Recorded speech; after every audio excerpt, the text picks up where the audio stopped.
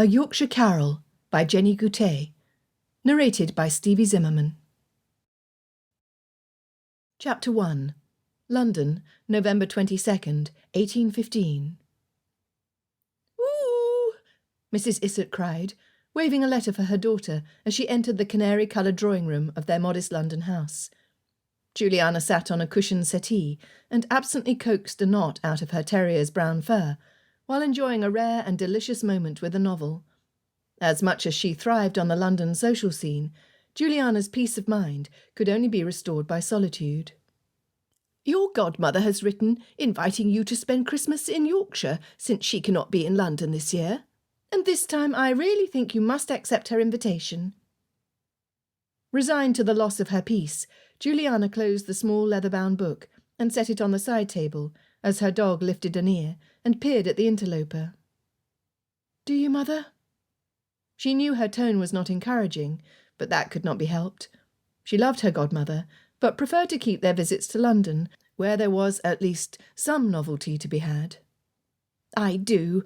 3 times she has invited you to accompany her to Yorkshire before the start of the season, and 3 times you have denied her.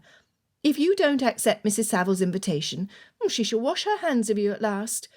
Besides, you must agree there is nothing like a Yorkshire Christmas." Mrs. Issot, a plump and less vibrant version of her red-haired daughter, sat across from Juliana and felt the teapot on the table in front of her. Its contents were cold, and she leaned back in her chair. "I should not like to offend my godmother, but perhaps that cannot be helped," Juliana replied, piqued at being forced to the point.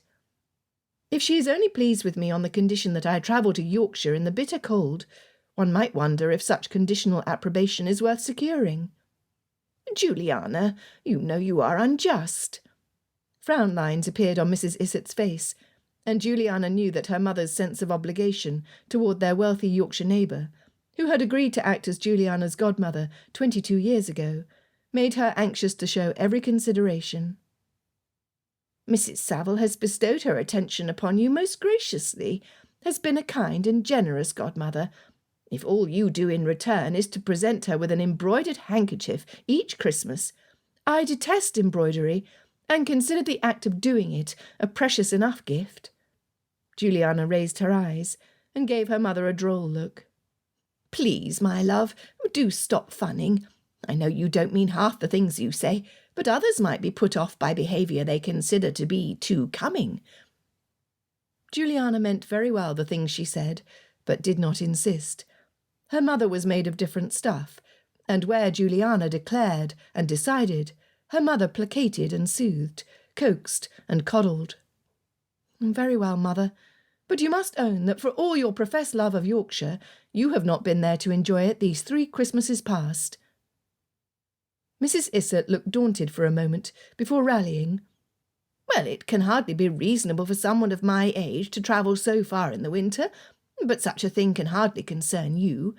When you insist on walking Hazel, or taking your Arabian out in all kinds of inclement weather." Her mother brightened. "Oh, why, that's another thing. You may accompany Willelm Armitage on Lord Darlington's fox hunt, or perhaps he will host his own this year." Juliana allowed her gaze to settle across the room as the memory of the last fox hunt over Yorkshire territory came to mind. On that hunt, her jump over a stone wall had left Willem yelling at her for her foolhardiness, while boasting afterwards of her skill when he thought she was not in hearing. The prospect did not sound appealing. She had not participated in a single hunt since she'd left for London, not even to follow it with the other ladies in a carriage. Twice she had been invited to house parties for Christmas, but riding to the hounds had not been on the list of amusements. Her mother, not wise enough to let this argument advance her work, continued. "I never did understand why you and Willem did not make a match of it. You've had 3 seasons, my love, and have not found someone to suit you, so why not him? You are already friends, so you need not fear he would be a disagreeable husband. And Mrs. Savile has assured me he will help make up the party. Perhaps—" She let the word dangle. "My godmother must have windmills in her head, if that is her purpose in—" Juliana stopped at the shocked look on her mother's face. "I am sorry, mother. You need not scold me, for I know it was wrong of me to say so. But she cannot think we will suit. Why, Will and I have been friends since I was in leading strings, and not once did the idea of matrimony to each other cross our minds. Well, it is a shame that it does not, for I believe you would suit very well, besides his being ahead in the world. I should so like to see you married well." Mrs. Issot spun around on her chair to look behind her. "Shall I ring for more hot water? No, I suppose we will eat dinner soon enough. But I am feeling a draught." Juliana scooted Hazel from the settee onto the floor and stood. "I will ring for hot water." Perhaps she could distract her mother from the unwelcome Yorkshire mission. She waited until the footman came, gave him instructions, then resumed her seat. "No matter what happens with Willem, I believe you must go to Yorkshire, as I have said. You have turned down 3 of her invitations, and with the flimsiest of excuses. Mrs. Saville will begin to think you do not care for her, and that would be downright cruel after everything she has done, for she may not be long for this world." Juliana drew her brows together at this surprising pronouncement. Her godmother was of much too placid a nature to complain if her ailment were of no consequence, and as much as Juliana did not relish a visit to Yorkshire, she had no wish to see her godmother fall ill, or worse. Mrs. Issot had begun skimming the letter, and she pointed to the scrawl in the middle of the page. "See, here, she says, 'I am not walking as well as I used to, and might stay confined in my sitting-room for days at a stretch. The world seems to grind to a halt at times, as if there is nothing further to inspire me to live in it.' See if that does not convince you," her mother added, piercing Juliana with her gaze. "You have no set plans. Besides, I don't think you could wish to be backward in any attention where your godmother is concerned." Juliana shook her head, sobered by the news. "Of course not." She fell silent. She did not precisely have plans, although she had hoped to have been invited to her friend's estate for Christmas. Caroline Fulham had catalogued a list of amusements, should her older brother, a desirable catch, decide to host a Christmas party. Mr. Fulham was everything a young woman could wish for: humorous, well-liked, fine to look upon, solvent. But no invitation had been forthcoming, and it was already mid-November. Juliana's alternative would be to play nursemaid to her sister Lisbeth's girls, who were charming creatures when taken in small doses. That reminded her. Juliana was soon to have a 3rd niece or nephew, and that must surely mean she would have to travel to Yorkshire alone. "You will not go with me, though, will you? Not with Lisbeth's confinement so near?" Juliana raised an eyebrow and shook her head, already reading the answer on her mother's face. "And not in such cold weather. Will father?" "Your father will not know how to manage the house at Hatton Conyers without me there. I'm afraid you will have to go with Betty." Juliana sighed audibly, though it was ill-bred. The very last thing she wished to do was return to Yorkshire, which she had been avoiding ever since she had escaped to London for her first season 3 years ago. There was nothing precisely wrong with Yorkshire. It simply wasn't very exciting. And she had become convinced from her first season that a match to someone with a spacious London house, in a more fashionable location, and with access to the finest social engagements, would suit her very well. She had no interest in spinsterhood, which threat was starting to become a reality for her, and her godmother's Christmas party would not likely contain any eligible men. However, if her godmother were truly unwell, and Juliana was not invited elsewhere, the visit must be made. "Very well, I will write to her with my acceptance." Pronouncing the words felt like a death knell, but her mother only smiled. "I'm sure you are doing the right thing. You can hardly have forgotten the pudding and the pantos and games. We've never managed to capture all those delightful traditions when we celebrate Christmas in London. And you shall taste a truly delicious Yorkshire pie again." Her mother's excited chatter only plunged Juliana's mood further. "Read the letter for yourself. She has invited you for St. Nicholas's Day, which will be upon us before you know it. I will tell your father to secure your stagecoach billet and have Betty begin packing your trunks." "Oh, stay and wait for your hot water, mother. I shall speak with Betty, and you can tell father over dinner, if you have not anticipated my surrender and done so already. I will have to leave in a fortnight, if I'm to arrive for St. Nicholas's Day." Juliana little looked forward to the preparations, although the thought that at least her wardrobe was a thing to be envied gave her a little cheer. The footman arrived with the hot water, and Juliana left her mother to settle in to drink her tea. She exited into the corridor, with Hazel in front of her, and walked up the stairs, allowing her hand to trail along the smooth mahogany banister. For the first time in many months, she thought of her old friend, Willelm Armitage. He was closer in age to Lisbeth, but for some reason they had never exchanged more than bare civilities, whereas there was a time when Juliana and he were inseparable. She supposed it was because Lisbeth didn't like to ride, and she didn't like to laugh. Willelm loved both. Juliana did not write him, of course, as they had no connection by either blood or marriage. She thought that a silly rule, though. Surely a woman might write to a friend who was male as easily as she might write to a female. But protocol was a cruel jailer, and there were a great many things an unmarried woman might not do. She entered her bedroom and sat at the desk, allowing herself the luxury of brooding over the projected voyage. Yorkshire again. The last time she had seen Willelm was when he had come for the season 2 years ago. How ridiculous he had seemed in London, and how out of place. He was practically a farmer, for all that he was a gentleman, and now the squire of Studley Roger. He had a thick build, stodgy she had privately described him when in a funning humour, but she supposed he was the kind of person one would wish to hug if one needed it. However, he had not fit in London society. Fine enough when dressed for the evening, but he had none of the elegance or languor one admired in the London gentleman, and certainly none of the excitement. She had seen him stand up a few times during his season, and he had stood up with her, until she told him she had not come to London to dance with her playmates. Then he never asked her again, nor had he paid her another morning visit. The quill was in need of trimming, and Juliana did so before taking out a piece of paper from her desk drawer. Before she could begin her letter of acceptance, Hazel ambled over and sat next to Juliana's chair, looking up at her. Juliana put down her quill and picked up her dog instead, settling Hazel on her lap and scratching her neck in just the place the dog loved most. "Well, Hazel, it seems a long journey in the cold awaits us. What do you think about that? Do you have any wish to return to Yorkshire?" The terrier laid its head on its paws and closed its eyes, and Juliana caressed its ears. My sentiments exactly." "I do not propose she marry a duke, however. I have in mind for her a Yorkshireman.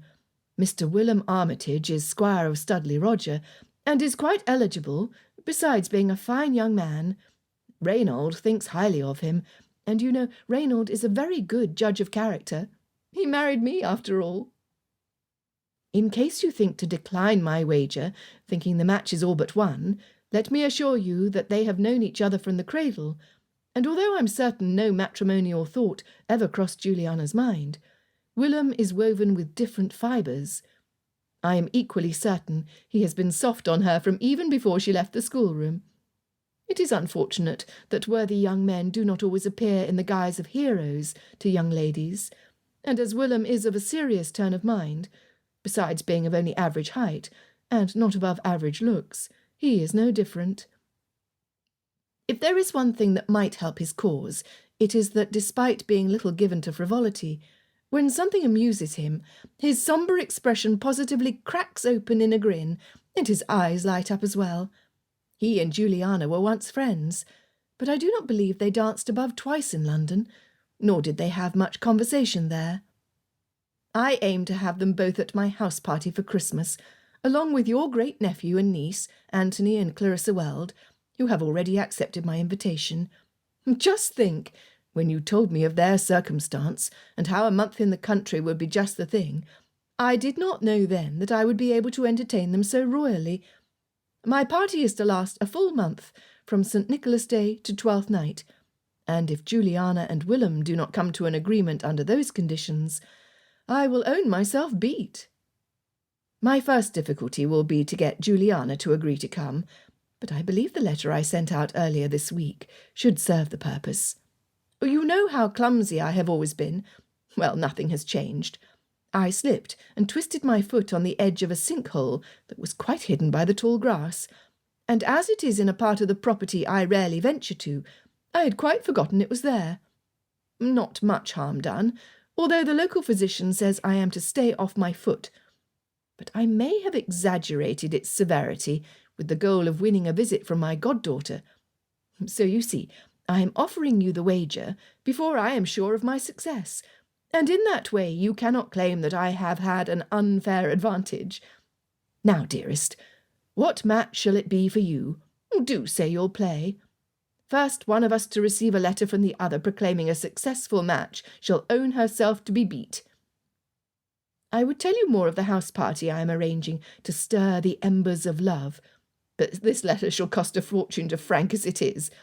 Now, you may only imagine the festivities I am planning, with games, delicacies, card parties and balls, carols, and all manners of merrymaking. And you must respond in kind to tell me of yours. And, of course, you must believe me to be, affectionately yours, Iota Saville.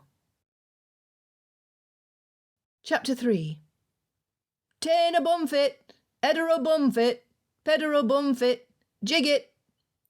Tom Pickles called out as he walked amidst Willelm Armitage's flock of sheep. Willem leaned on the gate enclosing the snowy pasture, while his newly hired shepherd counted the ewes that were lambing. They all looked to be in good health, which he was pleased to see. When his father was squire, the farmers who cared for the sheep underfed the ewes to cut costs, but it resulted in weaker lambs. Willem was willing to spend money to have things done correctly. Tom took off his cap and scratched his head with the rim before calling out to Willem. "Tha's jigget the ane of them." They had 21 ewes that were carrying lambs. The number was still small, but it was increasing. Now that Willem had acquired additional acreage to pasture the sheep, he was putting more effort into growing his flock.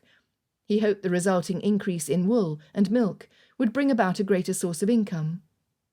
He watched the sheep milling about, searching for small patches of grass in the pockets where there was no snow, and the sight of his well-tended flock pleased him. "Well, that's a good number for this year. Bring the ewes that are lambing through the shedder that leads to the smaller barn, and keep them separate, and let me know how Bonnet fares," he added, referring to one of the ewes who was not carrying, and who appeared to be ill. He bid Tom farewell and turned homeward to Lawrence House. There were plenty of other things to do on his land, but Willem had decided to pay the Savilles a visit in Sharrow, where he would deliver his acceptance to Mrs. Saville's Christmas party personally. He had declined to say whether he would stay at Sharrow Hall as invited, despite Mrs. Saville's reminder that potential flooding from the River Ure would make daily trips between their houses impossible. Willem had been in a cynical mood of late, and rather thought he would take the risk of floods interrupting their holiday plans, and sleep in his own bed. The groom at Sharrow Hall, John Outhwaite, lifted his hand in greeting as he reached for the reins to Willem's stallion. "How do?" "A good day to you," Willem replied. "You ought to have a great deal of guests for Christmas. Can you stable all the horses?" "Aye, we'll be all right, I reckon," John replied, in his ruminative manner. "I'll let your master know to send word to me if he needs anything." John nodded, then led the horse to a free stall, and Willem took the well-worn path to the house. The villages surrounding Ripon were small, and society was tight. He had come to the Savilles' house for visits and parties since childhood, and he knew his way around their rooms as easily as he did his own. He'd often met Juliana here as well, which added charm to his memories, even though he no longer harboured any hopes where she was concerned. The butler announced him, and Willem strode into the drawing-room, bowing to Mr. Saville and his wife. "Have a seat," Mr. Saville said, gruffly to those who didn't know him better. To those who did, his gruffness served as a mask for his sentimental nature and a dislike to its being known. "I've come to accept your invitation, ma'am," Willem said, taking the cup of tea prepared to his liking that Mrs. Saville handed him as soon as he was settled. "Thank you for including me. Who else will make up the party?" Mrs. Saville was seated across from him, with a blanket thrown over her legs, and although he had heard she was ailing, there did not seem to be anything amiss. She folded her hands on her lap. "As far as local families, we will have the Greenwoods, the Taylors, and the Clarks, but I don't suppose that is what you really wish to know," she said, with a glimmer of a smile. "You will wish to learn what other young people have accepted, apart from Matthew and Emma." Willem did wish to know exactly that, but he would not allow his feelings to be so easily read, and he merely nodded. "Anthony Weld and his sister Clarissa are arriving from London. They are the niece and nephew of a friend of mine, and they wish to celebrate Christmas away from the city, so I extended them an invitation. We will also have Thomas Sutcliffe and his cousin Marjorie White from York. You must surely remember them. And Juliana Issot has been invited as well." Despite Willem's best intentions to remain indifferent, his throat went dry at the sound of Juliana's name. He swallowed. "Have they all given their acceptance?" "They have. I'm merely waiting to hear back from the Taylors, but that won't interest you, as they have no one your age. As it stands, we'll get up a respectable party of 8 young men and women, and with 2 of the families bringing smaller children, Sharrow Hall will be filled with all the merrymaking we could wish for. If everyone gives their acceptance, and I don't see why they should not, our house will hold up to 20 people plus their servants." "Juliana is coming." Willem was still trying to wrap his mind around that fact, as she had until now refused all invitations since removing to London. "We've not had a party like this in Yorkshire for some time." Mr. Saville set down his empty cup on the table in front of him. "That is because my wife insisted on having her Christmases in London until this year, but I imagine that this is what our Christmas months will be like from here on in, as we are not likely to travel in the cold any more." Mrs. Saville met her husband's gaze with a mixture of affection and, Willem thought, nostalgia, before turning back to him. "Do you plan to stay at Sharrow Hall for the month?" She cocked her head and studied him. "You will say you have too much to do to make such a sacrifice, but please allow me to remind you that finding a wife is also of paramount importance. I know that no young man likes to be reminded of such a thing, but it is nevertheless the truth." Willem shifted in his seat and crossed one leg over the other. I'm not saying you will find your wife amongst the 4 women who will be staying here, but perhaps it might lead to other invitations and other young women." Mrs. Saville sipped her tea, her eyes lit with what he could only describe in his current mood as calculation. "You must allow me to act in the way of a mother to you, since yours is no longer with us. Your one London season did not prove fruitful, Willem, and you must not think there is no more to be done on your part. Wives do not generally fall into the laps of their husbands without a little effort on the man's behalf." Mr. Saville laughed. "Most wives don't fall into the laps of their husbands, but might I remind you, my love, that that is precisely how we met?" Mrs. Saville sent her husband an exasperated look, which was accompanied by a blush. Willem had not thought a woman her age could still do such a thing. "Yes, I have always been clumsy, and you need not remind me, Mr. Saville. However, most young women are not so, and require a chase." She turned back to Willem. "You need to make a bit of effort if you wish to succeed in finding a wife." Despite the fact that Willem was in perfect agreement with everything Mrs. Saville said, he did not like having his hand forced. Had it been anyone less worthy of his respect, he would have been tempted to raise his hackles and respond that he was perfectly capable of finding his own wife, thank you very much. But to do so to Mrs. Saville would not only be rude, it would be a falsehood. The truth was, tucked away here in Yorkshire, and meeting the same families as he always was, his probability of finding a wife who suited him in every particular was not high. Willem was pleased to hear that Mr. Sutcliffe and Miss White would be joining the party, for he had not seen them in a number of years. And then there was the addition of Miss Weld, who might prove to be a prospect. As for the local families who made up the guests, Emma Greenwood was a pleasant enough girl, although she did not set his fancy on fire. Juliana Issot, on the other hand, she simply could not be listed in the same breath as the others, as a prospect or a diversion. She was too unique and too special to him. They had shared a real friendship. In fact, she had only just reached her majority when he decided that she suited him in every particular, except for the one where she would not have him. As if Mrs. Saville had read his mind, she asked, "How long has it been since you've seen Juliana?" Willem pretended to think, although he knew precisely how long it had been. It was a couple of months shy of 2 years when he had seen her at their last joint London party, and she had barely given him more than a nod. Oh, she had been perfectly friendly, but his intention to travel to London with the specific object of wooing her had not gone precisely as planned. In their youth, he and Juliana had rode to the hounds together, had played together, had been perfectly friendly, and had never entertained a thought about love. It was when Willem reached his 24th year that he decided it was time to settle down, and from the moment he came to that rational conclusion, he was struck by the slowly dawning realization that none other than Juliana Issot would suit. She was 6 years younger than him, but that did not weigh with him when their friendship had been carried out on such equal terms. As a child, Juliana was less like a young lady in training and more like a scamp. With time, she had grown into an attractive young woman, and her playful, intrepid spirit that she brought to their friendship had only added to her charms.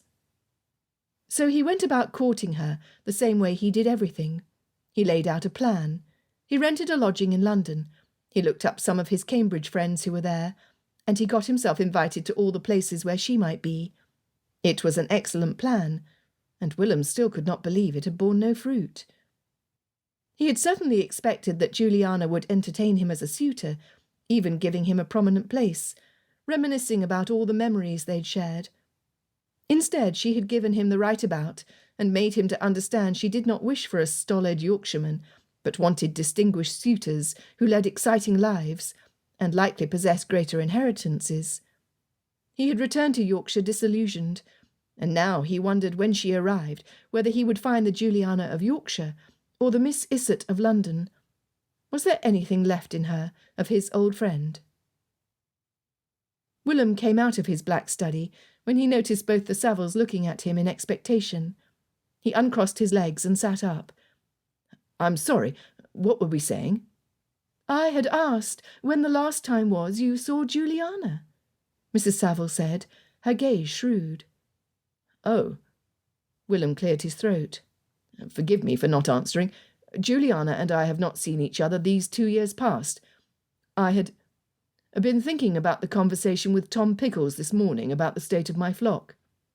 "The very definition of wool gathering, is that not so?" Mr. Saville said with a chuckle. Willem could not help but laugh. "Precisely." He needed to return an answer about whether or not he would stay at Sharrow Hall.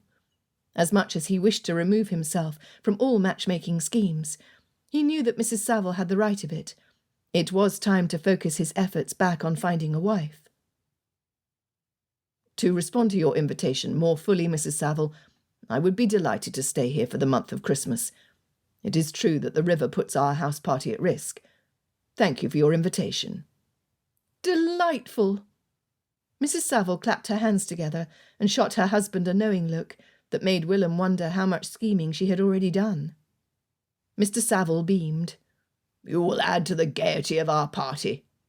"Oh, surely not, sir," Willem answered, allowing himself a wry expression. "As you know, I am of too phlegmatic a nature to do any such thing."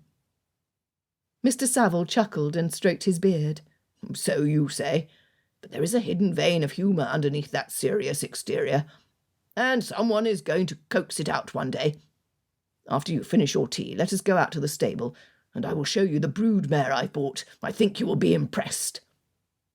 Horses were always a topic that interested Willem, and it was safer than matrimony. "Willingly." Chapter 4. Juliana broke her journey to Yorkshire with 4 nights spent at posting inns, where Betty made up the beds with sheets they had brought from home. She allowed Hazel to sniff around at their temporary lodgings and exercise her fidgets. Only her dog's advanced age had allowed Juliana to envision a journey by stagecoach, with Hazel in accompaniment. They pulled into Ripon on the 5th day, and the stagecoach blew the horn loudly to announce their arrival. Juliana shifted in her seat, cold and stiff from travelling, as the coach lumbered into the centre of town and came to a stop. The door to the stagecoach opened, and she took a cautious step out, her dog held firmly in one hand and her muff in the other. Betty followed behind. The streets were thronged with people, and 2 factory boys walked directly in front of Juliana in animated chatter. A woman on the other side of the street sold pork pies from a table in front of her shop and called out, "Growlers! Christmas stand pies!" A driver to her right shouted, "Eight!" and Juliana took a step back as his carriage moved forward, sending a piece of icy mud onto her cloak. She bent down and released Hazel from her grasp. The terrier stretched her front legs forward, but remained at her mistress's side. The street was dark with frozen mud and sparse clumps of snow partially melted. Through the crowds of people and bustle of carriages, Juliana could discern none belonging to her godmother. It did not overly concern her. In the unlikely event that she had been forgotten, the people at the inn on the side of the road would assist her in any way she needed. These are my people. A thought that was as surprising as it was sudden.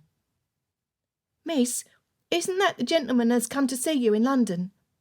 Betty pointed to a smart coach approaching with 2 men on the box seat, led by horses that would have been the envy of any London gentleman.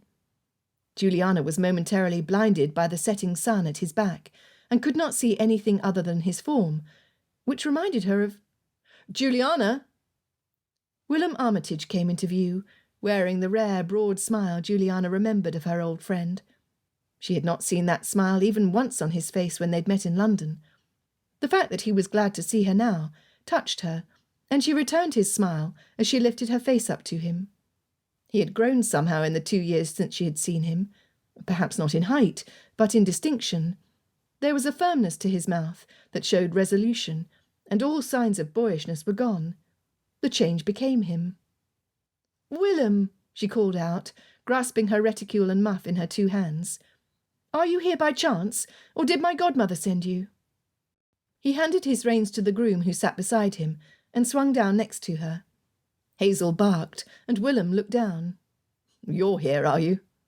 He reached his hand down, and Hazel licked it with slavish adoration.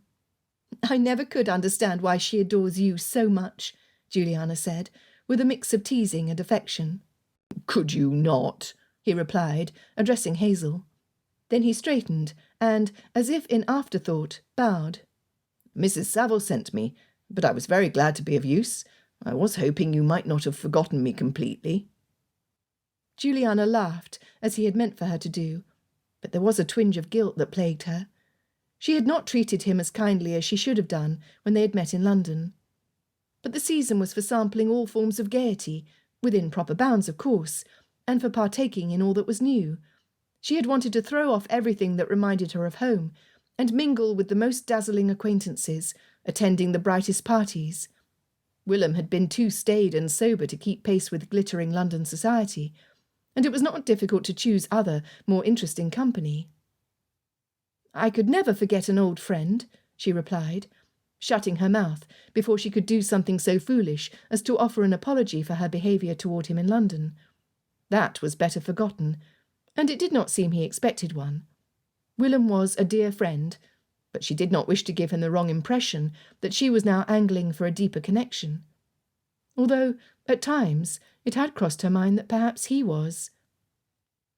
"Excellent." He took a breath, then gestured toward his coach. "I have my groom with me, whom I believe you remember." The groom lifted his cap. "Now then, lass." "Good day, Joseph. How are you?" Juliana grinned at the weathered Yorkshireman she had known from birth. He had seen her in more than a few scrapes, and had never batted an eye. "Fair to middling, I thank ye." Turning to Willem, Juliana said, "Well, we shall travel in style. What fine horses you have. After 5 days on the road travelling by stagecoach, this will be a treat indeed." Willem studied her for a moment, and she wished she could read his expression. She only just realised for herself that she had missed him. He turned to his groom, breaking the gaze. "Joseph, give me those reins, and go and see that Miss Issot's trunk is taken care of." The groom hurried off to do as he was told, and Betty murmured that she would make sure he had the right one. "There are to be more than 20 of us at the Savills, I believe," Willem said, as he opened the door to the coach and let down the step. "Up with you, Hazel." He lifted the dog gently and placed her on the floor of the carriage, where she settled in. Juliana's eyes widened. "Us? Will you make up the number at Sharrow Hall? Or perhaps you only meant that you will stay at Lawrence House and come from time to time?" Willem looked almost sheepish when he answered. "I suppose I could have remained at Lawrence House, but Mrs. Saville desired for me to stay at Sharrow and make up the party. She was afraid that potential flooding would interrupt my participation, as it surely would have done had we had this party last year. She did not wish to take the risk, and neither did I." Juliana brightened at the idea of spending a month with her friend. Perhaps it would not be so onerous to be tucked away in Yorkshire, far from London and all the excitement that was to be found there. It was a pity that Caroline had at last invited her for Christmas, after Juliana had sent her acceptance letter to her godmother. But she would not think of that. She and Willem were sure to pick their friendship up where they had left off, and the Savills would provide some of the Christmas games and traditions Juliana had enjoyed in her childhood. Her mother had been right in saying there was no Christmas like one spent in Yorkshire. The maid and groom returned, with Joseph carrying the trunk, and Betty bringing her own affairs and Juliana's portmanteau. She helped the groom attach the belongings to the back of the carriage. Willem lifted his hand to help Juliana into the coach, then assisted her maid. "Let us not delay in getting you to Sharrow Hall, which will be as warm as it is comfortable. Everyone eagerly awaits your arrival, and will be all too glad to see you." Willem climbed in himself and took the seat next to Juliana. He tapped on the roof, and they were off. It was less than 2 miles to their destination, and as the carriage rumbled forward, Juliana turned to Willem. "I was sorry to hear about your father. I wished to write to you my condolences, but my mother reminded me that one does not write to gentlemen, even ones who are old friends. And now you are squire." "Now I am squire," he repeated. He paused and looked at her curiously. "Did you really wish to write to me?" "Of course." Juliana knit her brows, then looked down at her gloves. She wanted to reproach him for doubting her friendship, but one thought to how she had treated him in London was all it took for her to see that any indignation coming from her would not carry weight. She knew Willem had not had the easiest time with his father, and that his loss must be a mixed affair. It made her regret even more that she could not have been there for him. His mother's death 5 years earlier had been that much harder, but at least she had been in Yorkshire. Juliana drew in a deep breath. "And who else will be part of the Christmas party this year?" Willem listed the guests, adding, "The Greenwoods have already arrived, as have the Clarks and the Taylors. Anthony and Clarissa Weld, brother and sister from London, are expected later today. I believe we will be complete at the week's end when Thomas Sutcliffe and Marjorie White arrive from York." "That is all most agreeable. But the Welds? How odd that they should be acquainted with my godmother." Willem returned no answer, and Juliana was left to wonder to what purpose they had been invited. Clarissa Weld was everything Juliana admired in society, and she was astonished that she would agree to a sojourn in the wilds of Yorkshire. In fact, Juliana had difficulty imagining Clarissa anywhere but London. Delicate, with hair so blonde it was nearer to white, she had the appearance of an angel. Her words were chosen with care, and when she spoke in her quiet voice, men and women alike hushed to catch her words. Her brother was as dark as she was fair, and there was also more colour to his personality. Were they invited for the potential of making a match with one of the guests? It was clear enough that Clarissa would not suit Willem, although it was high time he settled down and found a wife. It was not in Willem's nature to be frivolous. However, Juliana had difficulty imagining him with any young woman, much less Miss Weld, at his side, despite the obvious lack of reasoning behind such logic. If Juliana's godmother had included Mr. Weld with a thought for her, then she could only be grateful. He might potentially make a desirable suitor. She had crossed paths with him in London in the past, and he was not displeasing to look at. His family was well respected. She could not be sure whether he was the eldest son, but their London house was said to be in a desirable location. Juliana's lips lifted at the thought, and she turned her considering gaze to Willem. Perhaps the month might not be wasted, and there would be something to this Christmas party after all. The carriage rolled to a stop in the sweeping drive of Sharrow Hall, and Reynold Saville waved aside his butler and exited the house at their arrival. Willem helped Juliana out of the stagecoach, and she stood on the gravel, breathing in as she looked up at the hall she had not visited for 3 years. It was a beautifully proportioned brick structure, with windows lining its 2 main wings that held 16 bedrooms. Juliana knew the inside of each and every one, and she grew cheerful at the thought of placing her trunk in the one she knew would be hers. The yellow room, still decorated in the Georgian style, whose wall hangings boasted an oriental design. As a child, she had thought the red dragons magnificent. Mr. Saville came over and gave her a kiss on the cheek. "Welcome, welcome," he said, taking her by the arm and leading her toward the house.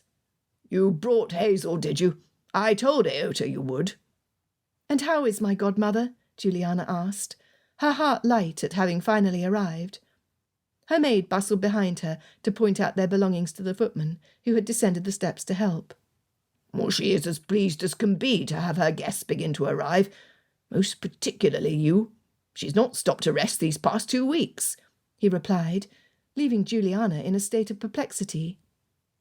"I was to understand that my godmother was very unwell," she replied with hesitation.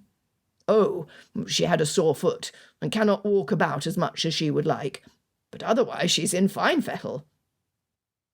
This fact was confirmed for Juliana directly when she came into the drawing-room where Mrs. Saville was seated. Her complexion was rosy, and the way she clasped her hands and beamed up at Juliana showed her to be the picture of health. Juliana wanted to take her to task for having dissembled, but she was disarmed under her godmother's benevolent smile. The greeting was interrupted by a growl at Juliana's side, as Hazel took exception to the bulldog sitting at the feet of her godmother's sofa. "Oh, you have a puppy!" she exclaimed, above the racket of both dogs barking and growling. "What a dear he is!" "This rascal is Pom," Mrs. Saville said, reaching down to pet her dog and telling him to shush. Willem gestured to Hazel with a sharp command, "Quiet!" and the terrier's bark dissolved into a whimper as she lay at Juliana's feet. Juliana put her hand on her hip and turned to Willem. "My dog obeys you better than she does me, and I do not know whether to be pleased or annoyed." Willem only grinned at her in response, and the memory of who he was in Yorkshire came back in full force. If he had not shown to his advantage in London, in Yorkshire Willelm Armitage was respected by men and animals alike. "Forgive me for not getting up, my dear," Mrs. Saville said. "I fear I am quite crippled in one foot from a piece of carelessness." Juliana came and sat beside her godmother, giving her a kiss on the cheek. "When you wrote to my mother, your health seemed in some peril." "Oh, heavens, is that so?" Mrs. Saville replied, with a guilty chuckle. "I may have exaggerated a tiny bit, just to get a glimpse of you this Christmas. But I knew you would forgive me when you remembered how much you like being here. Was it very wrong?" Juliana pressed her lips together with mock severity. "It would serve you right if I were to take the first stagecoach back to London, ma'am. But the truth is, I cannot bear the thought of getting bounced about in a stagecoach for at least another month, so I shall have to stay. Willem has been telling me about all the entertainment we are to have." Willem had remained at the entrance to the drawing-room, and Mrs. Saville called out to him. "Will you check the billiard-room and see if Matthew Clark is there? He was looking for you, and said he would be glad for a game if you could give him one." "Certainly," Willem said, and left the room. Juliana turned back to her godmother, who reached over and patted her leg. "Was your trip from Ripon comfortable?" "Vastly better than the stagecoach," Juliana replied, reaching up to remove her velvet bonnet. "Even if my parents would not have travelled by stagecoach, it is a long journey, and I can understand their reticence to make it. It was a pleasant surprise in Ripon to find Willem there to greet me. I knew I was right to send him, especially since he is such an old friend of yours. How long has it been since you've seen each other?" Mrs. Saville lifted her eyes and wrinkled her nose as if searching her memory. Her expression made her look younger than her years. "About 2 years," Juliana replied.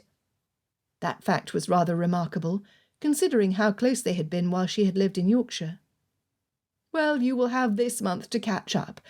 And now that it is just the two of us, I can give you your gift for St. Nicholas's Day."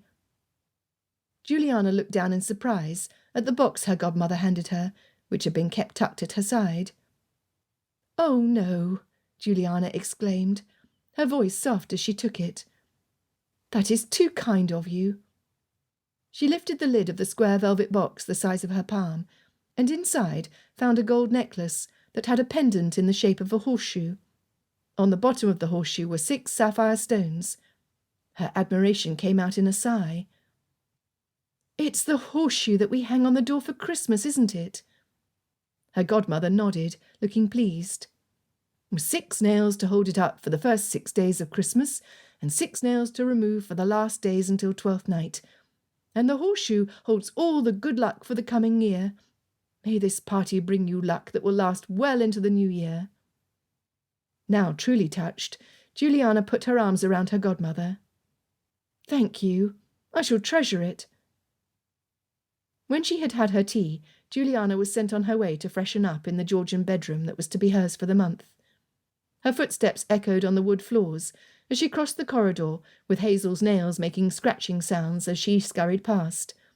Juliana crossed over to the stairwell in the middle of the great hall and walked to the first landing, where she paused and looked through the window.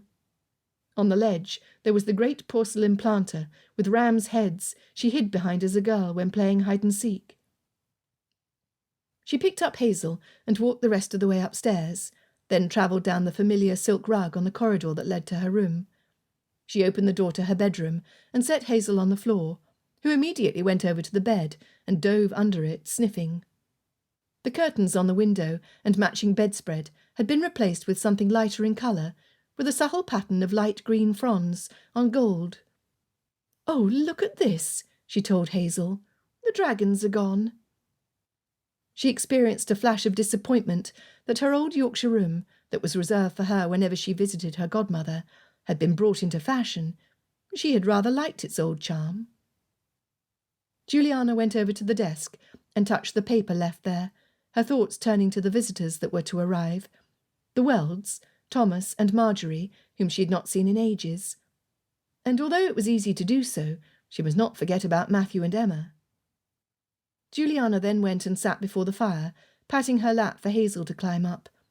She stroked her ears absently, wondering for the first time what pleasures this month might hold. Chapter 5. Willem did not find Matthew in the billiard room and decided to abandon the quest.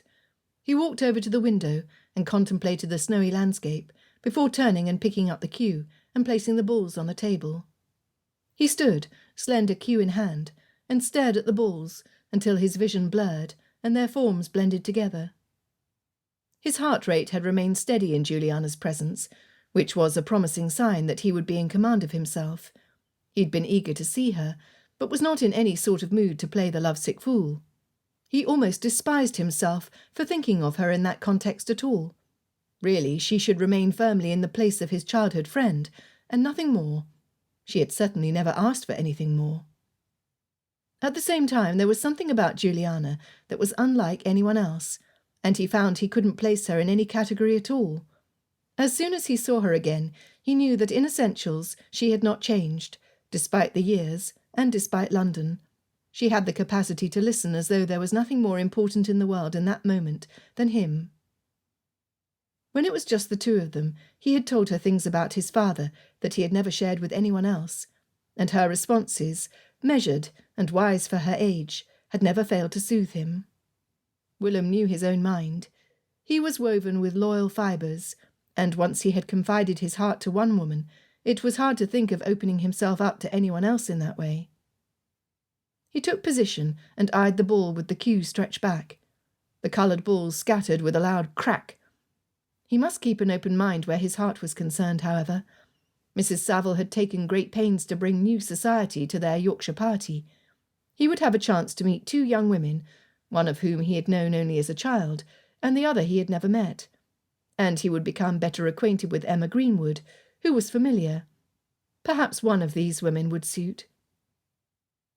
Willem played for an hour in perfect silence, and when he had played enough, cast off an impulse to ride home and visit his estate. Lord Darlington had given him permission to host a fox hunt on his own land, as long as it did not conflict with the raby hunt. Willem had arranged matters with the Savilles, and his fox hunt would be included in their Christmas festivities. He wanted to ride over the lands with a mind to the hunt, but he resisted. He had promised to make up one of the party, so he would do what the other guests did for this month, which meant remaining at Sharrow Estate. He spent a somewhat insipid afternoon, where he did not cross paths with Juliana or any of the other guests, and he hoped this was not a glimpse of what was in store for the entire month. Sounds of the Welds' arrival did not reach him until later in the day, when he had already retired to his room to dress for dinner. He would have to wait to make their acquaintance. Willem possessed no valet, but had little difficulty in seeing to it that he was correctly attired in breeches and silk stockings before he made his way downstairs. The Savilles came from a different era, and dressing for dinner was important to them. The drawing-room was empty, save Juliana, and she turned from the fireplace to greet him, her mouth lifting at the sight of him. She wore a becoming ivory gown, with a low neckline. It was edged with ivory lace, which gave slightly more coverage to her bodice. "You look very fine, Jules," he said, as he bowed over her hand. She rewarded him with a broader smile that brought out her dimples. "Do you like the gift my godmother gave me?" She pointed to her necklace, and it was small enough that he had to draw near to see it. That move was perhaps not the wisest, because it flooded him with a sudden awareness of her female attractions. He caught a whiff of her sweet perfume, and a close-up glance at the creamy skin on her neck, before he stepped back abruptly. Is that a horseshoe?" He managed to get the question out after clearing his throat, fearing he sounded like an idiot tripping over his own words.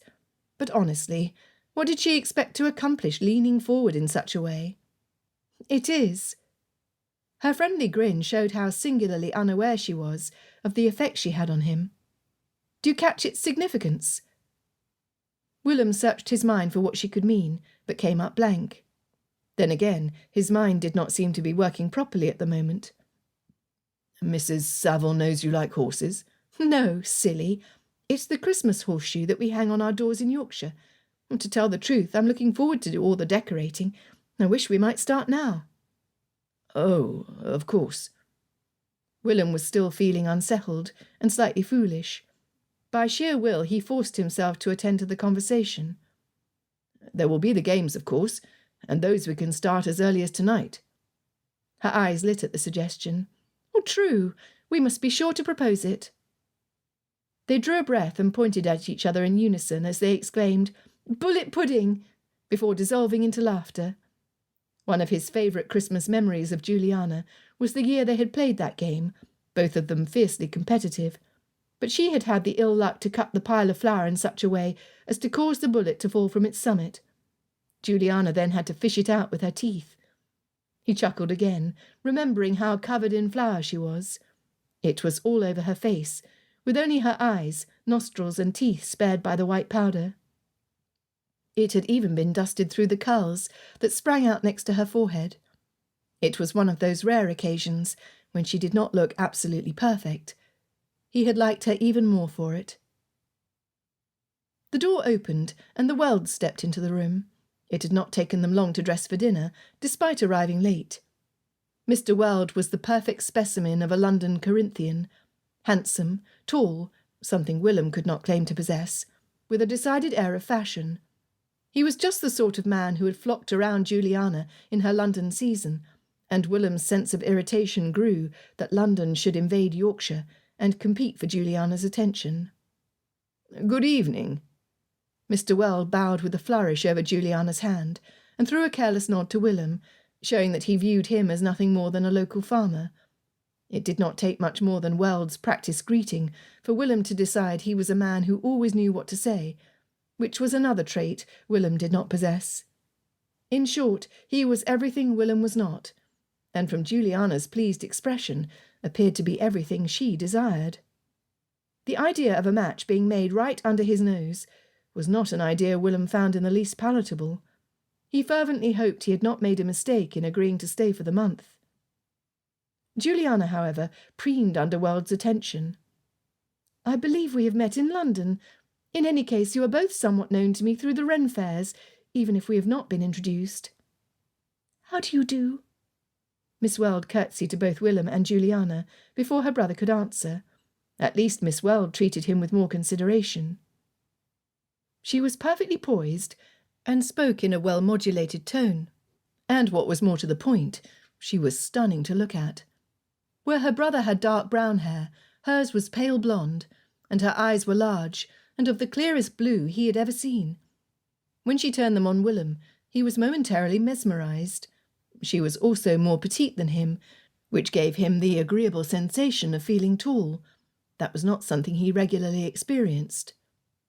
"Oh, yes, Sissy Wrenfair is a favourite of us both," Mr. Weld replied, breaking the spell his sister had cast over Willem.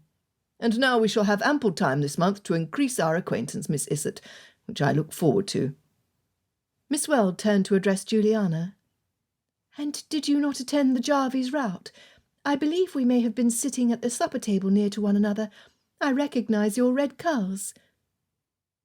Willem knew that while Juliana liked her red hair, she did not like comments made about it. Her polite expression spoke volumes, even without the dry tone used in her response. "Everyone remembers my curls." Mrs. Saville entered the room, leaning heavily on a cane, and with the assistance of her husband. It was clear her foot was still paining her. The Yorkshire families came in behind them without their younger children, who would be eating in the schoolroom. Willem shook hands with Matthew and bowed before Emma. The footman opened the door that led to the dining-room, and Mr. Saville gestured his guests forward. "Let us not stand on ceremony. Please, find whatever seat at the table suits you." He assisted his wife into the room, where he placed her at the foot of the table. Willem rushed to the centre and outbid Mr. Weld in taking the seat at Juliana's side, and Weld was forced to sit by Emma Greenwood. "We will be dining à la Russe this evening," Mrs. Saville said from her place at the table. As soon as she finished speaking, an array of servants came in, bearing an identical dish for each person, and placed it in front of them. The first course was white soup, an old warming favourite. Willem had no siblings and no family left, and he rarely entertained. He inhaled the scent of the salted, creamy broth. If little else came out of this month's party, it would be nice to have the festive foods. He was not likely to have gone to such trouble just for himself. Juliana picked up her spoon and dipped it into the soup, taking a small, silent sip. "Oh, delicious! I've missed the Savilles' cook's way of preparing it." "What would you have done this Christmas if you had not come here?" he asked. "And to tell the truth, it's been so long since I've seen you, I hardly know what occupies your attention any more. In some ways, I feel like I hardly know you now." A brief frown flashed over Juliana's face before she rearranged her features. "This is heavy conversation for the dinner table," she said, a forced lightness to her tone. She was right. Willem had never been at ease in social settings, and was not interested in doing the pretty, as his London friends called it. He would rather get straight to the heart of it, and talk about what truly mattered. However, even he could see his comment was gauche. At this rate, not only would he never win Juliana's heart, he was not likely to win anyone's.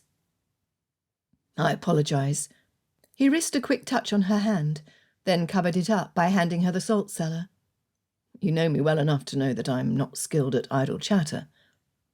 She smiled. "I do know that, but I also know you have a host of other strengths. You're an excellent horseman, you practice husbandry, you always say precisely what you think, and that is something to value. And you're the most loyal friend a person could wish for." Willem was stunned. He had not expected such a litany of compliments. He had almost thought she had completely forgotten who he was. Juliana went on. "To answer your question, I was invited to Caroline Fulham's house for Christmas, and I would have gone, had her invitation come before my godmother's. As fate would have it, I had already sent off my acceptance when Caroline's invitation came at last, and so it was too late." She leaned in to whisper, I would not admit to anyone but you that this was not my first choice, and I beg you to keep it to yourself." Willem nodded, and could only be thankful that Mrs. Savile's invitation had arrived before Miss Fulham's had. Perhaps there was hope for him yet. Surely fate would not toy with him in such a way by bringing Juliana back to Yorkshire, only to have her fly off again. He leaned back as the servants lifted their soup dishes from in front of the guests, some barely touched, and others scraped clean. He had managed to finish his soup. He did not precisely overindulge at the table, but he did not like waste, and this was a very good soup. "I'm sure it's not what you would wish to hear, but I must tell you how pleased I am that you accepted this invitation instead of that one. I may not have you for much longer, for it seems as though your future is to be in London, but I should like to have this one last month with my old friend, before you're gone forever." He did not turn to see Juliana's expression to his candid words he could not have held back even if he tried. The servants came in and set in front of them plates of quail with sides of cauliflower buds braised in butter. Without risking a glance at his dinner partner, he picked up his fork and knife and began the second course. Chapter 6. Juliana chewed her food mechanically. Willem's words had brought forth an unexpected sadness, although he'd said no less than the truth. All her plans revolved around the idea of residing in London, marrying a member of the temps, and remaining there. If she thought about returning to Yorkshire at all, it was only in the vaguest of terms, to satisfy any nostalgic urge that might come upon her. She certainly did not envision making her home here. Therefore what a surprise it was to find that the Yorkshire spirit had not left her so easily. While she and Betty were unpacking, the scullery maid hurried into Juliana's room with apologies for interrupting her and promises to fettle the fire. Betty had glanced at her in confusion, but the maid's language was perfectly comprehensible to Juliana. In fact, as soon as she stepped out of the stagecoach in Ripon, the broad Yorkshire accent struck her as colourful and familiar. And then there were the snow-covered meadows, separated by low stone walls, easily distinguishable through the stagecoach window. It was all so much a part of her, she could not imagine cutting Yorkshire completely out of her life. If only she could have the comfort of Hutton Conyers in the much more exciting city of London, where people wore fine dresses and attended fancy balls, and a bit of novelty was more likely to happen to a person.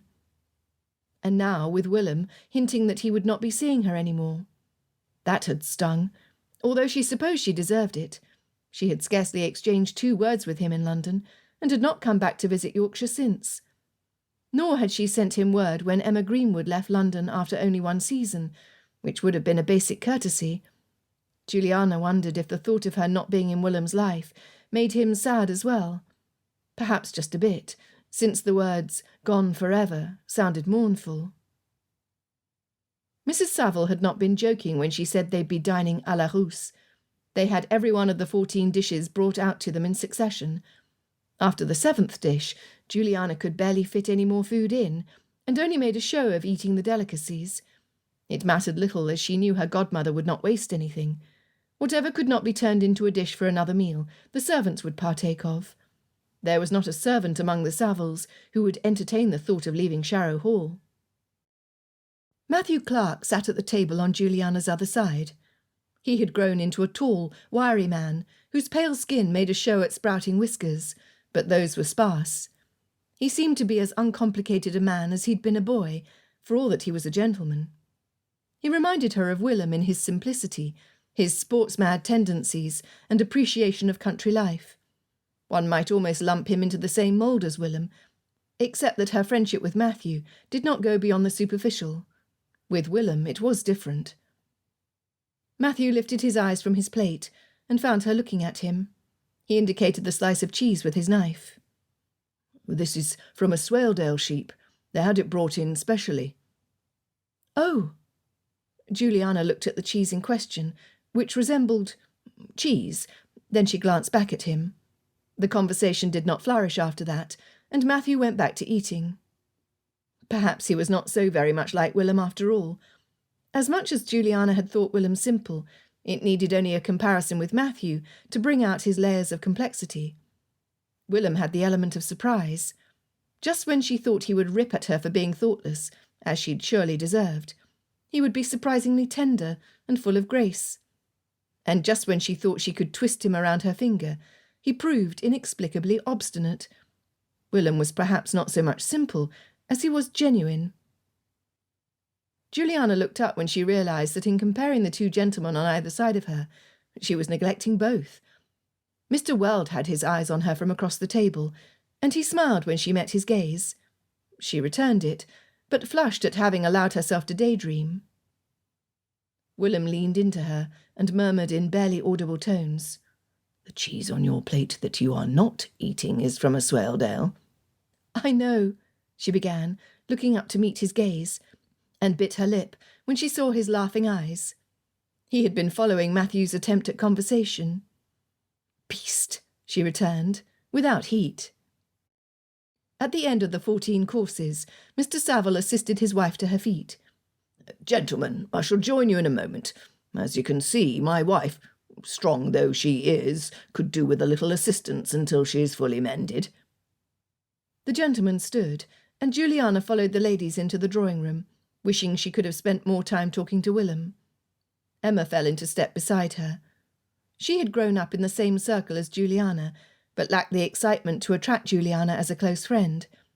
Just the fact that she wasn't interested in more than one season seemed proof enough of her unsuitability for the role if any were needed. Emma nodded to Miss Weld, who walked in at Mrs. Clark's side, before turning back to Juliana. "I was surprised to hear that you would make up the party. I'd almost thought you would not return to Yorkshire again."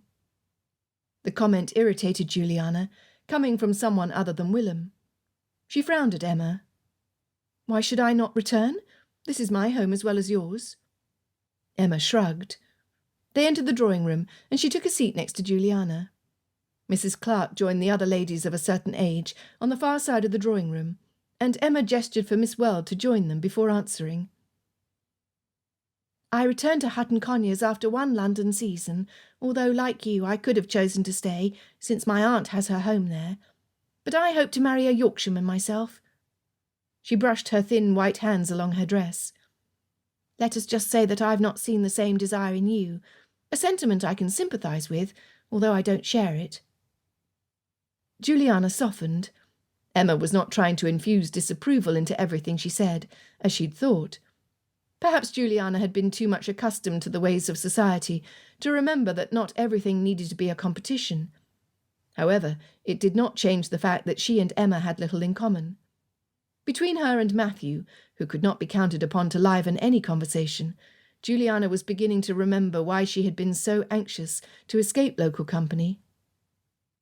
"I have had much to keep me occupied in London, it is true, but you shall see just how content I am to be here." She smiled at Miss Weld, anxious that she should be included. "Miss Weld, I hope you will also enjoy your stay here." "I'm sure I shall." Miss Weld returned the smile, but it seemed as forced and polite as her own had been. Juliana hoped a warmer relationship might grow between the women. Mrs. Greenwood, Mrs. Taylor, and Mrs. Clark were in discussion with Juliana's godmother in the chairs placed on the other end of the room, and Mrs. Saville now clapped her hands and called the younger women over. "We have a month to amuse ourselves, and although Mr. Saville and I have discussed ideas amongst ourselves, we want to know what sorts of things you wish to do this holiday.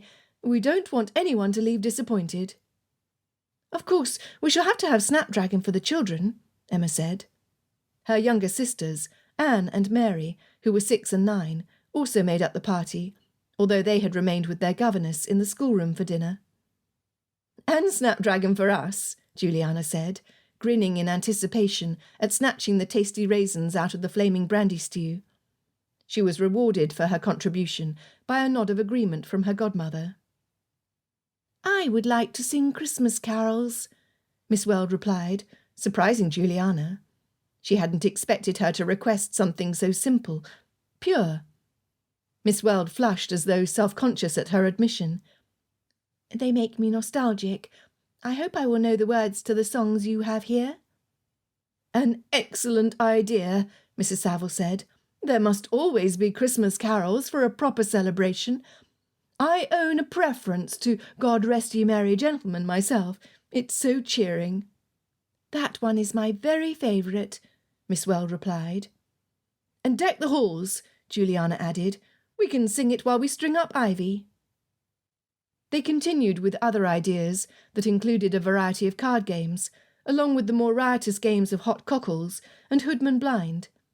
Before long, the gentlemen returned from sharing their port and gathered around the ladies, who were sitting in a larger circle.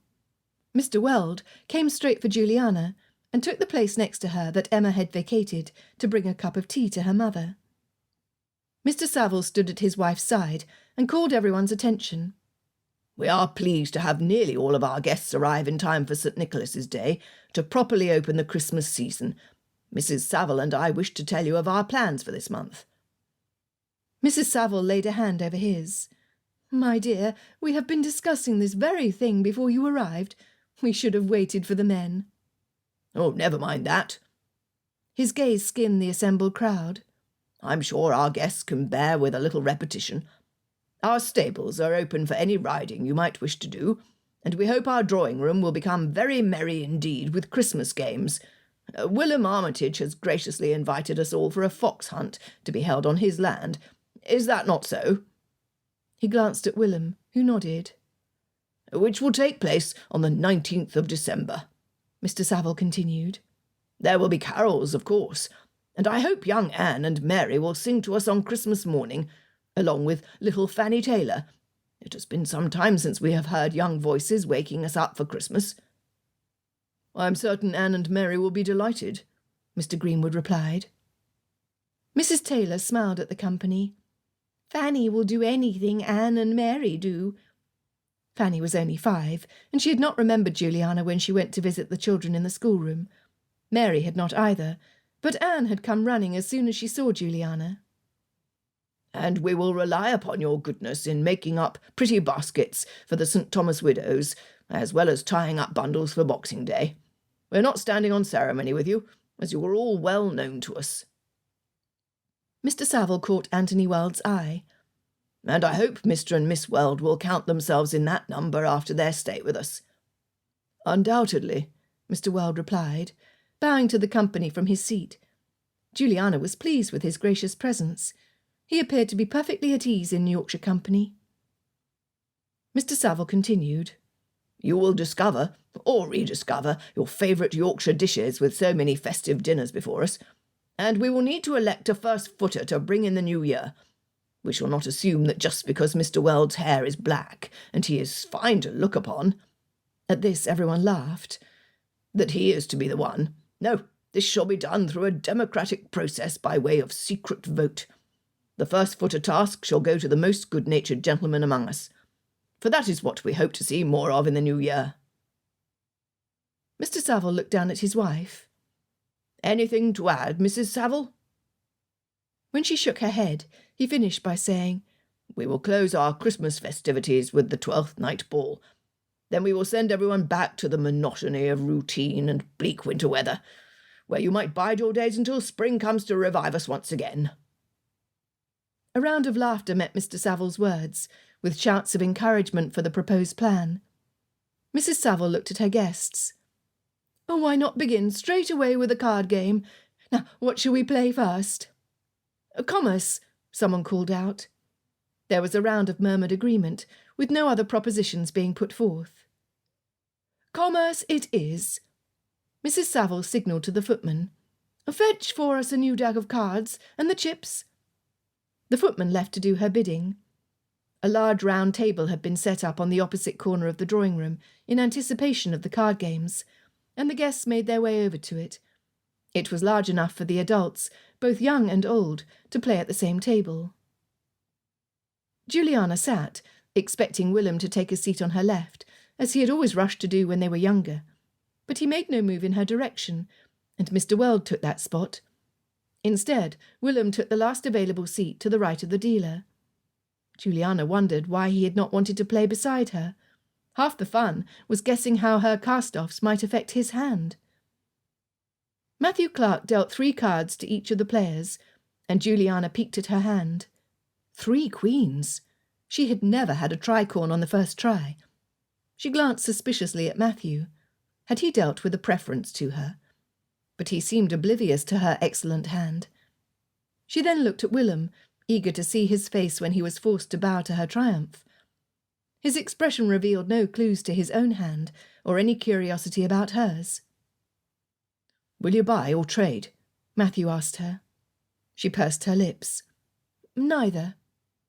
On her left, Mr. Weld protested. "Neither? Then you shall not buy or trade at all throughout the entire round. I was looking forward to trading with you. I might even have helped your hand." "Perhaps I do not need the assistance," she replied, with a glimmer of a smile and another glance at Willem. Juliana could have ended the game then, knowing how slim the chances were that someone would end up with 3 kings or 3 aces, but she allowed the game to go on with buys and trades, laughters and groans, depending on what the players ended up with. She supposed she wanted to prolong the pleasure of her anticipated victory. She peeked at Willem from around the dealer more than once, but could not read any emotion on his face. At last, Miss Weld knocked on the table. "Show us your hands," Matthew called out. Juliana went first, biting her lip to keep from smiling. Everyone groaned when they saw her tricorn, and then she could no longer hide her triumph. One by one, the others displayed their hands, until they came to Miss Weld, who had knocked to end the game. She had a knave, queen, and king in diamonds. She shrugged and gave a pretty smile. "My loss." They finished the round of players until they came to Willem. He did not move for a moment, until all eyes were on him. Then he peered around Matthew to glance at Juliana, as he laid out 3 aces. "What?" Everyone exclaimed in shock at his possessing a greater hand than Juliana, and she felt the blood rush to her face. It was only a game, and yet she did not like surprises, and she did not like to be beaten. He bent his head around Matthew again to look at her, and she caught one of his rare grins. She could not return it. As the crowd broke up at the end of the game, Juliana went over to stand by the piano, and Willem came to stand beside her. She pressed her lips together and turned to face him. "You came to gloat." "Yes," he said, folding his arms, looking smug.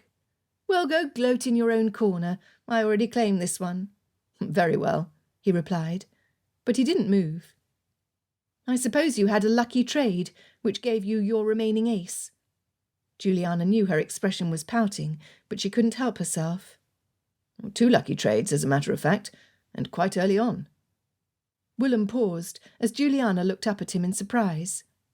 "I merely chose to wait until an auspicious moment to display my hand." "I should have knocked straight away. I would have won." Juliana looked away again, knowing her irritation was exaggerated, but unable to explain to herself why she should care. When Willem stayed put, she glared at him again, and was caught short by his expression. He seemed to be studying her. "What?" she asked when he remained silent. Then he leaned in so that his face was close to hers. "Just remember, Jules, as much as you think yourself to be up to snuff, you are not awake upon every suit." Chapter 7. Willem pulled off his boots, then stripped off his clothes, and donned a nightshirt and cap as he prepared to sleep in the strange bed at Sharrow Hall. Despite the fire that had been banked in his room, there was a draught of cold air that slipped under the door. He pulled the covers up to his chin and thought about his conversation with Juliana that ended with a tightening of her lips and a pulling up of her chin. She had not liked to see him win. She never had liked losing at anything, but he saw that his words had hit their mark. She might be the belle of London, and she certainly had been while he was there, but she could not have everything upon command.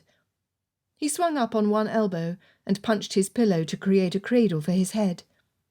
"She's certainly not up to snuff on matters of the heart, and who would be a good match for her?" Willem lay back down with a huff. Visions of the younger version of Juliana flashed through his mind, the girl who had grown over the years in his esteem and affection. Despite their difference in age, she had always been spirited and more mature than her years, even as he was entering adulthood and she was still in the schoolroom. Having lived within a couple of miles of each other, they often sought each other's company at parties, for games, and later for events such as balls and Christmas festivities.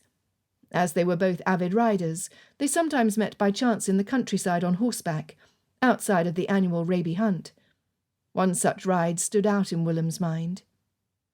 He had just buried his mother the week before, and the reality of life without her, living under the slim mercies of a father who was indifferent at best and cruel at worst, struck him as unbearable.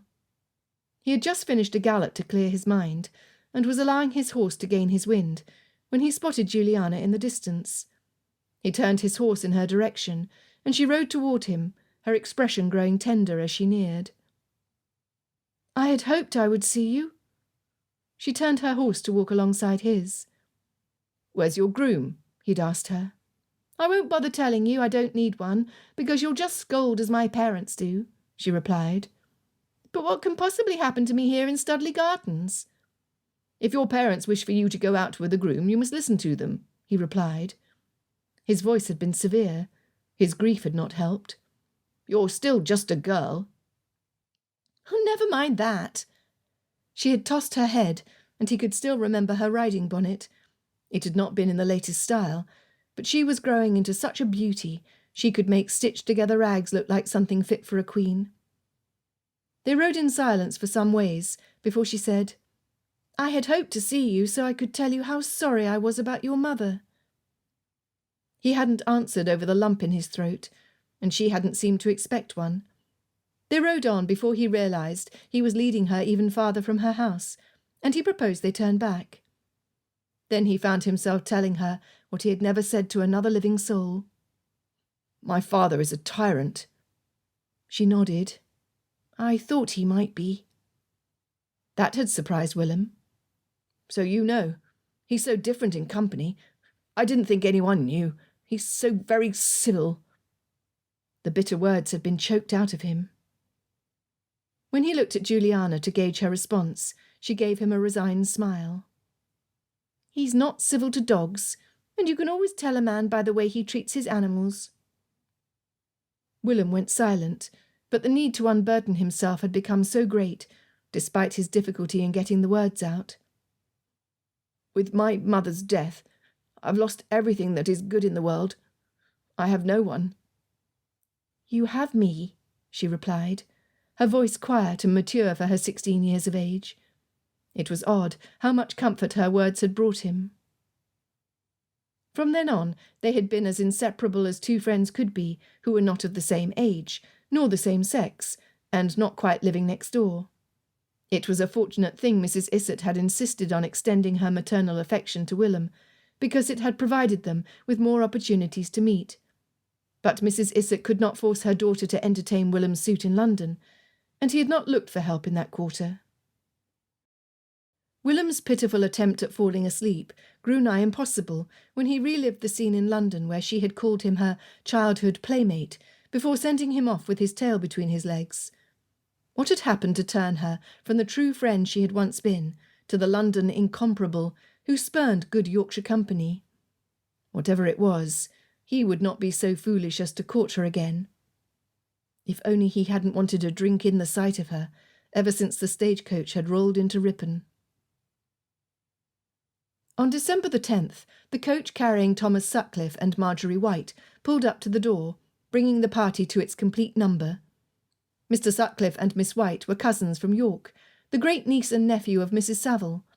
In the past, they had travelled north to visit their great-aunt in Sharrow, and Willem knew them enough to call them acquaintances, although their last visit had been 8 years ago. What he remembered most was that Thomas was up to any gig proposed, and Marjorie, a year younger, had already managed a quelling look far in advance of her age that checked their fun. Before their arrival, Willem had been in the drawing-room, listening to Juliana tease Mr. Weld about his continental air, an offshoot of his grand tour, surely, and how it might have become a permanent handicap had Napoleon not escaped his imprisonment, sending all the English home à toute allure. Weld laughed heartily at this sally, and Willem welcomed the distraction of the new arrivals with relief. It was not as though a man were not a gentleman unless he had done the grand tour of the continent. Willem frowned. As for himself, if he had not had his grand tour, it was because he had had no wish to do so. Willem walked past the butler and was the first one outdoors, where he was able to assess Miss White as she exited the carriage. He wasn't entirely sure how to address her, as Juliana and Emma were both friends from childhood, and they had continued with their tradition of using Christian names. Miss Weld was an entirely new acquaintance, and Miss White was known, but they had not frequented each other's company since she had made her debut. He decided to keep to caution and use the formal address. 8 years had changed Miss White. She could be described as handsome rather than pretty, and she had almost the look of a matron, despite possessing a set of ripe lips. Thomas Sutcliffe descended the carriage next, and after giving a wave to Willem, walked over to speak to the coachman. He looked much the same, except for having acquired a distinguished, tonnish air that seemed more suited to London than York. Willem certainly did not need any more competition for Juliana's attention. The arrival of Anthony Weld had been bad enough in terms of reminding Juliana of all the attractions of London society. When she conversed with Anthony, she appeared more like her London self, and colder somehow. Sutcliffe was also sure to appeal to Juliana, with his looks and address. And as with Mr. Weld, he added height and fortune to his attractions. "Since when have I been prey to jealousy?" Willem thought with irritation. It was not in his nature, but he had been battling it since Juliana arrived. He was determined to be done with so unattractive an emotion. Besides, were they not come in the guise of rivals, he was sure he would have liked both Weld and Sutcliffe. "Good afternoon, Willem," Marjorie said, with a smile on those ripe lips. So it was to be Marjorie, since she had used his Christian name. "I hope we need not stand on ceremony." In a rare spurt of chivalry, Willem bent down to kiss the hand that she had extended to him. "I hope we might not. We're not newly acquainted, after all." The butler directed the servants to attend to the trunks, and the remaining guests piled out of the house into the brisk air to greet the cousins. Having overheard Marjorie's words, Anthony said, "Perhaps we might all dispense with formal address, if we are to spend nearly a month together." "I daren't, brother," Miss Weld returned, stepping around from behind Anthony. "At least, not with the gentleman." So it was to be Miss Weld. "Miss Weld!" Thomas called out from where he stood near the coachman. "I'd not realised you would be here." When everyone stared at him in surprise, he looked abashed. "We have already met in London." Miss Weld's smile became fixed, as all eyes swung between her and Thomas, and Juliana stepped into the breach. "If using our Christian names is unpalatable, Miss Weld, you must not do what is uncomfortable. I, for one, do not mind giving the use of my first name with an eye to our particular circumstances. However, perhaps it might be wiser to revert back to formal address when we meet again in London." Good, Willem thought as a first reaction. But he was torn. On one hand, he preferred that Juliana not make free use of her name with every gentleman. On the other hand, was she really so changeable that she had one set of rules for London and another for Yorkshire? They had by this time all accompanied the new arrivals back into the entryway, and the servants bustled about, carrying their trunks and belongings upstairs. Mrs. Saville hobbled forward with her cane and a broad smile. "Wonderful! You are here at last. Now we may truly begin our Christmas festivities. We have a simple afternoon planned, beginning with tea and games this afternoon, and tomorrow, if you are not too worn out, we have arranged an excursion to Fountains Abbey." "I've never been," Marjorie said, "although it had been much talked of on our last visit. It is an open cathedral, I am to understand. Will we not be cold?" "Bah, I don't care for that," her cousin answered, banishing her objections with a careless grin, and glancing once again at Miss Weld. "Of course we must go." Willem had often visited the grounds and ruins of the Abbey, of course, but Mrs. Saville had done well to plan this as part of the activities, as it was a magnificent sight to walk through. An old Cistercian structure, dating back to the early 12th century, Fountains Abbey had once been the most influential of its kind in England, despite the inhospitable surroundings. All that remained was the stone structure and cloisters, and instead of a stone tile floor, there was grass in the summer and snow in the winter. The roof and windows had long since disappeared. He added his support. Ladies, you must take care to dress warmly, but I do believe this is a visit you will not want to miss." Willem wondered if it would bring to Juliana's mind the number of times they had played there when they were younger. Perhaps those memories would stir something in her heart. There was something pathetic to his longing. He would have preferred to have seen a firmer resolve in himself, not to give way to his weakness, since he was fooling himself if he thought he stood a chance. Yet it was not in his nature to give up so easily, not if there were anything of his old Juliana left to win over. The next day after breakfast they gathered in the hall for their excursion to Fountains Abbey. Miss Weld appeared stiff in her interactions with Thomas and Matthew, but Willem had to credit her with being kinder to Juliana and the other young ladies. Perhaps she was simply not at ease with men who were not relations. A short carriage ride brought them to the site that was familiar to Willem and Juliana, but not to anyone else. As the curve of the road led to the vista which framed the abbey, Miss Weld looked through the window and lifted her eyes to the ancient structure. "How magnificent!" Willem was gratified that she could appreciate its beauty. "Wait until you see what is on the inside," he replied, as he lifted his hand to help her out of the carriage. Anthony was repeating the process at the other carriage, and he saw a flash of red curls and white teeth as Juliana stepped out. With his eyes on her, he nearly dropped Miss Weld's hand as she leaned on his to alight. "I'm terribly sorry. Please forgive my clumsiness." Willem held her hand more firmly. Then, forcing himself to focus on his companion and not dishonour Miss Weld by showing a divided attention, he held out his arm for her to walk next to him.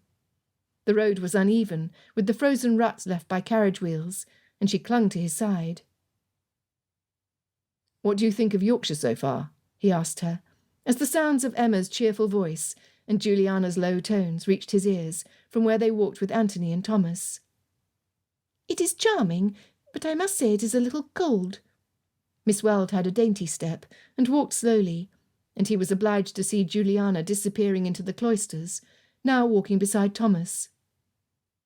"Yes, I suppose it is," he replied, reminding himself again to forget Juliana and focus on his current partner. They reached the place where the stone arches held a roof of skylight, and there they turned into the open nave. The others were spread out in the spacious church, and Matthew was leading Marjorie toward the imposing tower, whose structure remained standing, though its roof and windows were gone. "I love it here," Willem said. "The architecture is so simple.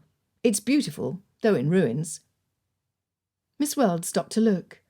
She let go of his hand so she could spin around to see everything. "Oh, someone should repair it so it might be used again." "I suppose." Willem wasn't sure he agreed. He wasn't precisely romantic, but he would miss this place if it were modernised.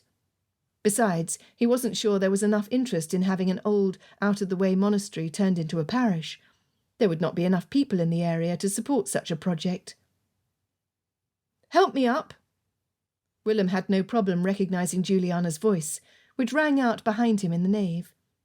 He turned to see Thomas and Anthony circle back to where Juliana stood, as though she were a magnet. Emma had joined Marjorie and Matthew on the opposite end of the church.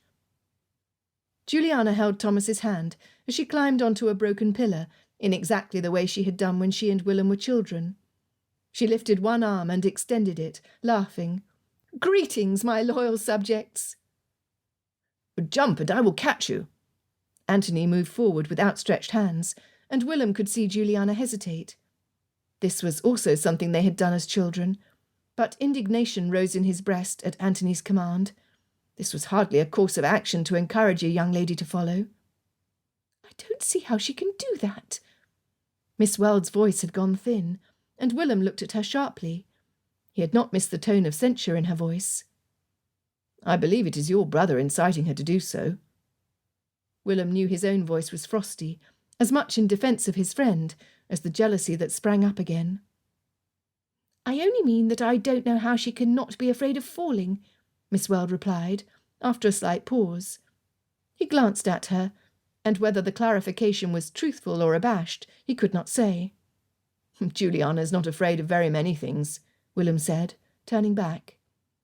He watched Juliana hesitate, then laugh and shake her head. She used Anthony's hand to step down instead, And Willem breathed out.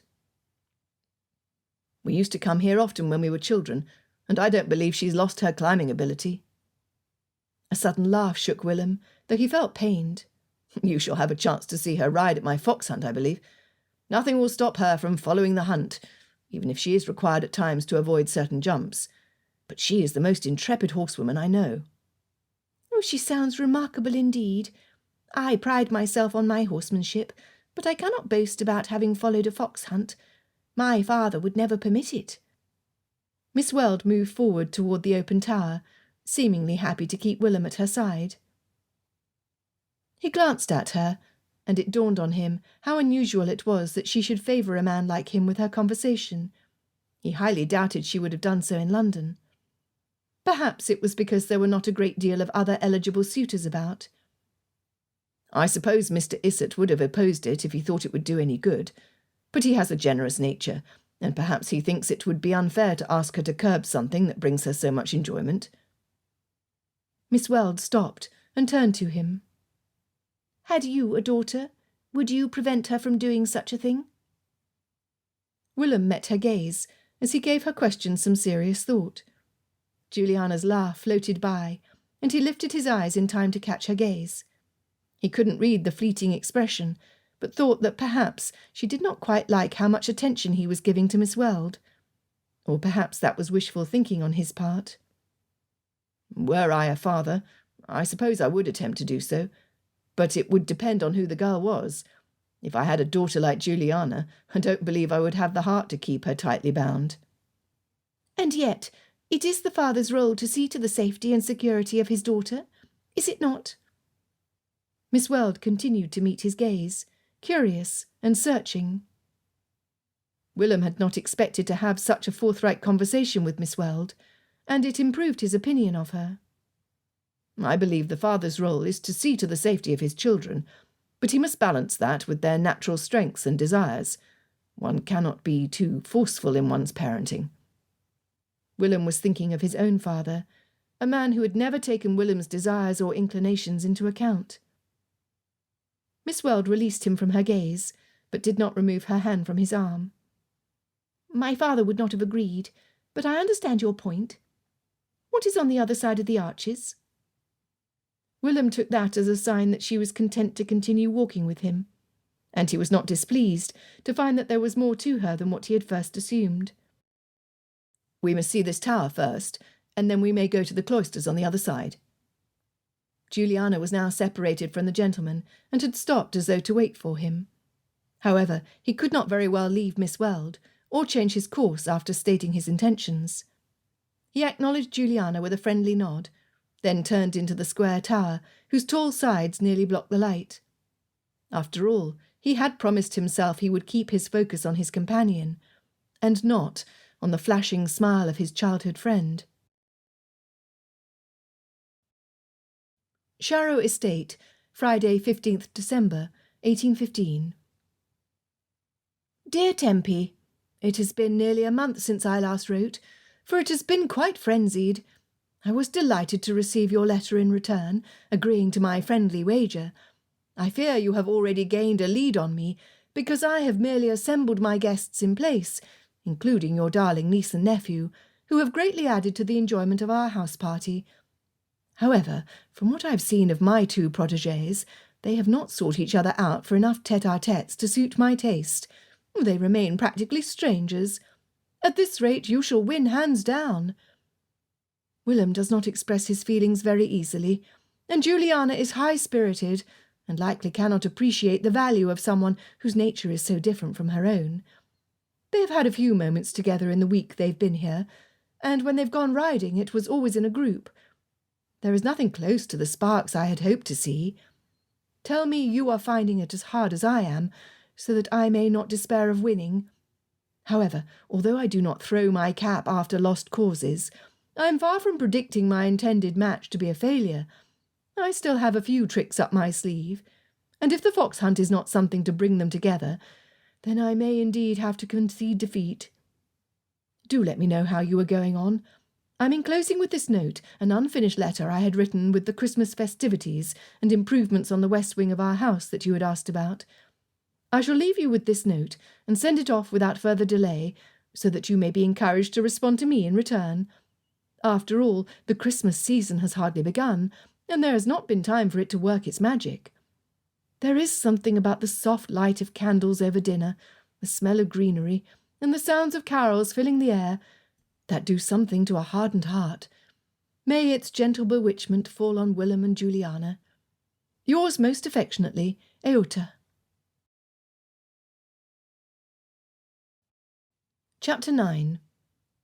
Juliana walked on the main hall, where the sounds of servants speaking Yorkshire greeted her ears, and the scents of slow-roasted game with garlic and thyme floated through the ground floor, teasing her nostrils. She entered the library, which was empty at present, and walked over to the window. A brown and green pheasant was perched on the wooden gate, topped with snow, before making a short, abrupt descent to a patch of grass. The view beyond, with the expansive meadow and barren trees in the distance, touched her with its pleasing stillness. London so rarely stopped in this way. The outdoors called to her, and she decided to greet Sunbeam, the favourite mare of her godmother's, who was hers to ride whenever she visited. At her feet, Hazel looked up at Juliana expectantly, with something very much like a grin. "Well, Hazel, shall we go out?" The terrier barked, then scampered toward the door, and Juliana followed. "Oh, don't be so hasty. I must fetch my cloak first. I have no fur." Juliana exited the house, just as tiny white flakes began to fall. Her boots thumped on the frozen path as Hazel ran off, leaving behind a zigzag trail of footprints in the meadow. Juliana's breath came out in puffs as she walked toward the stable. After 1 week in Yorkshire, she had to admit the house party was more pleasurable than she had expected. Of the other 3 women, she was beginning to develop a new appreciation for Emma, whose conversation was uncomplicated and pleasant. True, she was not entertaining, but she was dependable and sweet, and did not require one to be always on one's guard, as in London. Juliana liked Marjorie well enough, and found her practical frankness refreshing. She had been surprised to learn that Marjorie was betrothed to a gentleman in York, and that the wedding was to occur in March. As for Clarissa Weld, Juliana decided to withhold judgment. Knowing that she moved in the first circles in London, Juliana could not help but respect her. But Clarissa did not come across as particularly warm, nor was Juliana certain just how sincere she was. As Clarissa had spent considerable time talking to Willem, she found her doubts on the subject troubling. Willem did not deserve to be hurt. The gentlemen were easier to categorize. Juliana easily dismissed Matthew from her consideration as a possible suitor. It was not that she wished to be heartless, but as little as she relished his limited conversation, he seemed disinclined to expand it. She did not feel guilty for seeking amusement elsewhere. Thomas was as fun as she remembered him, but he had a distracted air about him that seemed entirely new. Or he had changed a great deal since they were children. He laughed and teased her at one moment, but then he appeared to withdraw the next, brooding almost. Before his arrival, she had entertained the notion of him as a promising match. Now she knew she could not attach herself to someone whose moods were so changeable. As for Anthony Weld, in many ways he was just what she was looking for in a potential suitor. He had a London house, large from what she had heard, and spent his days in precisely the manner she liked, except for his tendency to keep to his bed until noon. Why, that was the day wasted. There were horses to ride and dogs to walk and people to see. Perhaps he could be broken of that bad habit. Juliana trudged toward the stable, caught up in how such a thing might be achieved, a train of thought her sister would describe as calculating. However, how could a young lady help but calculate if she wished to make a good match? Juliana was certainly not willing to leave it all up to fate. Pulling Anthony away from the bustle of London gave her a greater opportunity for getting to know him, and, if interested, attracting his notice. Why had the Welds come to Yorkshire, come to think of it? She had yet to ask her godmother, but she must do so. Juliana had had plenty of occasions to speak to Willem, but they were always in the company of others, and their lines of conversation adhered to the most benign subject matters. She had not missed his special attention to Clarissa Weld during the visit to Fountains Abbey, nor his continued attention in the days afterwards. At times, Juliana would feel his regard on her, and it sparked a warmth in her heart. She knew he had not wholly dismissed her as someone of importance in his life, even if he no longer gave her his undivided attention. That last fact bothered her more than she would care to admit. She entered the stable and went directly over to the thoroughbred mare, who lifted her ears at the sight of Juliana. "It's me, you gorgeous creature. Have you missed me? No, there is no point in sniffing about. I have utterly failed you in forgetting to bring an apple. I promise I will bring 2 next time." While Juliana stroked Sunbeam's neck, Hazel sniffed around the straw and began digging in a fury in one darkened corner. "What did you find there, Hazel? Do you intend to rid the stable of all its nasty rodents?" "Juliana." Willem's voice brought her whirling about, and a flash of self-consciousness engulfed her at their first meeting without an audience. He moved toward her until he came abreast, and there was the slightest pause before he spoke. "I was just coming to ride. Is that what you were doing?" "No, I'm not dressed for it. I just wished to see Sunbeam." She gave one final pat to her horse. "But I'll wait while you saddle Valor if you wish." Juliana knew he rarely asked for help from the groom unless he was pressed for time. This was the sort of detail he liked to see to himself. "Very well. If you have time, come along." He walked forward to the stall where his horse was kept, and she followed. She wanted to ask him how his shoulders and arms had got so broad his jacket barely fit him any more, but felt strangely shy. Juliana stood at the edge of the stall while Willem went over and pulled the harness off the hook on the side of the stable and brought it over. The groom was not in view, and there were sounds of the stable hands turning straw in the stalls on the far end. A comfortable silence fell between them as Willem harnessed his thoroughbred, then brought the saddle over from the peg and placed it over the blanket on the horse's back. A question had been humming in Juliana's mind as she watched these proceedings, which she was not sure was wise to voice. She shouldn't ask, she supposed, but the more she hesitated, the more the desire to know bubbled up inside of her, until she couldn't contain it any more.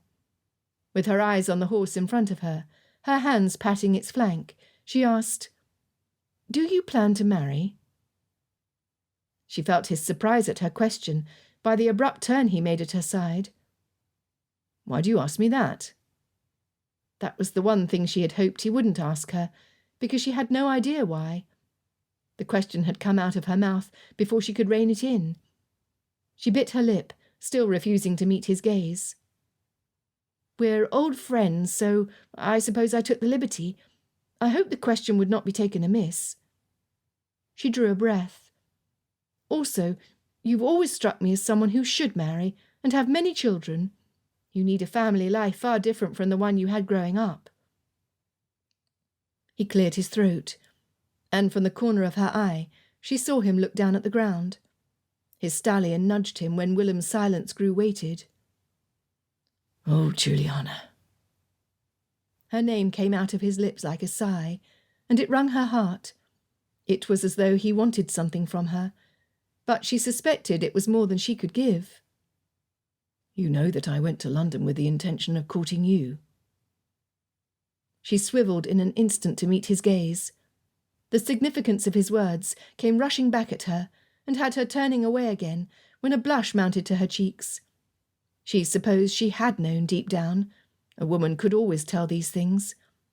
But what could she have done when she had not felt the same way?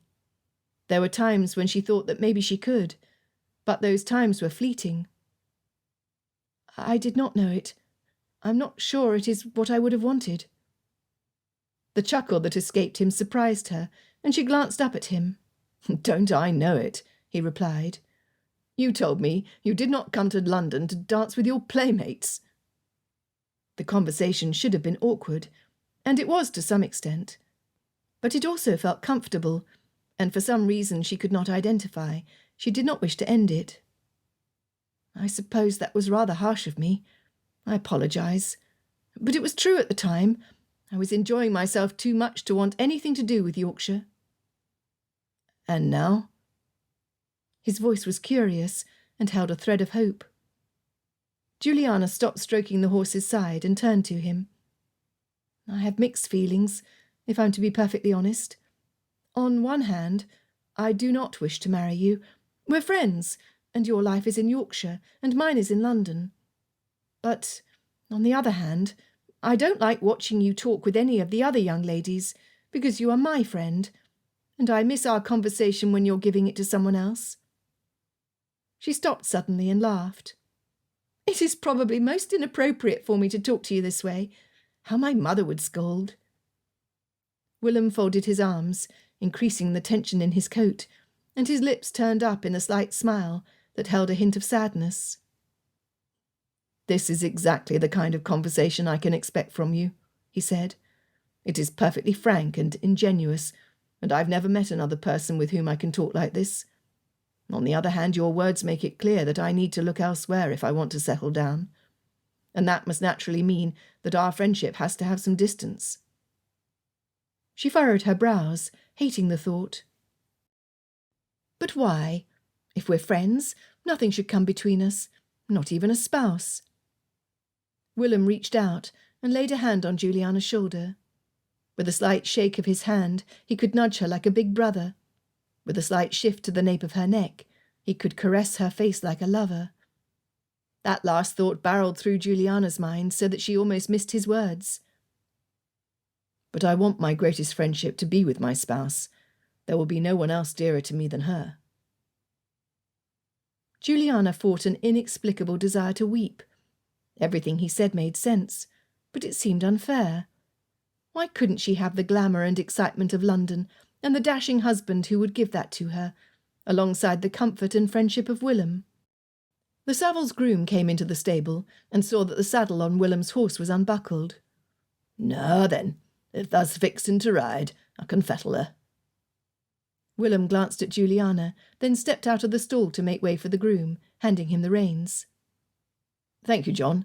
I will just walk Miss Issot to the house and return to ride." They left the stable, and Willem held out his arm for Juliana to slip her hand around it. They strolled across the snowy landscape, in a silence that should have been more uncomfortable than it was, after the conversation they had just shared. Juliana had taken hold of her emotions, and no longer felt like crying. What he had said made perfect sense. Of course, when she married, her husband would also be the most important person in her life, even more so than an old friend like Willem.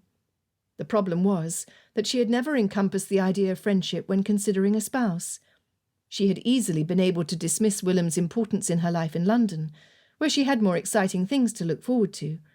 Now that she was home again, and in Willem's presence, the old pull of his friendship called to her, and tempted her, its cornerstone rich with comfort. That made her nothing better than a fair-weather friend, which was a lowering thought. She assumed a cheerful voice when she said, "You said you would have to look elsewhere. Do you have someone in mind?" He glanced at her, and in the late morning light she saw the rare sign of stubble on his chin that showed he had not yet shaved. She studied his aquiline nose and the firm lips he turned her way. The warm winter light turned his eyes the colour of sea green, and he fixed those eyes on her for a long moment before speaking. She saw all this, and a possessiveness rose up in her. Willem was her friend, and he could not possibly have this kind of connection with another woman, even if she was his spouse. "I believe I might begin pursuing Miss Weld while she is here, with an aim to matrimony." He kept his eyes on Juliana until the moment seemed to grow tense, then looked away. His words pierced the bubble of loyalty and possessiveness that had enveloped her, and Juliana turned her face forward, loosening her grasp on his arm. "I see." She quirked her lips upward in an attempt at a nonchalance. "I do not believe she's indifferent to me," he went on, and Juliana was conscious of an overpowering desire to run. It took everything in her to continue putting one foot in front of the other at a steady pace. "She seeks my company when we're in the same room." He paused and looked at Juliana rather anxiously. "Would you not say?" Called upon to answer, Juliana forced the smile. I've not noticed, but I dare say I shall pay attention now." "Do," Willem replied, "and let me know if you think I stand a chance with her." He looked up at the bare branches of the tree just bordering the path, then at the house they were nearing rapidly. "She rather rules London society," Juliana said after a brief pause. "I plan to ask my godmother whatever brought the Welds here for a visit." "Oh, that I can tell you for myself. Miss Weld said she and Anthony wished to rusticate for the season, but as their country holding is being used by their older brother for a hunting party, they had no desire to attend. They were happy when Mrs. Saville extended the invitation.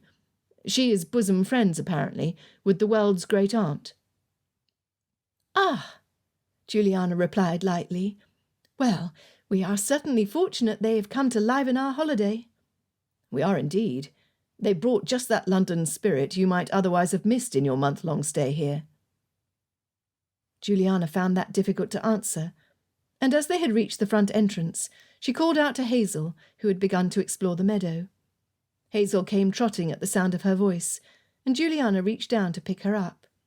She hesitated when she saw the muddy paws. Her dress had just been cleaned, and she had no wish to put Betty to unnecessary trouble. "Well, I shall leave you then," Willem said. He smiled, his eyes searching hers. She couldn't meet his gaze, and bent down again to pet Hazel, saying with forced cheerfulness, "Go have a good gallop. I shall see you this afternoon." After a second's pause, Willem turned to walk back to the stable, and she stood again to watch him go. How was it that she had not noticed what a fine physique he had? Hazel whimpered at her feet, and Juliana looked down. "Oh, yes, of course, you must be frozen. Let us go inside." She walked up the steps, and the footman opened the door from the inside. He must have been watching for her. Juliana nodded to him, wondering if it always felt so sad when a close friendship grew distant. Chapter 10. Willem had been sincere in his intention to pursue Miss Weld, and his reason for telling Juliana had been to relieve her mind, to let her know that he was freeing her to seek her own path. If pursuing Juliana had taught him anything, it was that he needed to be a bit more dashing in his courtship. Instead of being a hero she could aspire to, he had approached the suit more like an aged widower in need of an heir, where any healthy female might serve the purpose. It was time he applied himself properly to the art of wooing. As for the practical matter of carrying out his suit with Miss Weld, he experienced a degree of reluctance that was not very promising. It might have been in part that he was beginning to suspect an attachment between Thomas and herself. That would need to be examined. But since he was a gentleman in need of a wife, and Juliana did not wish to take on the role, he would have to begin somewhere. At the next opportunity, he sought Miss Weld out with the innocent goal of endeavouring to know her better. He found her in the drawing-room reading a book, while Juliana, Thomas and Anthony entertained the younger children with a game of Hunt the Slipper, and Emma sat conversing with Matthew as she worked on her embroidery. "May I sit?" At Miss Weld's nod, Willem took the free place on the settee beside her, and glanced at the riotous game before turning his gaze to the window. He wondered if she might care for a walk. "Have you been outside yet today?" Miss Weld closed her book and lifted an eyebrow. "Are you joking? It is the coldest day yet since we have arrived." "Cold? Why, this is nothing," Willem retorted. "There is only the lightest dusting of snow, and the winds have not yet begun to blow in earnest. This is quite mild weather for Yorkshire, I assure you." "You frighten me," Miss Weld said. She caused her eyes to go round, but he could see the smile lurking there. Willem smiled in return, and wondered how to proceed from here. How was he to gain her undivided attention with so much bustle? He caught Juliana's gaze, who stood in the middle of the circle. She quickly turned back to young Anne Greenwood and handed her one of her slippers. "Cobbler, cobbler, where's my shoe? Get it done by 2:30. She clasped her hands over her eyes, to the amused shrieks of the children, and Thomas's admonition not to peek. Anthony handed it to Mary Greenwood, who froze as Juliana's eyes snapped open. Marjorie distracted Juliana's attention by pretending to pass the shoe behind her back to Thomas. "It's Marjorie," Juliana called out. "Would you care to go for a walk?" Willem asked, tempted to join the merry party, but unwilling to lose his opportunity to know Miss Weld. I believe I have already maintained that I am unable to bear the Yorkshire climate, so I assume your invitation is for some place indoors?" Miss Weld allowed her voice to dip up in a question, and he could see she was teasing. In truth, his invitation had not been for the indoors. Willem, who was not afraid of brisk weather, thought that a walk in the beautiful Yorkshire countryside might change Miss Weld's mind about the cold, but he kept all of this to himself. "Why, certainly. There are many places we might walk indoors." He stood and held out his hand for Miss Weld's, who placed it in his. They turned toward the door, just as Juliana ran over and tickled Mary to retrieve her shoe. Willem forced himself to turn away. The main hall and corridors were spacious, and it was possible to take a turn of air inside Sharrow Hall without having to retrace their steps very often. "Let us go to the upstairs picture gallery," he proposed. "That is the largest place to walk." "As you wish." Miss Weld followed him, but without exhibiting any real enthusiasm. Her signs of humour seemed to have fled. She appeared elusive, and Willem wondered if he was kidding himself to pursue her. Then he decided that it really mattered not one bit. He would talk to her as openly as he would have done to Juliana. Either she would like him or she would not. "What was it like growing up in your household?" he asked, as they climbed the steps to the second floor. "Oh, goodness!" she exclaimed, meeting his gaze briefly, before turning her face forward. She waited until they had reached the top of the stairs, before completing her thought. "You are not a proponent for polite, indifferent conversation, are you?" Willem felt a pang of chagrin, and the accompanying heat of embarrassment. He was once again reminded of his inability to carry on a conversation according to the rules of polite society. Juliana forgave him that failing each time he erred, so that he could almost forget he had it. "I thought I was carrying on a polite conversation. I had just hoped to go beyond commonplaces." Miss Weld seemed to digest this as they moved forward. "Very well. My family is quite typical.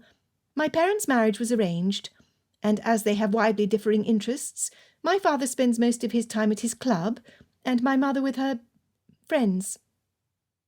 By the way she paused before the word friends, Willem wondered if she was referring to her mother's paramours, but he did not dare ask. Miss Weld continued. "Anthony and I have one older brother who is heir to the estate, and we are followed by 2 other siblings. My sister will be presented this spring, I hope, and my youngest brother is still at Eton." Willem ushered her forward into the corridor that led to the picture gallery. "So you see, that was not so very hard. In fact, you said little that was out of the ordinary of what one might hear in polite conversation." He smiled at her. "And now I know just a bit more about you." "All was fit for society's ears, except for the fact that my parents have an arranged marriage, without any visible shared sentiments. That was a divulgence indeed. It is not something I bandy about." Miss Weld stared ahead, her lips drawn primly, and he could see it had not been an easy admission. "I thank you for your confidence. In return, I will give you one of my own. I have no immediate family remaining. I was attached to my mother, who died before I reached manhood. My father died 1.5 years ago, and it was not so much a trial as a relief." Willem forced one foot in front of the other, wondering if that was too tedious a confession for such a new acquaintance. "I suppose it is in the usual way of things," she replied. "I seldom meet families of our sort that are overflowing with affection." They had by now stepped into the broad room of the picture galleries, and Willem knew the portraits well enough to be able to point out the names of some of the family members, though they were no relations of his. After he had done that, he turned his mind to how best to return to their conversation.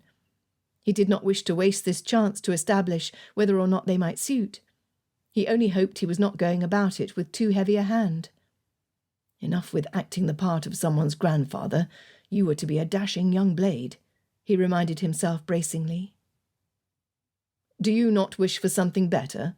he asked her. "Do you not hold out hope for a marriage that is based on love rather than convenience?" "I do not think much of love at all, in truth." Miss Weld turned her face to him, as though to measure his reaction to her disclosure. "I am not sure such a sentiment exists, so I don't hold my breath hoping for it." Willem allowed his lips to turn up politely, but he thought that this was a sad avowal indeed. He was far from being sure he could attach himself to a woman who would not hold her breath expecting love. But perhaps she had never experienced such a thing.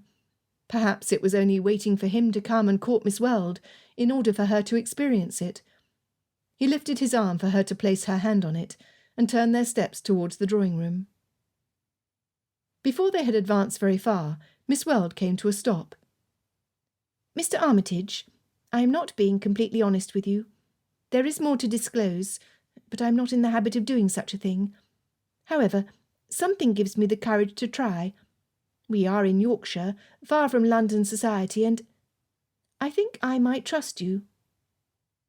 "You most certainly may," he replied, holding her gaze and waiting for her disclosure. He hoped he would at last see more of who Miss Weld was than the face she showed to society. "We are here in part because my brother has a hunting party at present in Kent, and Anthony and I did not wish to attend. But we have also come because our family has had increasing financial embarrassment due to my father's, and now older brother's, gambling habits. Our time in Yorkshire will be used to reflect upon what possibilities lay open before us now. That we will need to retrench is becoming increasingly clear, yet in our family no one but Anthony and I seem willing to take such a drastic step. Anthony is acting as though nothing is amiss, but I assure you he feels it deeply." Miss Weld looked down, her mouth pinched. "I am sure you must despise me, but I hope you will not betray my confidence." "You have my word," Willem said. His first thoughts flew to Juliana. Anthony could no longer be considered a suitor, but she would not know that, and he could not tell her, having given his pledge to secrecy. His next thought was for Miss Weld. "I'm very sorry for your trouble, and am very far from despising you. It is my earnest wish that Anthony will find a solution that will accommodate you both." He paused, hesitating to express the suspicion that had been brewing. "Do you fear you are not a candidate for marriage, because you might have little in the way of dowry? Forgive me for being so bold, but I could not help but notice that Mr. Sutcliffe appears to have some interest in your direction." As soon as the words left his lips, Willem wondered why he had just said something so bacon-brained. Here he was, walking with a woman with the intention of courting her, and pointing out another potential suitor while he did so. He would never find a wife this way. Miss Weld fell silent as a maid hurried past them, carrying a basket of freshly laundered linens to the guest wing on the other side of the portrait gallery. Only when the maid was out of hearing did she answer Willem.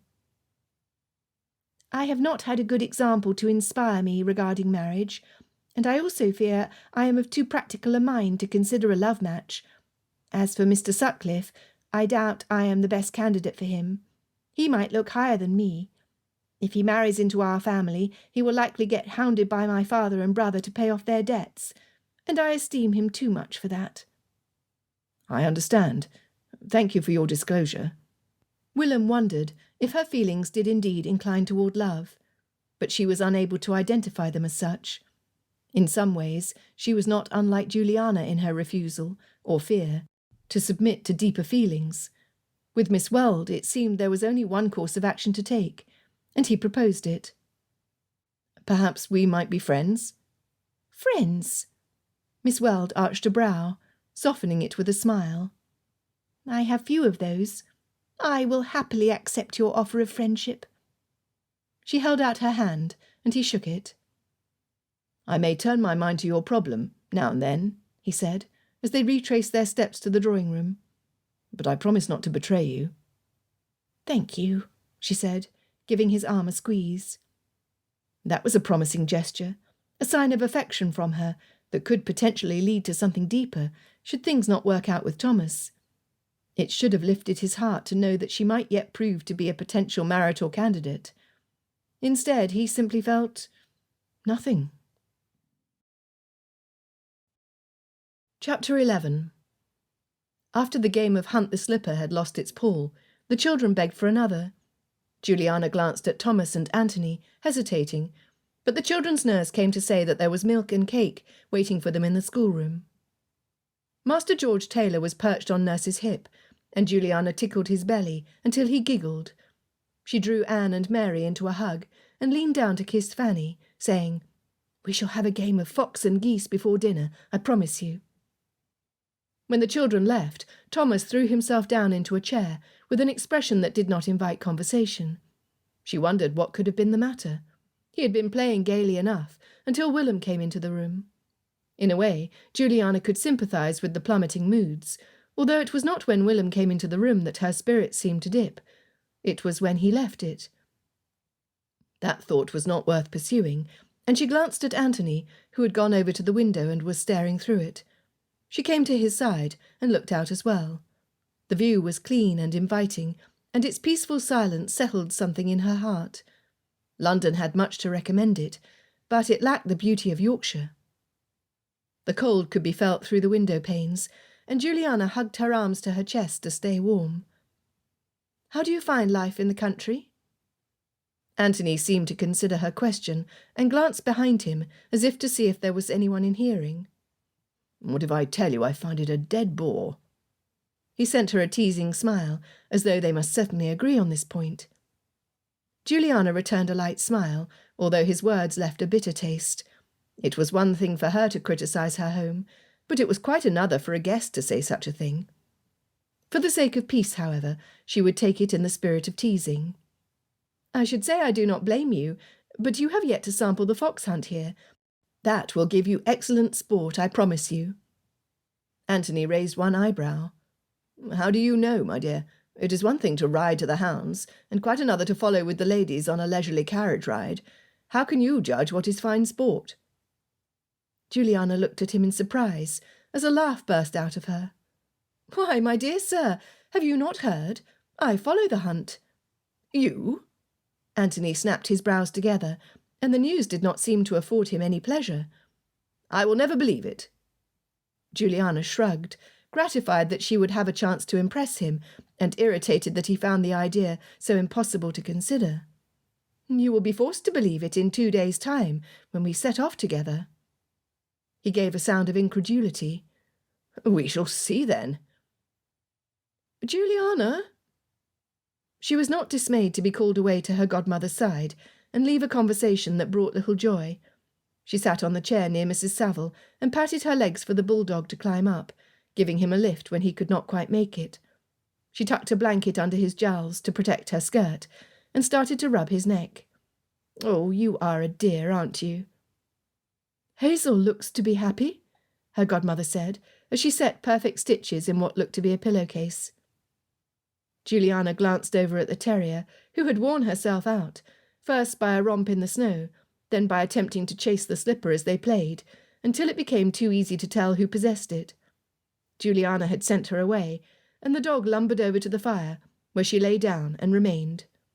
Her godmother's puppy, on the other hand, had been banished to another room during the game, because he was making too much mischief, alternating his time between chasing Hazel and the slipper. He had not been content to nap by the fire. "She's perfectly happy, and she won't be jealous at all, will she, Pom?" Juliana looked down at the large puppy on her lap, who panted in reply. "Are you enjoying yourself, my dear girl?" her godmother asked her. "You do not regret missing out on the London festivities?" Juliana prepared herself to fib, but realised that no lie was necessary, as she was enjoying herself. She nodded. "But it is not just me who is missing out, ma'am. You are unaccustomed to celebrating Christmas in Yorkshire, and are also missing London festivities." Mrs. Saville set a stitch, and seemed to weigh her answer. "I have long since ceased to stay in London for its allure. I spent my Christmases there because my friends and I had formed that habit. But we get old, and these habits must change, of course." "I find change sad," Juliana replied, thinking of her conversation with Willem, thinking of his pursuit of Clarissa. "It need not always be," her godmother said. "For instance, when you fall in love and marry, that is change, but it is a happy one." Juliana pursed her lips and did not answer right away. She did not exactly equate falling in love with marriage. She equated marriage, rather, with making smart decisions to ensure she would have the quality of life she sought, a life where she would reside wherever she pleased, and attend those parties that were sure to be interesting. It was a dreary thought to settle down with the first gentleman who offered, when another might come along with a better offer, and she would have missed out. "I suppose," she said at last. She knew her tone was not convincing. A smile lit Mrs. Savile's lips. "I never told you how I met Mr. Savile, did I?" Juliana glanced at her with interest. Despite their advanced age, anyone with eyes could see how well her godmother and Mr. Savile suited. "I don't believe so, ma'am." Her godmother sighed as she pulled a thread taut. "I was eager to leave behind the wilds of Yorkshire. I imagine we share that trait, considering you have not been back to visit since you made your debut. I had my eye on a London beau, and thought that just about anyone would do, as long as I could finally mingle with a larger society than the 20 or so families that live near Leeds." Juliana had ceased petting Pom, who laid his head on his paws. "All I can say is that my plan was thwarted by my own clumsiness. I had on one of those large skirts that were fashionable at the time, and it got caught on the edge of the table as I walked by. It pulled me back sharply, and I fell right into the arms of Mr. Savile." She shook her head at the memory, chuckling softly. "He caught me neatly, and after only the slightest pause said, 'If you insist, madam, then by all means I am your slave.' This he said in such a droll manner, as one born to society, that I fell for him immediately. Imagine my dismay when I learned he was from Ripon, no less." Juliana laughed, picturing the scene with perfect clarity. But the story gave her much to think about. She had not realised how similar she was to her godmother. Yet Mrs. Savile seemed content with her life, that would likely end with her residing permanently in Yorkshire. Hazel began to stir near the fire, and Juliana gave one final pet before letting Pom down. "Well, ma'am, it seems God had a decided hand in your fate." Her godmother met her gaze with twinkling eyes. "He always does." The night before the fox hunt, Willem invited those who were to ride in it to spend the night in Lawrence House. The hunt would begin early, and it was easier to have everyone in place. In the past, Matthew Clark had been appointed whipper-in, even for Willem's father. Today he would take on the role of huntsman. Willem would be fieldmaster, but he wanted someone to take over whom he could trust should the need arrive. Matthew had not much in the way of conversation, but he was an excellent horseman, and he knew the land. Mrs. Clark agreed to join her husband at Lawrence House for the night to play duenna for Juliana, who would participate in the hunt. Mrs. Clark would follow the hunt by carriage with the other ladies, but as her husband and son both rode, she understood how important it was to Juliana, and did not wish for her to be deprived. The rest of the party would remain at Sharrow Hall, and would follow the next day by carriage. "Breakfast is at 7 tomorrow morning," Willem announced as their smaller party assembled after dinner in his drawing-room. "No 4 o'clock starts for us, as we will follow only one fox, and allow that to be sport enough for us. My gameskeeper will draw out the scent early enough for us, and I'm confident that we will have an excellent hunt." The guests did not tarry with the early start announced for the next day, and Willem went over to Juliana's side as she handed her teacup to a servant. He waited until she turned his way.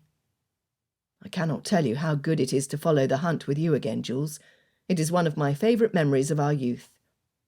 Her eyes were fixed on him with such a clear, interested gaze that the old flame of hope and longing rose up in him again. He damped it down. "I still remember the first time you insisted upon coming. I thought you were mad, but you kept up with the hunt, and you astonished the entire party, even me, who was already aware of your skill. I have to say that the annual hunts have had something missing in the years since you left." Juliana smiled at him warmly. "I confess that my mother's reminder of the hunts to be had in Yorkshire weighed heavily on my decision to come. I would have come just for my godmother, but I almost could have come just for the hunt." "But you would not have come just for me." Willem pushed down the errant thought that would do no good in being voiced. "So we are of the same mind, then, on the joy of the hunt," he said instead. She looked at him with an air of surprise. "We are often of the same mind, Will." Willem did not find it easy to fall asleep that night. The next morning the footman brought out the standard fare for a hunting breakfast. Willem watched Juliana eat it with relish, partaking liberally of the beef, but not touching the eggs and brandy. He helped himself to both, breaking his roll in two and catching Juliana's sparkling eyes over her teacup. He could feel her excitement. "You've not ridden Sunbeam these last 2 days," he observed. "She will be fresh." "She will be perfect. If I cannot have my Dolly here, then Sunbeam is the next best thing. Let me run up and get my hat, and I will be ready to set off." Within the hour, the hunt party was assembled on horseback and ready to start. There were about 15 of them, including the servants who were in charge of the hounds. By now, no one was surprised at Juliana's joining them, although Willem had overheard Anthony express his scepticism to Thomas, who had quickly defended Juliana. "Wait until Anthony sees what an intrepid rider Juliana is. He would eat his words." Matthew approached Willem to assure him all was in readiness. The dogs were sniffing the ground and darting back and forth, but waiting obediently for the charge. Willem looked around and saw all eyes forward, then gave the signal. Matthew lifted the horn to his lips. He sounded it and gave a halloo, and they were off. It was a fine day, cold but with no wind. He led the gallop, but did not push his advantage until Juliana pulled up beside him. He glanced over at her and caught the expression of pure pleasure on her face. "Happy?" he called out. "You know I am," she replied, and he heard her laugh. "Come on, Sunbeam, you will show these others how it's done." They travelled through Studley Gardens at a gallop, following the hounds who streamed over the land in front of them. After going like this for some miles, the hounds slowed down and began sniffing about. Willem allowed his horse to rest, while Matthew rode over to the hounds. After a brief spell, the hounds were off again, leading them down into the park, to a covert that was drawn blank. The field was allowed to rest their horses once again, before the chase took off back through the gardens. The dogs led them past Fountains Abbey to Spa Gill. From there the chase headed into Lord Darlington's territory, who had given Willem permission to hunt on his land. Juliana had kept up easily, and as if by mutual agreement, the two of them rode side by side, despite the fact that as field master, Willem should have been ahead of her. 2 miles in, the hounds began to turn in circles, with the lead dog sniffing on the edges of a grove. She lifted her head, her ears perked back. They had lost the scent. Matthew rounded up the dogs and led them to the east by circling back around. Willem knew that his hunch was likely that the fox had gone west, since Matthew had the tendency to start the hounds in the opposite direction. Very soon the dogs proved his instincts right and began sniffing, caught the scent, and gave tongue as they headed off towards the west. Willem's horse leapt forward, following the hounds with Juliana right at his side. They were breathless, and neither spoke. So far there had not been any obstacle that she could not jump or circumvent by going a few yards out of the way. But now they were coming up to a larger wall that would be difficult for Juliana to clear on side saddle, and Willem called over his shoulder, "Head left, Jules, for the wall is broken in about 200 yards, and it will be a much easier jump."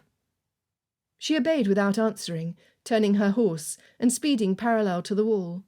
He knew she would find it and catch up to them without much trouble. Sunbeam was a remarkable animal, and scarcely seemed winded. Willem rode on, dismissing Juliana from his mind for the moment, his focus on leading the rest of the hunt staff. Matthew had respectfully kept from riding in the lead, although he could have. But Willem had allowed his partiality for Juliana to distract him from leading the hunt as he should, and it was time for him to lead now. He urged his horse into a gallop and pulled ahead of the party. In minutes he caught from the corner of his eye the gleaming chestnut-coloured neck of Juliana's mare. He was gratified, proud, to see how easily she had caught up. In seconds the mare even edged ahead of him, and the blood in Willem's veins turned to ice. The saddle was empty. Chapter 12. Just feet from the stone wall, Juliana lay supine on the icy ground, gasping for breath. The wall was a simple hurdle to clear, but she had not counted on the pheasant taking sudden flight from the ground on the other side of the wall, causing her horse to shy upon landing. After the leap, Sunbeam had changed course suddenly, and the next thing Juliana knew, she had parted ways with her saddle. Her horse had galloped off, relieving Juliana of the fear that Sunbeam had been injured. Her assessment of the effects of the accident came in bits and starts, as did Juliana's attempt at breathing. A shepster took flight from a thicket next to her, knocking snow onto her face. She blinked to clear her vision, and focused on trying to draw air into her lungs, which didn't want to cooperate. After a few seconds of gasping, she was able to take one cautious panting breath, then another. Juliana remained immobile as she regained the use of her lungs and began to appraise the damage. There was pain in her left wrist and knee where she had landed, but neither place seemed sharp enough to indicate anything was broken. Her ribs ached, and it was still hard to take a full breath, so she didn't try. She lay there without attempting to move, until the cold discomfort of being on the snowy ground outweighed the fear of movement. Juliana sat up then and looked around, seeing neither her horse or any signs of the hunt, which was no less than she expected. Slowly she got to her feet, using her right hand and knee to support the weight, and shook the snow from her skirt. She tentatively flexed her left wrist, but the movement was uncomfortable, and she stopped. "Well, Juliana, you can't stay here forever." She tentatively put weight on her left foot, feeling the sharp ache of her knee and her ribs when she shifted her weight. Now she was fairly certain nothing was broken. She was just sorely bruised. Drawing a breath, she looked across the snowy field, where the stone walls seemed to stretch for miles. They had crossed the carriages with the party that followed the hunt only once in their ride across the countryside. It would be necessary for her to seek to rejoin them, although she could not imagine how she was going to attempt such a thing at her creeping pace. Even if she had her horse, there was no way she would be able to mount. Juliana hobbled forward, stiffening her will. She had to find the small lane that led to a broader road, where the carriages were likely to be. It was between here and where Willelm had jumped, and if she followed the wall she would find it. After a few minutes at an excruciatingly slow pace, she heard the sound of hoofbeats racing toward her, and she turned with caution. "Jules!" She heard the panic and relief in Willem's voice. "Oh, you gave me such a fright. When I saw Sunbeam catching up to the rest of the herd without you, I could only think the worst." She stopped and looked up at him, attempting a light expression through the pain. "You left the hunt for me, but you're field master." "Are you daft?" he exclaimed, a tiny break in his voice. "Of course I left the hunt for you, you ninny. Matthew will take over. Are you hurt?" Willem swung down from the saddle and led his horse over to her, reaching for her left hand. She drew it back. "Sorry, my wrist. I don't believe anything is broken, but I am quite sore. I do not know how I will be able to ride, for I cannot pull myself into the saddle, and then I have no horse." "You will ride with me," Willem said firmly, assessing her from head to toe. "Where else are you hurt?" "My wrist and knee. My ribs. I think that is all." Willem's gaze left hers and followed across the countryside. "I'm not sure where the carriages are, but we ought to find them if we head west." He put his foot in the stirrup and swung his leg over the saddle, gesturing for her to approach. "Do you think if I put my hands under your arms it will hurt when I lift you up?" Juliana smiled feebly. "I think it will hurt, but much less than if I had to walk all the way to the carriage. So let us try." Willem shook his head. "You always were a great gun. I only remember you falling once before in all the years I've known you." Juliana came over and turned gingerly in the way he indicated. "You must not think I broadcast it to you every time I fall." Willem lifted her onto the seat in front of him, without squeezing her rib cage overly much, and she grit her teeth at the pain she felt, even with his light touch. He put one arm around her back, and with his other hand pulled her legs so that she was flush up against him. He gave a soft click of the reins, and the horse began to walk forward. "I know that must have hurt. I'm sorry, but we will go on at a walking pace and spare you further discomfort." Suddenly, Juliana's heart filled with emotion at the tender way Willem rescued her. He had always been so attentive to her. He was like that with everyone, but she had rarely needed his help the way she did now. "Ah, Willem, you're always saving a girl." "Not always." Sometimes the girl saves me." She could hear the grin in his voice, but she wondered if he was talking about those months after his mother died. She had known instinctively then, despite her young age, that their friendship had fed him a steady diet of hope in those months and years after his loss. Flakes began to fall, and there was only the sound of the soft hoofbeats in the snow, walking at a steady rhythm. Juliana settled against his chest as lightly as she dared, breathing in the smell of lemon verbena essence that she associated with him, although that was not something she had realized until she was this close to him.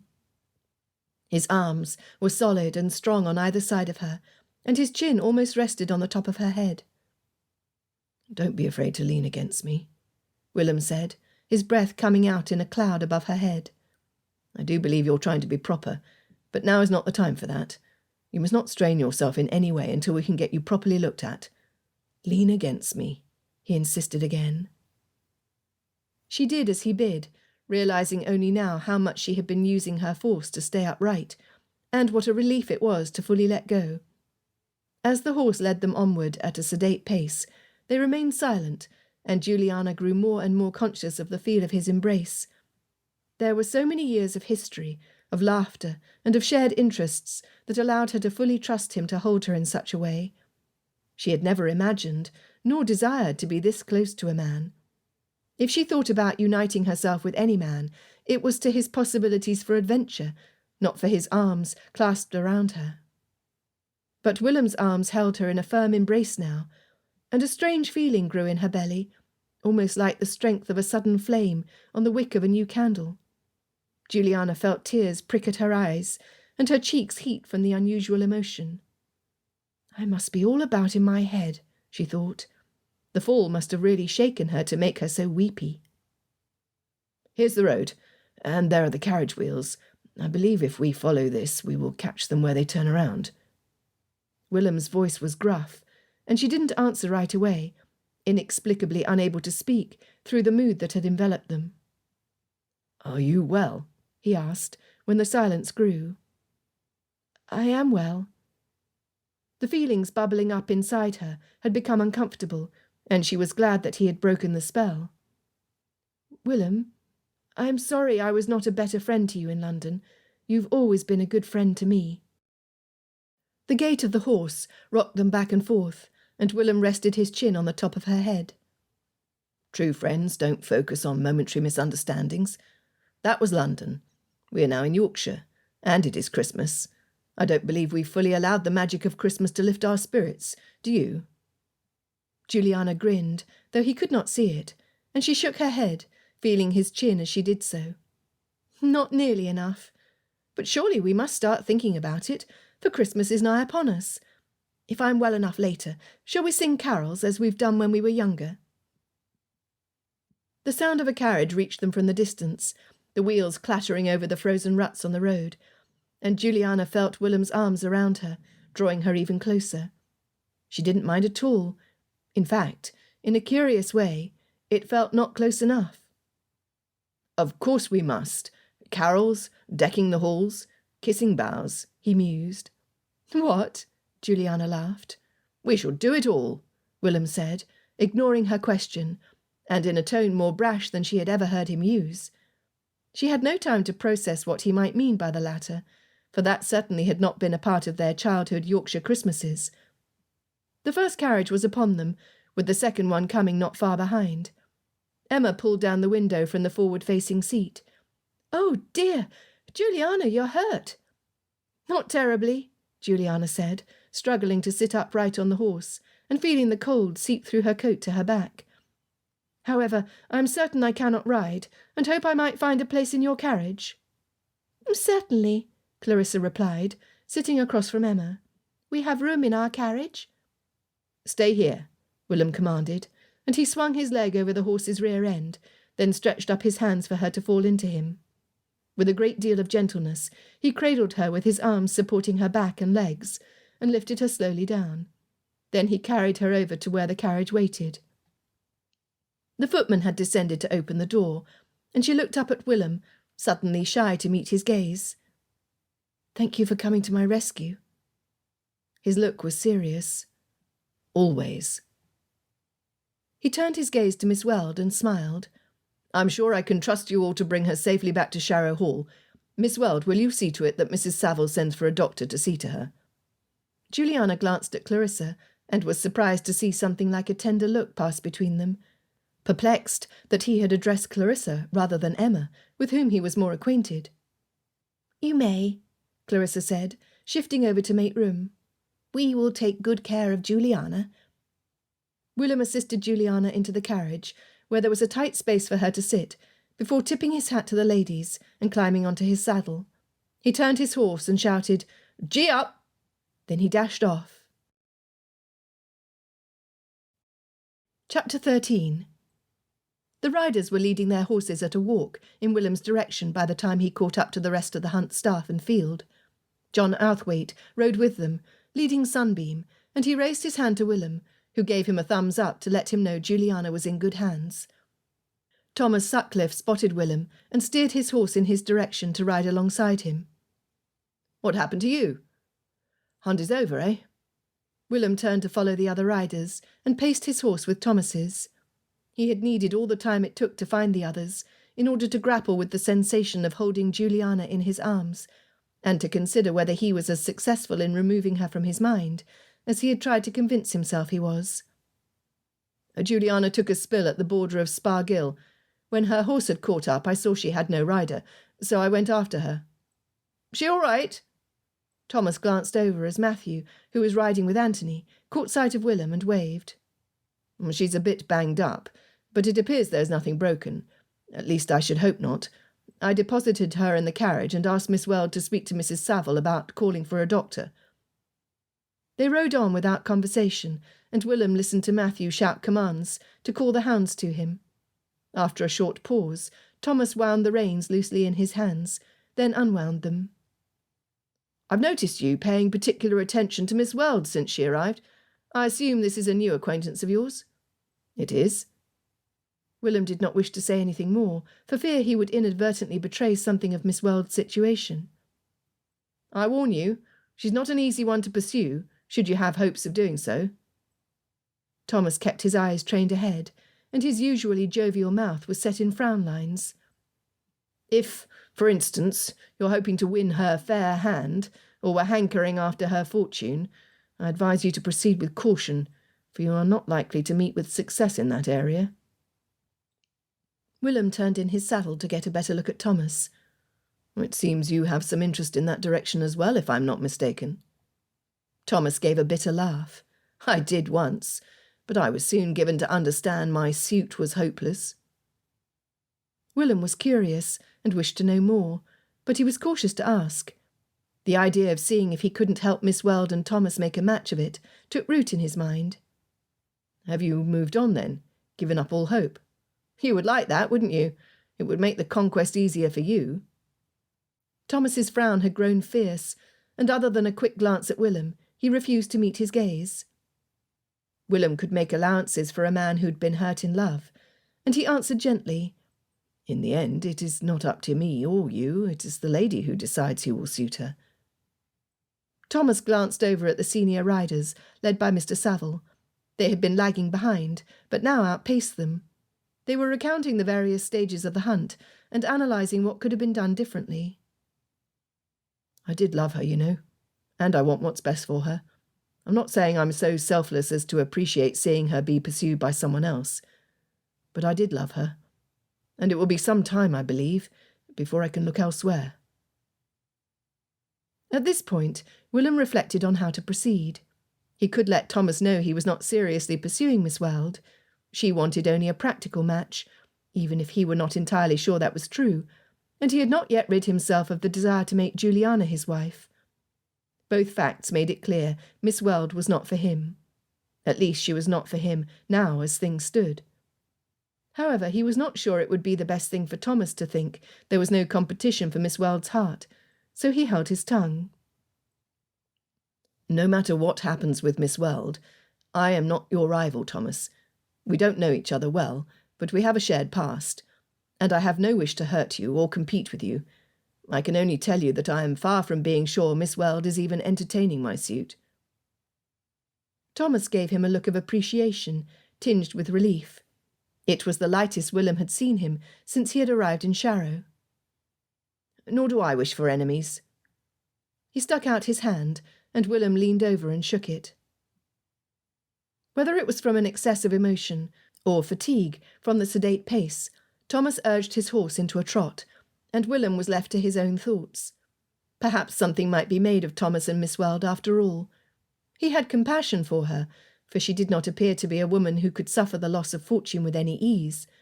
And despite her declaration that she had no wish for a love match, perhaps Thomas's love would be enough to change her mind.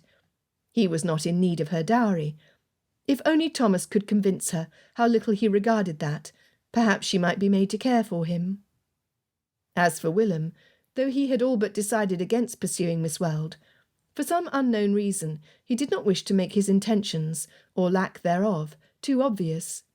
He supposed at least part of his motivation was for Juliana's sake. As long as she did not fear him renewing his suit, she would be comfortable in his presence, and he could reclaim the easy friendship they once had. He had missed it. Then, when she left for London, he could work on fully removing her from his heart, once and for all. Only after that would he exert himself to find his own wife. Willem's thoughts drifted back to Juliana in his arms. She had fit perfectly there, just as he knew she would. She smelled delightfully, like vanilla and oranges, and he wondered where she had procured her soap. London, most likely. When they rode, he had been able to hold her in much the way he longed to, without giving her the wrong impression. After all, she had needed him. It had been a short ride of bliss. The day after the hunt, Mrs. Saville gathered her guests in the drawing-room to prepare baskets for St. Thomas's Day. She had sent for a doctor to see Juliana as soon as the carriage brought her home. The doctor was not overly concerned, and said that nothing was broken. She would simply need to rest. Now, Juliana was seated on one of the settees with her legs up, and Willem took a blanket from one of the servants and brought it to her. "Here you go," he said, with a wink, as he lay it over her legs, then leaned down to tuck it around her waist.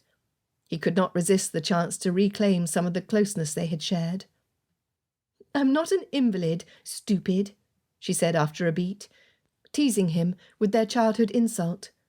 But she had remained frozen while he performed the gesture. He laughed and went to sit in the available seat beside Miss Weld. Only after he had bowed to Miss Weld and sat did he wonder if his choice of seats might have affected Juliana in some way. Perhaps he was still hoping for jealousy. But when he looked her way, Juliana's face was turned to her godmother, who called everyone to attention. "Here are the dried goods that need to be wrapped up into something festive," Mrs. Saville said. "And you will find jars of jelly that still need ribbons on this table here. The salt pork is on the sideboard, and each basket should have a piece of that, wrapped in cloth. We have baskets made up that need only a decorative ribbon, and we will need to sew pouches for the coins that we wish to give to the widows." Willem handed Miss Weld one of the baskets that was at his side, and put another one in his lap. "Is this charity work something you've done with your family?" Miss Weld set the basket at her feet before picking up her stitching. She was creating a simple purse to hold the coins, and there were green and gold embroidery threads laying on her lap. She smiled enigmatically. "My family is not so generous, I assure you." "You seem to be enjoying it, though," he replied. He pointed to her lap. "Are those threads to embroider the purse?" "They are. You must not spill my secret, however.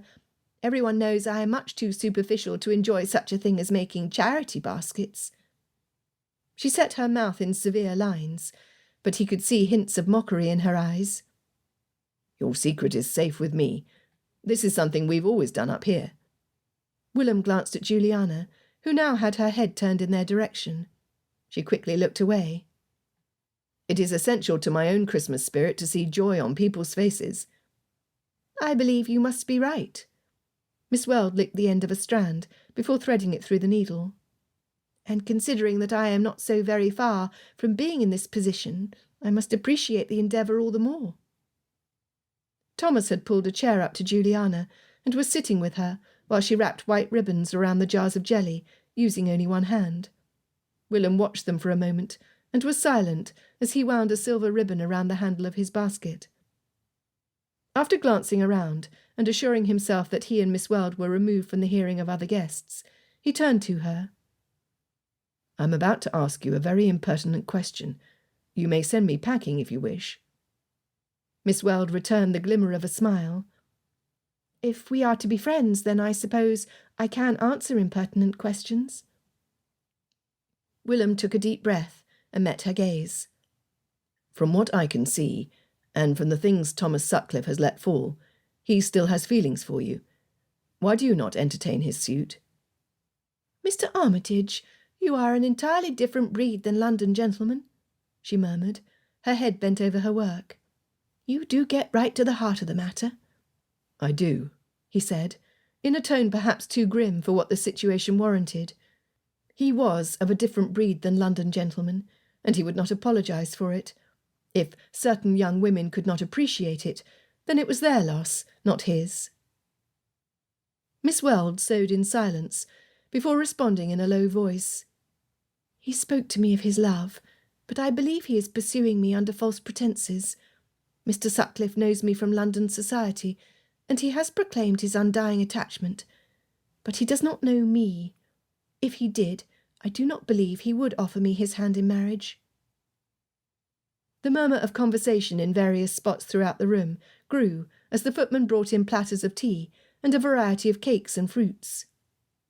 "We must feed the hungry labourers," Mrs. Saville called out, and her announcement was met with laughter. There was a general bustle as people got to their feet and went over to select from the cakes. A servant poured the tea for those who wished it. "May I bring something to you?" Willem nodded his head in the direction of the spread. Miss Weld glanced over at the choice of sweets and replied, "A slice of lemon cake, if you please, and tea with 1 sugar." Willem brought her cake and tea the way she liked it. After selecting his own refreshments, he resumed his seat. "Why do you not take the risk of telling Thomas of your circumstances? Allow him to decide whether he is interested." Miss Weld took a dainty bite of cake and set her plate down on the table, but did not pick up her embroidery. She waited until Thomas walked by them, carrying 2 slices of cake and handing one to Juliana. "I do not believe that he will like me for who I am." She glanced at Willem. "And I suppose I don't wish to find out." Willem put down the tea he had been drinking and picked up his basket again, grasping the ribbon that was dangling from the handle. "Well, as your friend, I can only advise you not to give up without knowing whether he is as inconstant as you think." He leaned in until she looked at him, then raised his brows. "Sometimes people surprise you." Chapter 14. While Juliana sewed her pouch that would hold coins for the widows, she darted glances at Willem and Clarissa, who had their heads bent next to one another in conversation. Even when Thomas came over to entertain her, she could not help but notice how Willem got up to serve Clarissa when the servants brought in the tea and cakes. He seemed most attentive. "You might become more accomplished at sewing, now that you can't get around very easily. This should give you a chance to work at the skill," Thomas teased. Juliana drew herself up with mock dignity. "I will have you know that if I wished to become proficient with the needle, I could do so. I simply prefer horses." "Even when those horses throw you?" Thomas threw a ball of ribbon at her head, and she dodged, then winced at the pain it caused her ribs. Sunbeam did not do it on purpose. She's a good girl." Juliana drew her brows together. "If it was not from the pheasant frightening her, then I'm sure it must have been I who rushed the wall." "You shock me," Thomas said, picking the scissors up from her lap and playing with them. "You admit to lacking skill in riding?" Juliana lifted her shoulder and turned her face away. "I've changed my mind. I admit to nothing." Thomas laughed. "I'm only teasing you. To own the truth, I've never met a woman who rode as well as you. How are you feeling today?" Juliana tested her ribs by shifting a bit on her seat before answering. "I wish I might have injured my right wrist instead of my left, so that I would have a good excuse not to sew. My ribs are still sore when I draw breath, but I seem to be able to walk with my hurt knee, even if it's a bit slower than usual." Do you plan to help decorate the rooms tomorrow? Anthony and I have talked about trying our hand at the saw. Juliana glanced over at Anthony, who stood talking to Mr. Saville near the fireplace. It was one of the rare moments he was in conversation with someone other than Thomas, Clarissa, or her. He had not seemed to adjust to Yorkshire company, as she had first thought he might. "I could not miss the decorating. It is my favourite part of Christmas, although I do not relish taking all the greenery down and burning it before Twelfth Night." Thomas reached down and took the end of a rope that lay near his feet and began twisting it. He focused on tying bits of rope in bundles that would be used to attach the branches the next day. With a jerk of his chin, he indicated Willelm and Clarissa. "What do you think of those two making a match of it?" Juliana looked down at her needlework, not knowing how to answer. It caught her by surprise how vehemently opposed she was to seeing Willelm pursue another woman, but she certainly had no right to ask him not to do so. She chose her words carefully, and replied in a low voice that would not carry. "It is time that Willelm married, but I am not so sure Clarissa is the one who best suits him." Feeling a sudden twinge of guilt for having said something so unkind, she added, "But then again, it is certainly not my concern. Of course I have no say in who he should choose for his future wife." Her statement was met with silence, and she looked at her companion. At last he replied with a sombre expression, so unlike his usual cheerful self. "I, for one, think she would make him a terrible wife. Miss Weld is much too capricious, and he will have a hard time bringing her to bridal." Juliana furrowed her brows. "I don't know. Willelm is kind, but you must not think that one can ride roughshod over him. He would never permit it." Thomas responded with a disbelieving grunt, adding, "You yourself know what Miss Weld is like in society. She sets the tone. It is not she who is influenced. I believe that once she sets her sights on something, no matter how strong a man might be, he would not be able to naysay her." Juliana glanced at the subjects of their discussion once more, then applied herself to her project. Thomas's words showed a certain amount of bitterness, and she could not figure out why he should be so. She only knew that she could not agree with his assessment of Willelm. "We shall see." Thomas excused himself and left the room, and Juliana listened to the quiet conversations around her. She had expected more from Thomas than this morose man he had become. What in the world had come over him to make him so jaded? Anthony moved over to sit with Marjorie and Emma, and she watched their lighter exchange. It was a shame that the Christmas spirit had not seemed to pervade the house and all its inhabitants. Her thoughts drifted to those moments nestled in Willem's arms as he rode with her. The ride had not been long enough. His embrace should have felt familiar, because Willelm was known to her. It was not like it was the first time he had caught her, or restrained her, or held her. But instead, the sensation was entirely new. She had been aware of his arms, and his closeness, and his scent, in a way she never had been before. Juliana shook her head at the bizarre turn of her thoughts. They had no place in her friendship with Willelm. It was just an odd moment, born of her vulnerability. It would surely pass. The next day, Juliana's godmother forbade her from going to fetch the evergreens that would be used to decorate the halls, but she was not disappointed. She knew it would have been hard for her to trek very far, even if the carriage took her to where the woods were.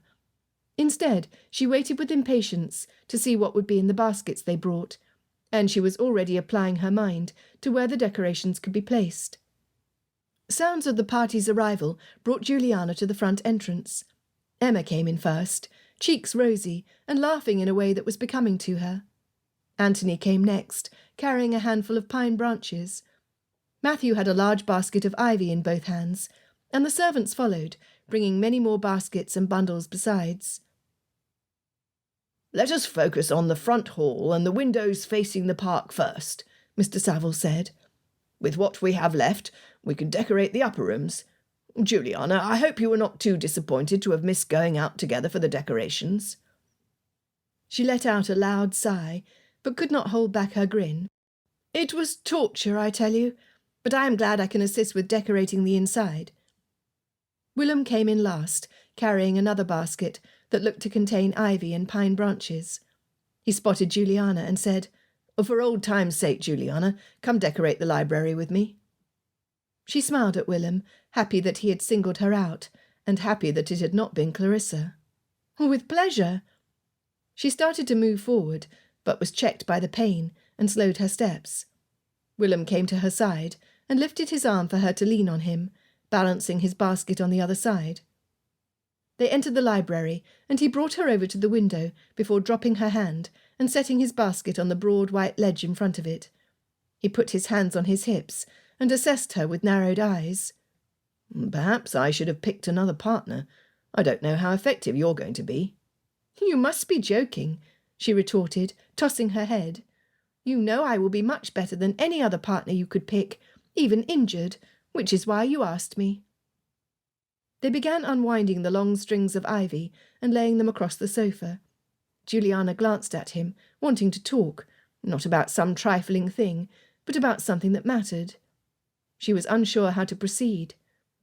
Willem brought a cane-back chair to the window and took a string of ivy before climbing up on it.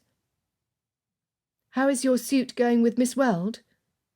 The question slipped out of Juliana's mouth before she could think the better of it. Willem paused in his movements of winding the ivy around the curtain rod.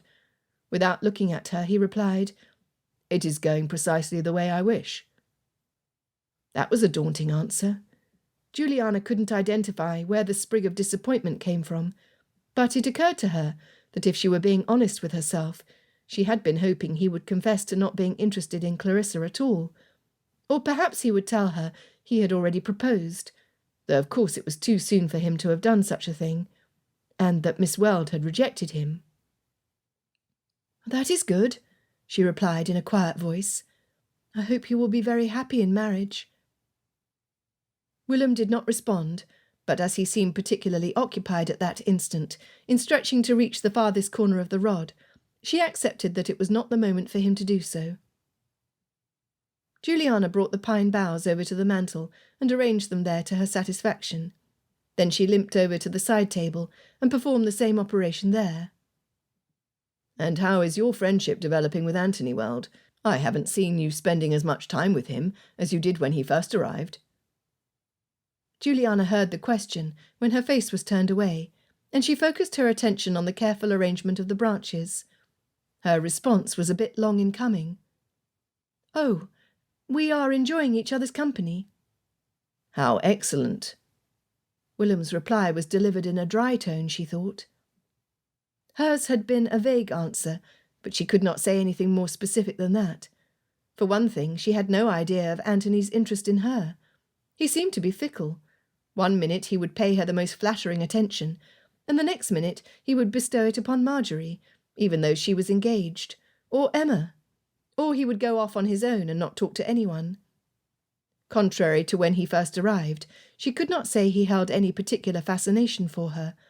He was not as loyal and attentive as Willem, and even though Anthony was a desirable catch by London standards, she was beginning to question the wisdom of seeking a husband who was so elusive, even if he did come with an elegant London residence. She found herself back to square one, where her matrimonial prospects were concerned. "What is this?" Willem's statement pulled Juliana out of her thoughts. The accompanying laugh was loud, and it sounded forced to her ears. "Know what this is?" he asked, holding a sprig of green with fairy-looking leaves. Juliana recognised it immediately.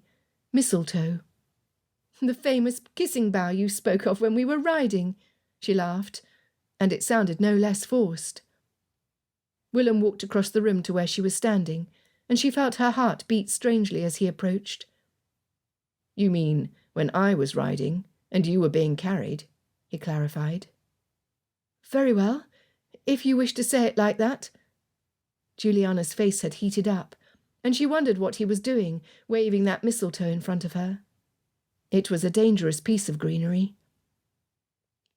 He lifted one eyebrow and said, "I am determined that we shall have all the Christmas festivities to mark your Yorkshire Christmas."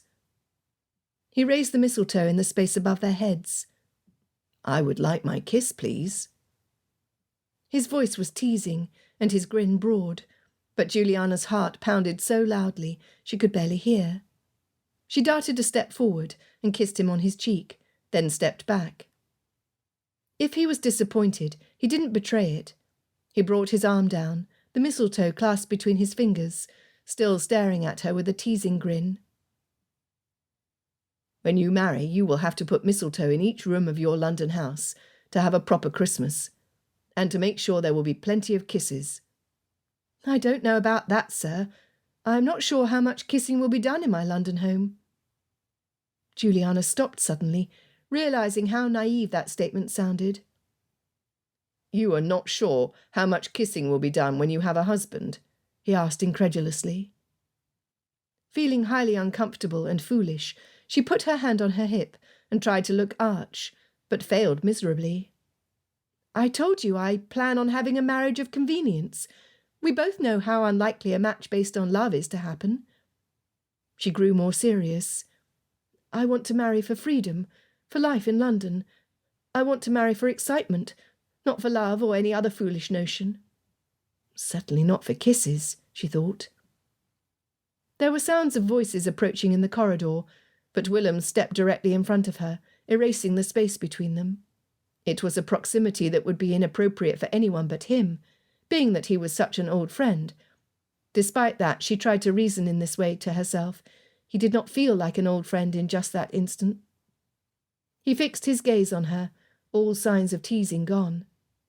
He remained still for a moment, though the voices and footsteps grew nearer, and it was not a comfortable position for either of them to be surprised in. You are mistaken, Jules, if you think that excitement can be reduced to having the right London address or being invited to the right parties. His voice was gruff, and he lifted a hand to cup the side of her face, his fingers sending shivers down her spine and straight into her feet. Excitement is being known. Willem leaned forward as the voices approached the door to the library. Very slowly, he placed a kiss on her cheek, just next to her mouth, where she knew her dimple to be. And excitement is kisses, even ones forced by mistletoe. He stepped back, just as the door opened. Sharrow Estate, Friday 22nd December, 1815. Dear Tempie, your letter brought me joy in an otherwise overcast and busy day. I'm so glad you found your great-niece Florence a willing party to your noble schemes.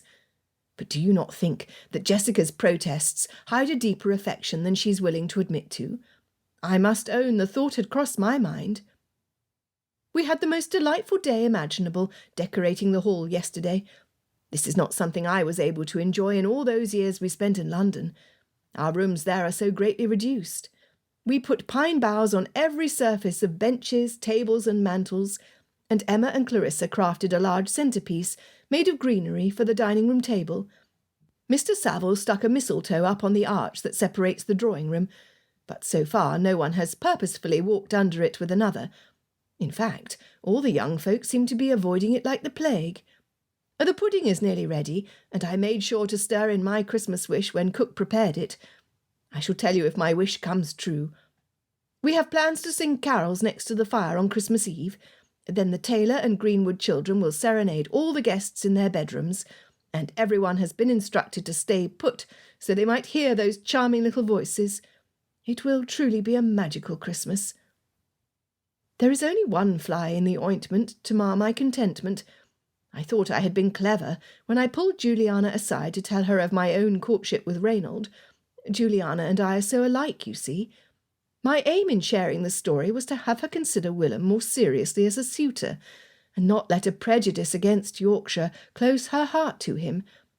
It seemed to have worked, for after he rescued her from a fall off her horse, nothing serious, I assure you, they became as inseparable as they once were. But then something has happened to set them at odds. Before the fall, there were moments when I could see their old friendship resurface, and other moments when I thought I saw jealousy. You must forgive me for being so calculating, but your great-niece and nephew have been a particular blessing in helping my match along. Anthony and Juliana were spending time together, and Willem and Clarissa also seemed to flock together. It is true there is always the risk that you might end up with two of my additions to your extended family. But I tend to have a good hunch about things, and I don't believe this to be the case. If the looks Juliana was sending Willem were not precisely longing, they were not indifferent. This development has therefore left me perplexed. Shortly after the decorating spree, Juliana took to her room. She claimed the effects of the fall were paining her, and that she would rather rest at present. That would have been understandable if it had been just the one day, but even today she has not come to any of our meals, and has had everything sent up to her. Willem has been very quiet, too quiet even for him. I visited Juliana once, and she reassured me that she was perfectly fine, and only needed to rest. Personally, I found her a bit listless. Willem asked after her again today, and I could only repeat what she said. He had such a frown between his eyes. I know he was tempted to go up to her bedroom himself. I can only hope that this complication will not take on proportion and leave them more estranged. We have just under a fortnight left, and although I am enjoying this matchmaking scheme, I believe it's making me more anxious than I would like. I could almost forfeit my winning just to see my dear goddaughter happily settled. Do tell me whether our wager is over, and whether you have won. You seemed quite confident in your last letter. Since you will receive this just after Christmas, but before the New Year, let me not be behind in wishing you the very best of the season. I remain, affectionately yours, Aota Saville. Chapter 16. Juliana was hiding. There was no other way to describe her burrowing in her room for the rest of the day, and missing the late afternoon games. A knock sounded after dinner, and when she bid the person to enter, Mrs. Saville appeared, followed by Betty, who carried a tray laden with food. "Ma'am, you should not be troubling yourself to walk about with your sore foot," Juliana cried out when she saw her godmother. She threw off her bedcovers and stood. "I am no worse off than you, my dear. I had to come and see how you fared. Are you in great pain?" Mrs. Saville walked over to Juliana. She still leaned on her cane, but she seemed to be walking more easily. "I'm fine. You must not worry. I'm only sore." Juliana did not elaborate. She was sore, but it was not her ribs or knee that troubled her. "Well, climb back into bed, then. You shall eat something. I cannot send you back to your mother half-starved." Juliana obeyed, and her godmother brought the covers up to her waist, then signalled for Betty to set the dinner tray on Juliana's lap. "You may leave us now," she instructed. When the maid left, Mrs. Saville sat on the side of the bed and studied Juliana, who made a show of picking up the fork. She could neither eat nor quite look at her godmother, who she feared would see right through her. There was an array of feelings coursing through her that Juliana would rather keep hidden, and they were entirely too close to the surface. Never before had she experienced the battering in her chest she had felt when Willem stood within a hair's breadth of her before he closed the distance, and pressed a soft kiss to her cheek. The memory burned in her mind, and she came back to it again and again. Her heart had beat so loudly, she was afraid everyone could hear it when they entered the room. "I am convinced I permitted you to leave your bed earlier than you should have," her godmother observed, after watching Juliana in silence. "The decorating must have worn you out." Juliana shrugged. "Only a very little. I would not have wanted to miss it, though." It was not the decorating. The truth was, she could not leave her bed because she could not bear to face Willem with all the novel feelings that had developed, nor could she bear to face anyone else. How mortifying that he had seemed entirely unaffected after he stepped away from her, but she felt as though the ground was no longer solid. Rather, it had swayed up and down like broad ripples in the wake of a boat on a large pond. In the hours since he had pressed a kiss on her cheek, she was consumed by sparks of joy and energy that might have inspired her to accomplish a million things, were they not combined with a paralysing lethargy. Mrs. Saville patted her leg gently. "Well, I can see you are not in the mood for conversation, and I shall not weary you by forcing it. Take the time you need, and ring if you desire anything." Juliana's lips trembled upwards at her godmother's kindness. "Thank you, Mum. I will." When Mrs. Saville left, Juliana managed to eat a couple of bites of her dinner before pushing the plate away. The food had no taste. How could she think about eating anything? She must be growing ill. Her gaze fell on the slice of cheese that Matthew had acknowledged as a speciality from Swaledale sheep. Involuntary laughter broke out of her when she remembered Willem's quiet teasing of Matthew at the dinner table that first night in Yorkshire. He was the perfect person to joke with, despite the serious bent to his nature. He rarely showed his humour to anyone else. It was as though this side was reserved especially for her. It was proof that she was his friend first, before anyone else. For some reason, that reflection threatened to turn her laughter into tears. Her thoughts flew immediately to the memory of riding with Willem after the accident. As his stallion walked, Juliana had been rocked back and forth in the saddle, nestled in his arms. The recollection of those firm arms encircling her teased her vision more than once. It was an enticement for some longing she could not put her finger on. The night of the hunt, when he had come to the drawing-room to see how she fared before dinner, she noticed for the first time how mistaken she had been in his appearance. William was not stodgy. He was strong. In fact, his physical strength simply matched what she knew of his inner strength. And his face, so familiar as it had been all these years, had become appealing. There was a force to the attraction that pulled her to him, so that whenever she was in the same room with him, she longed to be at his side. She picked up the napkin that was on her tray and twisted it absently, winding it around her fingers and remembering his arms around her as they rode, wishing he had pulled her close, and wishing that instead of kissing her on the cheek as he had done in the library, he turned her flush against him to kiss her on the mouth. Juliana gave a sharp intake of breath, horrified. Oh, good heavens! She held her breath, shocked at the turn of her thoughts. I have accidentally fallen in love with my friend. Oh, how long will it take to fix this? Surely falling in love, against all good intentions, could be rectified, could it not? She had not meant to do it, and anyone with good sense could see it was a most illogical thing to do. In fact, it was the stupidest thing ever. She scolded herself. Do not be ridiculous. It is time you took yourself in hand and stopped this nonsense. You know you do not wish to spend the rest of your life chained to Yorkshire. Besides, he's practically a brother. But Juliana was too honest to lie, especially to herself. He had never felt like a brother, even when the idea of aligning herself to him in any way was the furthest thing from her wishes. He felt like a friend, a good, solid, dependable, sturdy friend, whose arms were rock solid, and whose nearness caused her to lose all rational thought, whose lips— Stop it now! But the train of thoughts would not stop. With a sense of frustration, Juliana took a minute to absorb the feelings she was experiencing, and to accept them. Since they would not go away, she had little choice in the matter, but to make sense of them.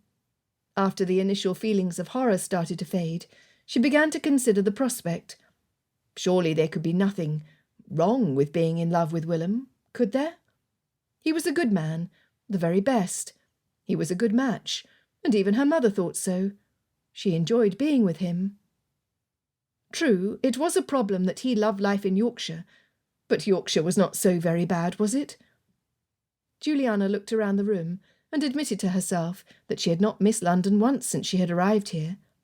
And it was not as if living in Yorkshire meant a life sentence of rustication. One could visit London after all. The potential consequences was a subject to think about presently. For the moment, Juliana could only contemplate this new development. Her heart beat dully. Then she laughed, suddenly, shaking her head. I am clearly going mad. She clutched her shawl to her chest and grinned, her eyes filled with tears. What an extraordinary revelation this was. She wanted to tell someone, but her closest friend was Willem, and he was the last person to whom she could confide her change of heart. That would make it real. She rang for Betty to come ready her for bed and clear her tray.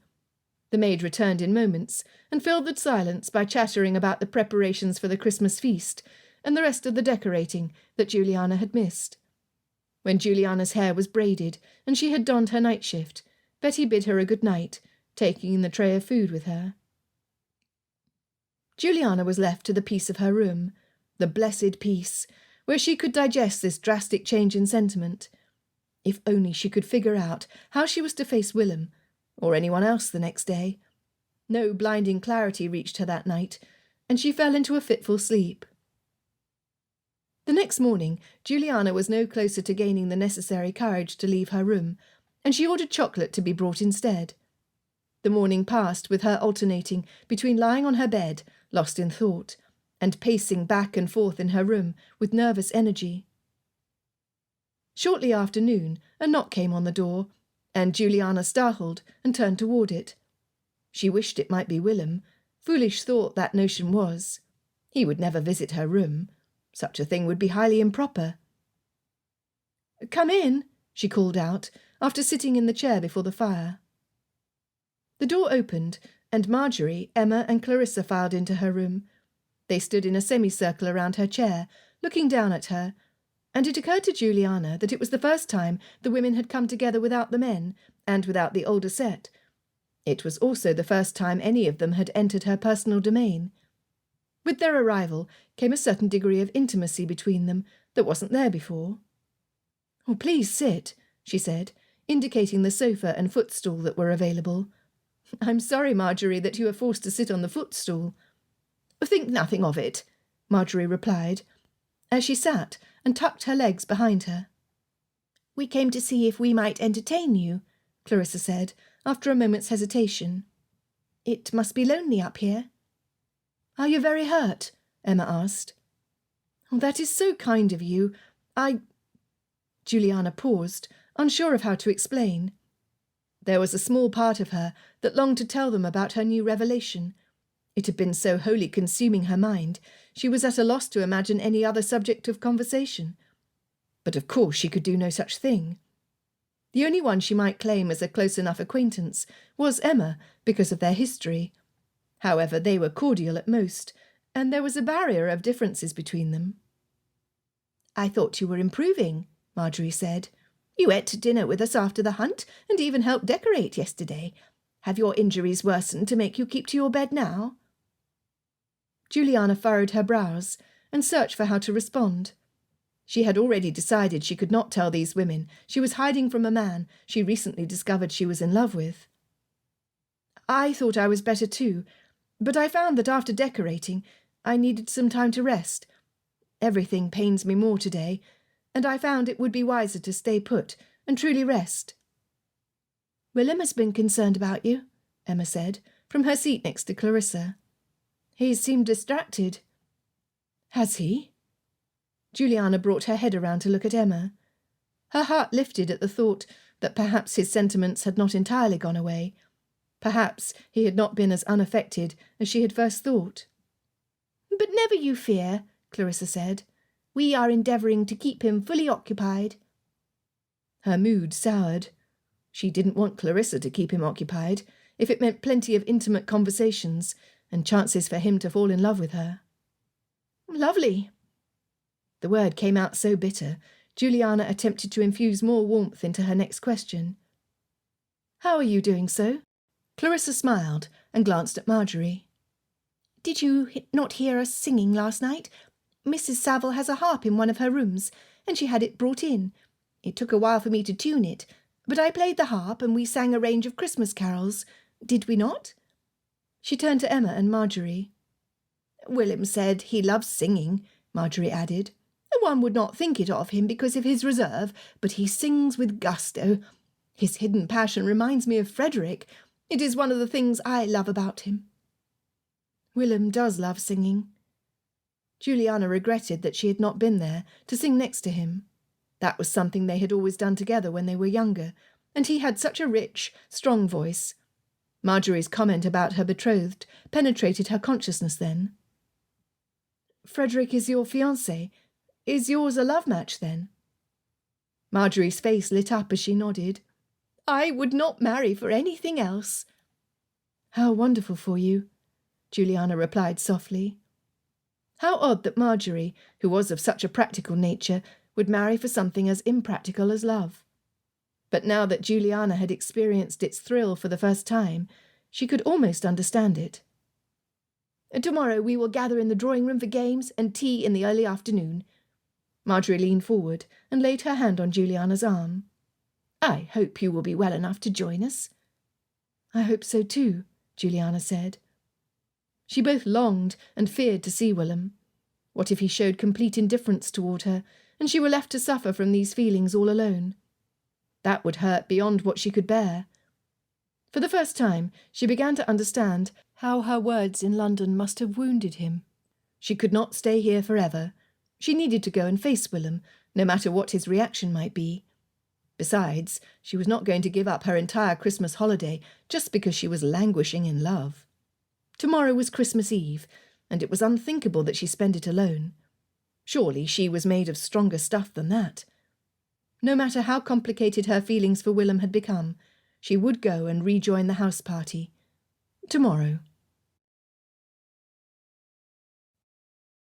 Chapter 17. When Willem did not see Juliana that night, after he kissed her on that tempting spot just next to her lips, he was surprised, but could invent any number of reasons why she might not have joined the rest of the guests for dinner. When she did not appear again the next day, he knew he had made a grave error. He kept thinking and rethinking the events, trying not to focus too much on how that kiss on her cheek had affected him. What was I thinking, going and giving her a kiss like that? He had intended to step up on the seduction and stop wooing with all the finesse of a grandfather, but instead he had been too eager. The chaste kiss he had attempted had been anything but that. He could barely think straight when everyone had poured into the room, and he'd had to pretend he had just completed the decorating. She made it perfectly clear that she was not interested in anything from me, and I resolved to give her all the space she needed. So what must I do but go and try to seduce her? I am a complete idiot. Willem wished he knew what she were thinking. If only he could see her, read her expression, and listen to what she had to say. Had he frightened her? He didn't think so. Juliana was not somebody who was easily frightened. Had he disgusted her? He hoped not. He might not be her handsome ideal, but he certainly hoped that receiving one of his kisses would not fill her with disgust. Was she trying to spare his feelings and hint him away? Out of every scenario that flitted through his mind, this one seemed to be the most logical. He tried to fill his day by spending time with the other guests. He got up a game of billiards, a friendly competition with him and Thomas, paired up against Matthew and Anthony. Anthony had not looked particularly happy to be paired with Matthew, who had little to add in the way of speech, but he soon discovered that Matthew was as good at billiards as he was a sportsman. They beat Thomas and Willem 2 matches out of 3. Willem had gone for walks with Marjorie, who appreciated the outdoors, where he listened to her tell him all about Frederick. He played backgammon with Emma, but as it was an easy victory, the game did not occupy his mind. And he stood next to Miss Weld to sing as she sat playing harp. That had been a welcome relief from thinking about Juliana, even though he missed hearing her sing. "You have a fine voice," Miss Weld had said to him during a pause in their singing, when the others were drinking punch and conversing in groups.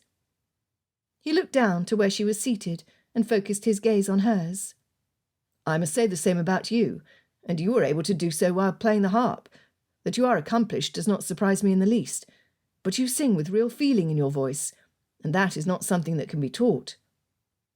Miss Weld looked down, and he detected faint spots of pink on her cheeks. "I enjoy singing. I suppose it is a way of expressing some deeper sentiment, although many would suspect I have none." "I'm not of that number," Willem said, then glanced up when a movement caught his eye. It was Thomas at the fireplace, staring at them and wearing a scowl. Willem was starting to lose all patience with him. The man gave up entirely too easily, and brooded, instead of fighting for Miss Weld's heart.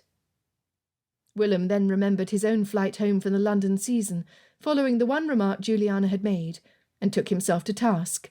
He must be more charitable, and maybe help the man out. "Thomas, would you be able to bring Miss Weld a drink? I must fetch something." That had not at all been smooth, but Thomas wasted no time in coming over to bow before Miss Weld. His frown had disappeared. "I'm happy to be of assistance, Miss Weld. What would you like to drink?" Now that Willem had stated his intentions to fetch something, he had no choice but to leave the room. He walked out with purpose, wondering where he was going to go. As he entered the corridor, Mrs. Saville was coming toward the drawing-room at as brisk a pace as her cane allowed. "Willem, the very person I wished to see. Will you assist me in carrying in these prayer books? I thought we might read from them after we are done singing the Christmas carols. I cannot manage very easily with my cane." She turned and headed toward the door to the study. "With pleasure," Willem assured her, and followed her in. She made her way over to a drawer tucked in the central column of the massive bookshelf and showed him a small stack of identical books. "These," she said. Willem took the books in one hand and offered his arm so he might assist Mrs. Saville with the other. She put her hand on his arm, and they progressed at a steady rate back to the drawing-room. He was glad he had something to do after all, so his words had not been empty. They neared the drawing-room, and it dawned on him that he was missing out on an opportunity to do some sleuthing. "Why has Juliana not come down?" She said she had not realised how much her fall had taken its toll on her, and she thought it wise to take some time to rest. He could feel Mrs. Saville's piercing gaze from his side. "You wouldn't happen to know of any other reason she might have suddenly taken to her room? It happened so soon after you decorated the library together." Willem frowned to cover his embarrassment. "I have no idea. She seemed to be moving with little hindrance then." "Ah, well." Mrs. Saville paused and allowed Willem to drop her hand and open the door to the drawing-room. "Eventually she must come and join us. She cannot stay in her room and miss Christmas after all." "No," he replied, his heart dipping at the thought. The next day was Christmas Eve, and Willem was in the breakfast-room early. He forced himself to eat, wondering if he would have a glimpse of Juliana today. He had certainly hoped she would not miss Christmas because of an ill-thought-out kiss, but he was starting to lose confidence. The other thing that troubled him was whether he should apologise to her. If it was needed, the smart thing to do would be not waste any time. He wasn't sure he would get another chance once she left Yorkshire. He was willing, he just didn't know if an apology was warranted. The door opened, and Juliana entered wearing a dress of a deep green colour. She looked splendid, and his eyes drank in the sight of her. "Good morning, Willem," she said, in a voice that seemed natural. But he read nothing from her expression, since she quickly turned away to the sideboard to fill her plate. "Good morning. We've all missed you. I hope you're properly mended," he said in quick succession. If he could just get a sense of the right way to approach her. "I am feeling much more the thing. I still walk slowly and feel pain in my ribs, but I won't need to take to my bed any longer." Juliana's tone was cheerful, but she did not look him in the eyes when she came to sit at the table. She settled her gaze on the teapot in front of her and filled her cup. Willem was torn between concern and an urge to smile. He didn't think she was upset with him, but the fact that she couldn't look at him. Did that mean she had been affected by his kiss? If she was, then not only had no harm been done, but it meant that perhaps there was hope. A foolish urge to grin overcame him, and he stood suddenly and turned to take another roll from the sideboard that he didn't need.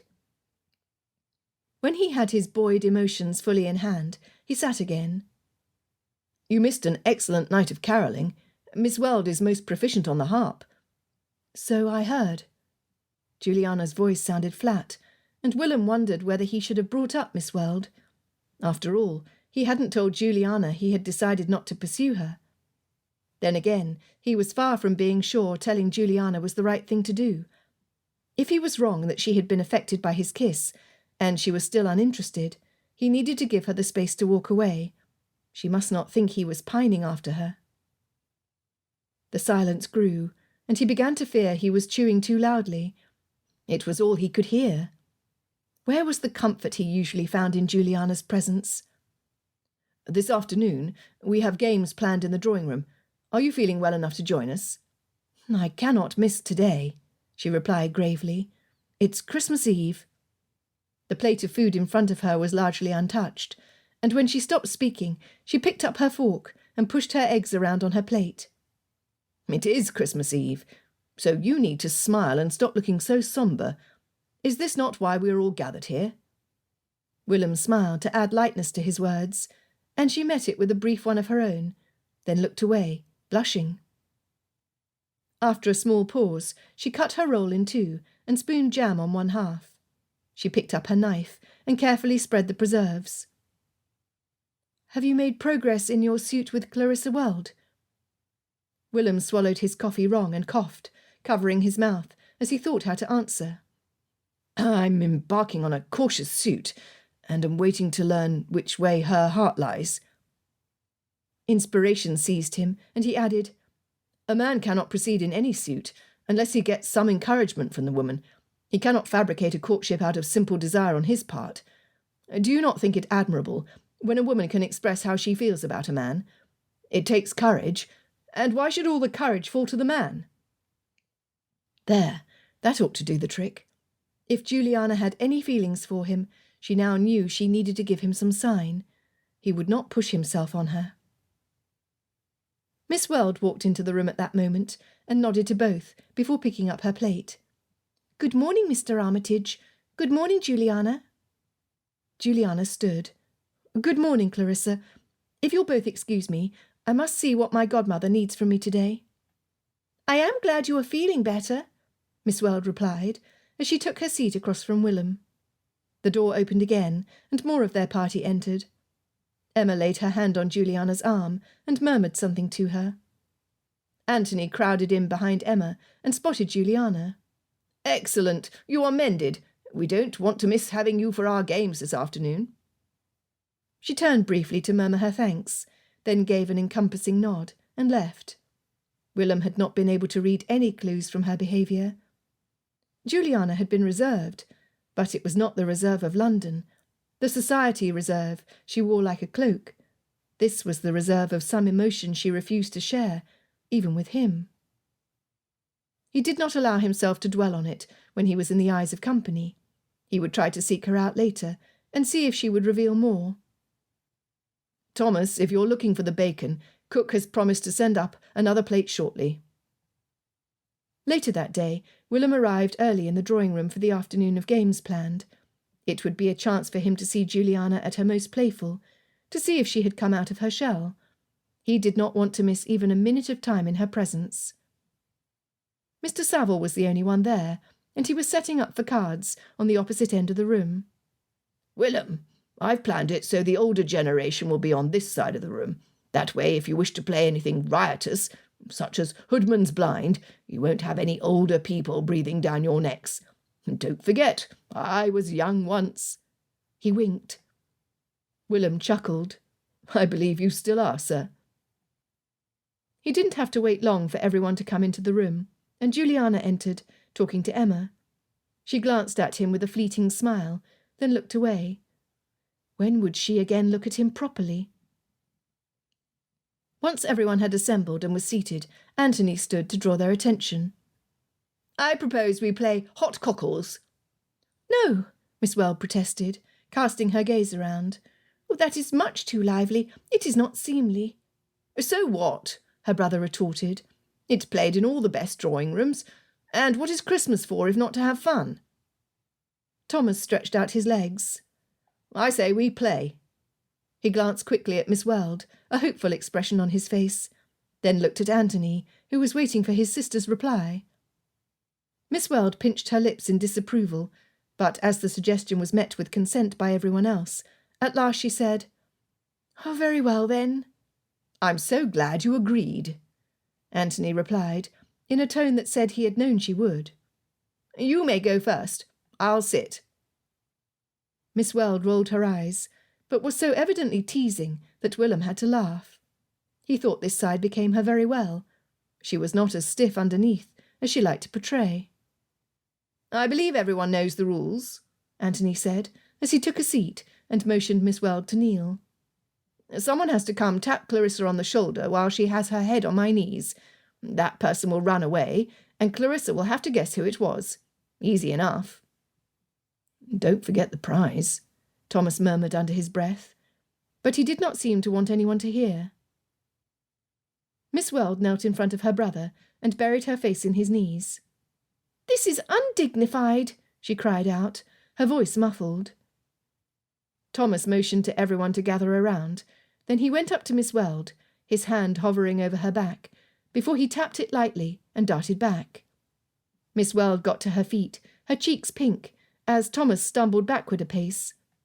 She looked at each person in the crowd, but her eyes came back to Thomas. "Mr. Sutcliffe," she announced. Everyone laughed, and Thomas put on a mock scowl. "How in the world did you know? I guess I shall be obliged to kiss you." "What?" she retorted. "That is not the sort of game I am electing to play." "Sorry, Clary," Anthony said. "Hot cockles rules apply. You get kissed if you guess correctly." "Had I known, I would never have guessed correctly," she retorted, but she turned her cheek upward. Thomas came over and looked her straight in the eyes, then kissed her on the cheek. Willem hoped he was having second thoughts about giving up his suit. He had abandoned it entirely too easily. "Now, Clarissa, choose your man," Anthony ordered, as he stood and joined the circle. The card players on the other end of the room made a noise as one of the teams took a trick. Miss Weld looked around the circle, and her gaze settled on Willem. A smile played on her lips. "Mr. Armitage." Willem returned it. She seemed anxious to take the focus off her and Thomas as quickly as she could, and he could sympathise with her. He took the chair and said, "Thomas, your turn. Who's it to be?" Thomas pivoted to look at the crowd, then turned back. "I choose Juliana." Willem's heart leapt. It was just the person he would choose. He looked at Juliana, not daring to show any signs of pleasure that they were paired up for this. She looked at Willem, then at Thomas, then crossed her arms. "I'm afraid I cannot get on my knees. They are still too pained." "Of course," Willem said, getting up quickly. "You sit here, and I will take your place." "No, no," Anthony said. "We cannot switch places. That would be cheating. What you must do is to sit on a footstool. Come now." He went over to get an embroidered cushioned stool and placed it in front of Willem's chair. "Sit." Willem resumed his seat and waited until Juliana sat at his feet on the small stool. It seemed to take forever for her to take her place for the game, and it occurred to him that it might hurt her to sit so low. He grabbed her hands. "Let me help you down." She held his gaze, and he lowered her to the stool in front of him, not letting go of her hands, even after she was in place. Once he realised what he was doing, he let go. She was sitting so close to him, and in such a vulnerable position, it made it hard for him to breathe. He refrained from clearing his throat out of nervousness, and put his knees together, and waited. Juliana's face was bright red, as she lowered her face onto his lap. Willem kept his hands firmly at his sides. He longed to hug her, or lift her face up and kiss her senseless. It was the strangest intimacy, and he felt the heat of her blush through the cloth of his pantaloons. Marjorie held up her hand to claim the chance. She came over and swatted Juliana on the rump, just above where she was seated. "Ah!" Juliana's head darted up, and she swivelled around. Marjorie was laughing too hard not to be caught. "It was Marjorie. Please tell me I will not need to kiss her." Juliana had raised an eyebrow, but she was smiling. She refused to look at Willem. Chapter 18. Juliana could barely get through the game of hot cockles without feeling that she was going to die of mortification. It was not the first time she had buried her head in Willem's lap, for they had often played the game as children, for tickles instead of kisses. But never had she been so conscious of what she was doing. Good heavens, how was such a game fit for proper society? And yet it was played all over England. Every one of the young people had their turn to swat or be swatted before they wore themselves out from laughing. After the game had run its course, her godmother called Juliana over and invited her to sit beside her. "My dear, it is so good to see you well enough to mix with company again. All that silliness between you young people is just what I had hoped to see this Christmas. I had begun to fear you would be too unwell to attend the Christmas festivities." "Oh no, that would be unthinkable," Juliana replied, suffering a twinge of guilt for having absented herself for no other reason than being unable to come to terms with the novel feelings she was experiencing.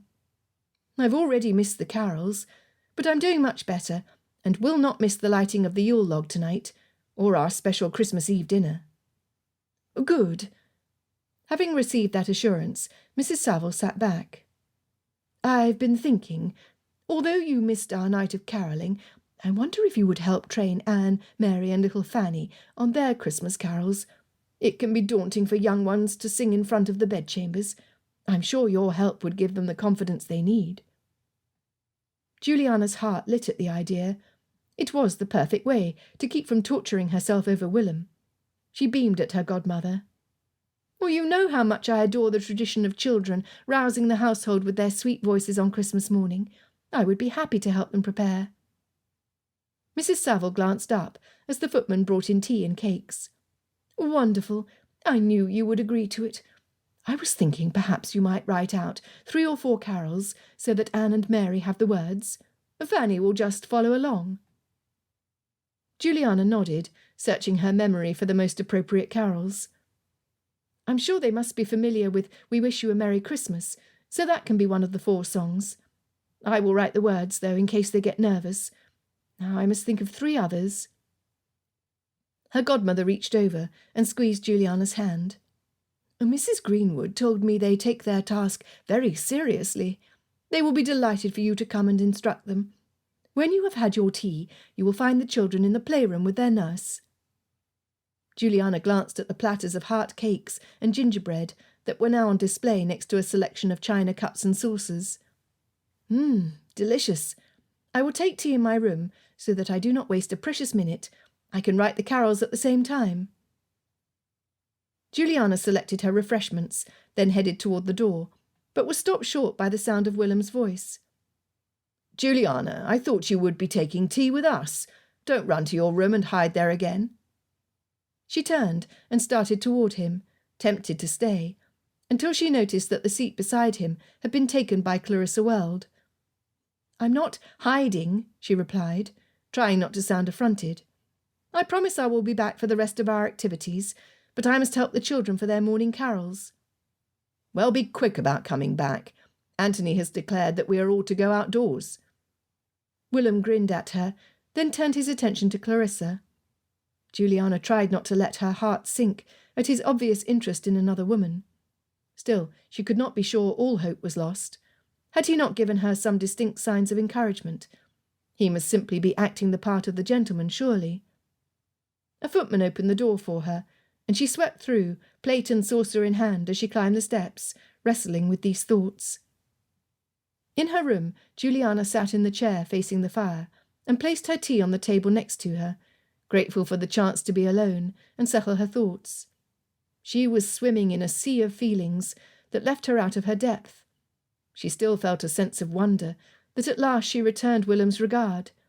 She basked in that happy realization, until she remembered his regard was possibly no longer pointed in her direction. How could she have dismissed him in London? How could she not have seen that he was the right one for her? And now he showed signs of having moved on to someone else, and she was left wading through these new-found emotions with no remedy.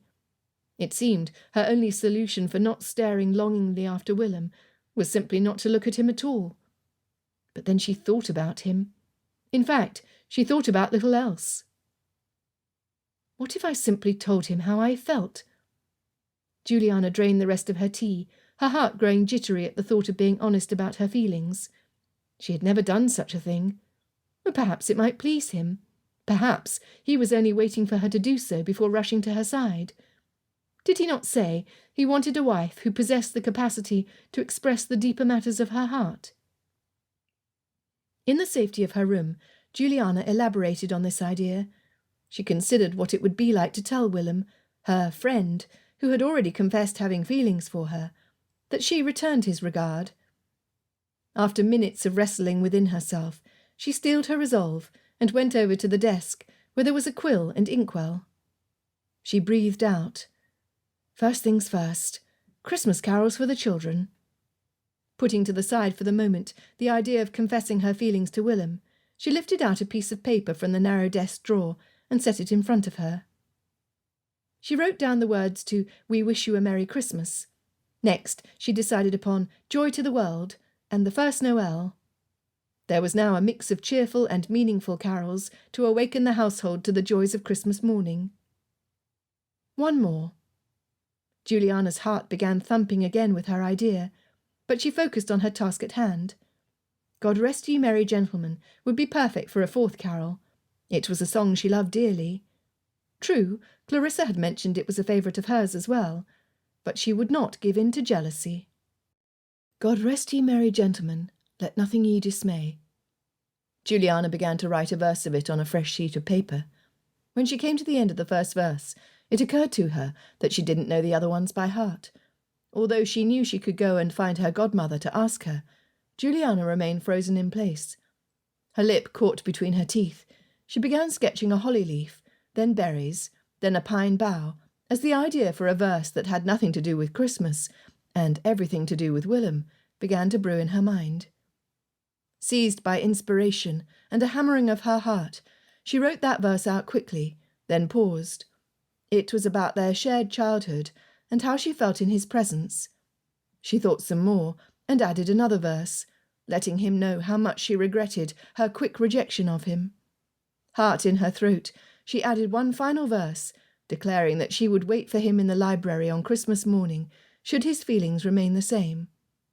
Before she could lose courage and change her mind, she sprinkled the paper with sand and shook off the excess. Now Willem would know how she felt. If he wished to act upon the knowledge, he would come and find her. There was no surer sign she could give him than that. Hands trembling, Juliana folded the paper in 3 and wrote Willem's name on the outward fold. There would only be 3 Christmas carols for the general public, and 1 carol for Willelm Armitage. Now all she had to do was to see if the girls could be relied upon to sing this for him, and not say a word about it otherwise. She hurried toward the schoolroom, as quickly as her injuries would allow, and reflected that it was fortunate Willem had been placed on a short wing of the house that had no other bedrooms. This would work in her favour, as no one else would inadvertently hear a carol meant only for his ears. She trusted that the children would be delighted to sing something special for him, and would hopefully not understand too much of its hidden message. When she opened the door, Anne and Mary cried out in delight at seeing her, and Fanny followed them over as they threw their arms about her waist. "I have been assigned to teach you the Christmas carols that you are to sing tomorrow morning." Juliana waved the papers in front of them, her eyebrows lifted. "Are you ready to wake everyone tomorrow morning with your charming voices, so that they might start their Christmas celebration properly?" "Oh, yes!" exclaimed both girls. Fanny nodded solemnly. "Very well." Juliana turned to the nurse and smiled at her. "If you go to the kitchen, I'm sure Cook will be happy to give you some sugar cakes. It will give me a chance to teach the children without them being nervous before an audience." "Oh, yes, miss." The nurse bobbed a curtsy and went toward the door, with Fanny's baby brother George in her arms, and Juliana turned to the children. "We have 3 songs for you to sing in front of each door tomorrow morning. You can sing 1 carol in front of one door, and a different one in front of the next. I wrote them down for you. Does this sound like something you can do?" "What are the Christmas carols?" Anne asked, glancing at the papers in Juliana's hand. "We Wish You a Merry Christmas," "The First Noel," and "Joy to the World." Do you know them all?" Mary frowned. "I don't know all the words." "But Miss Juliana has written them down," Anne assured her. "Do you see, we can read them as we sing, and Fanny, you can sing the parts you know." "Excellent. That is precisely what I was thinking." Juliana paused, reflecting on the most natural way to bring about her plan. "May I ask, who is your favourite guest here?" She bit her lip to refrain from smiling, certain of their answer. "Mr. Armitage," Mary said, and Anne nodded. Fanny remained mute, but glanced at the older girls. "He is very good, isn't he?" Juliana said. "I know he is teaching you to ride, Anne, and he brought you a book, Mary. Fanny, do you know him?" Fanny looked up at Juliana and nodded solemnly. Juliana smiled. "Well, he is quite a very special friend to me too. Don't you think he deserves his own dedicated Christmas carol?" "Oh, yes!" the girls exclaimed in unison. Anne clapped her hand in excitement, and Mary bounced up and down on her feet. Now that the children were in agreement, Juliana was both relieved and nervous. She just hoped she was not making a foolish mistake. She handed Anne the 3 papers with the carols on them. "Here are the carols for all the guests, and this special one is for Mr. Armitage. It is important that you remember which carol is for him. Do you see, I've put the little sketches of holiday greenery on the top of the paper here, and his name on the outside. Do you think you can remember that this is only for him, and is not for anyone else?" The girls nodded their understanding, and Juliana added, "You can sing in front of his room last. I will teach you the special words to his carol, and then, when you are finished, you need only slip it under his door and run back to the schoolroom. Cook has promised to provide you with sugar cakes and all sorts of holiday treats." Juliana grinned at the children's enthusiasm, allowing it to assuage her own nervousness. She spent 1 hour with the girls, which was as much as they could handle, before growing distracted. At the end of it, she was fairly confident they would be able to sing her special song as well as the other ones she'd chosen. "Remember, this is our secret," she told them before she took their leave. "We want to encourage Mr. Armitage, and we don't want anyone else to know. So, when you're done singing, what must you do?" "We fold the note and slip it under his door," Anne said. "Precisely. Well, you are absolute dears, and everyone will be delighted to be awakened by your singing." Juliana gave them each a kiss, and made a mental note to find a small Christmas treat to give them the next day. Despite having taken such a bold move, Juliana's heart began to beat more steadily. She was able to transform some of those overwhelming feelings that had consumed her into action. It was a risk, but perhaps it was not too late. After all, hadn't he only just declared his feelings for her? Surely he could not so fully have transferred them to Clarissa by now. Juliana entered the drawing-room and saw that nobody was there. Then she went to the library and looked through the window. The guests were walking in couples, although Emma had both Anthony and Matthew on either arm. Marjorie walked with Thomas, and appeared to be saying something of a serious nature. A good cousinly scold from the looks of it. Farther on, she spotted Willelm walking with Clarissa, their heads bent together. Her breath caught in her throat. She hoped she had not made a mistake. It was not too late to go and tell the girls not to sing the special carol she had written for him. But then, how would she ever know if he was the right one for her? She would miss out on her chance without ever knowing what might have been. No, she needed to be bold. If she had been foolish enough to reject him in London, she now needed to be smart enough to declare that her interests had changed. Juliana just hoped it was not too late. Chapter 19. Willem was beginning to think that Anthony had a volatile streak. Once the man had taken it into his head that Christmas Eve in the country must comprise an outdoor excursion, he would not rest until they were all outside. Not even the ladies would be permitted to bow out. Miss Weld had seemed resigned to the idea, or to her brother's determination, and commented that the weather was mild for a Yorkshire December. Emma and Marjorie said they were always happy to go out of doors. And with a glance at Miss Weld, Thomas threw his support behind the idea, saying there was a charming part of the grounds they could walk to, where the heath was covered with snow. It did suit Willem's pleasure to be in the fresh air, but he found himself glancing often at the door to Sharrow Hall, wondering when Juliana would appear. Emma and Marjorie were used to the weather, and were dressed warmly, but not excessively. Miss Weld had covered herself very well with a fur-lined pelisse and a lined bonnet. "If you insist upon carrying a muff, it will be hard for you to throw snowballs," Willem teased. "I should certainly hope throwing snow is not part of today's entertainment," Miss Weld retorted, lifting her chin in a way that might have intimidated him before he had begun to know her better. "My sister does not know how to enjoy herself properly." Anthony picked up a mound of snow with a wicked grin. "We shall have to pummel her with snow and see if we can get her to loosen up." Dousing me in ice will not cause me to become less icy, Miss Wells said dryly. Willem thought the teasing had gone far enough, and he went up to her and bowed. Allow me to serve as your knight-errant. I will ensure that no snowballs come your way. Her gaze held warmth and relief, and she curtsied. You are all kindness, sir. He put out his arm, and she slipped her hand under his elbow. They walked together, and in front of them Emma kept turning to regale the group with what cook was preparing for their holiday dinner. Willem responded suitably, though his mind was elsewhere. Thomas joined them and proposed they visit the part of the grounds he had spoken of. Marjorie held up her hand. Shall I not first go and see if Juliana is done, so she might come with us? Allow me, Willem replied, too eagerly he feared, before he came to his senses and glanced at Miss Weld. If you can do without my escort for a few minutes. She nodded, releasing him, but Willem could see he had not been very gallant. Miss Weld, would you take my arm? Thomas stepped forward.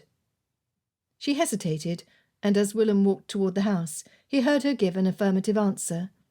Perhaps his social gaffe would be for the best.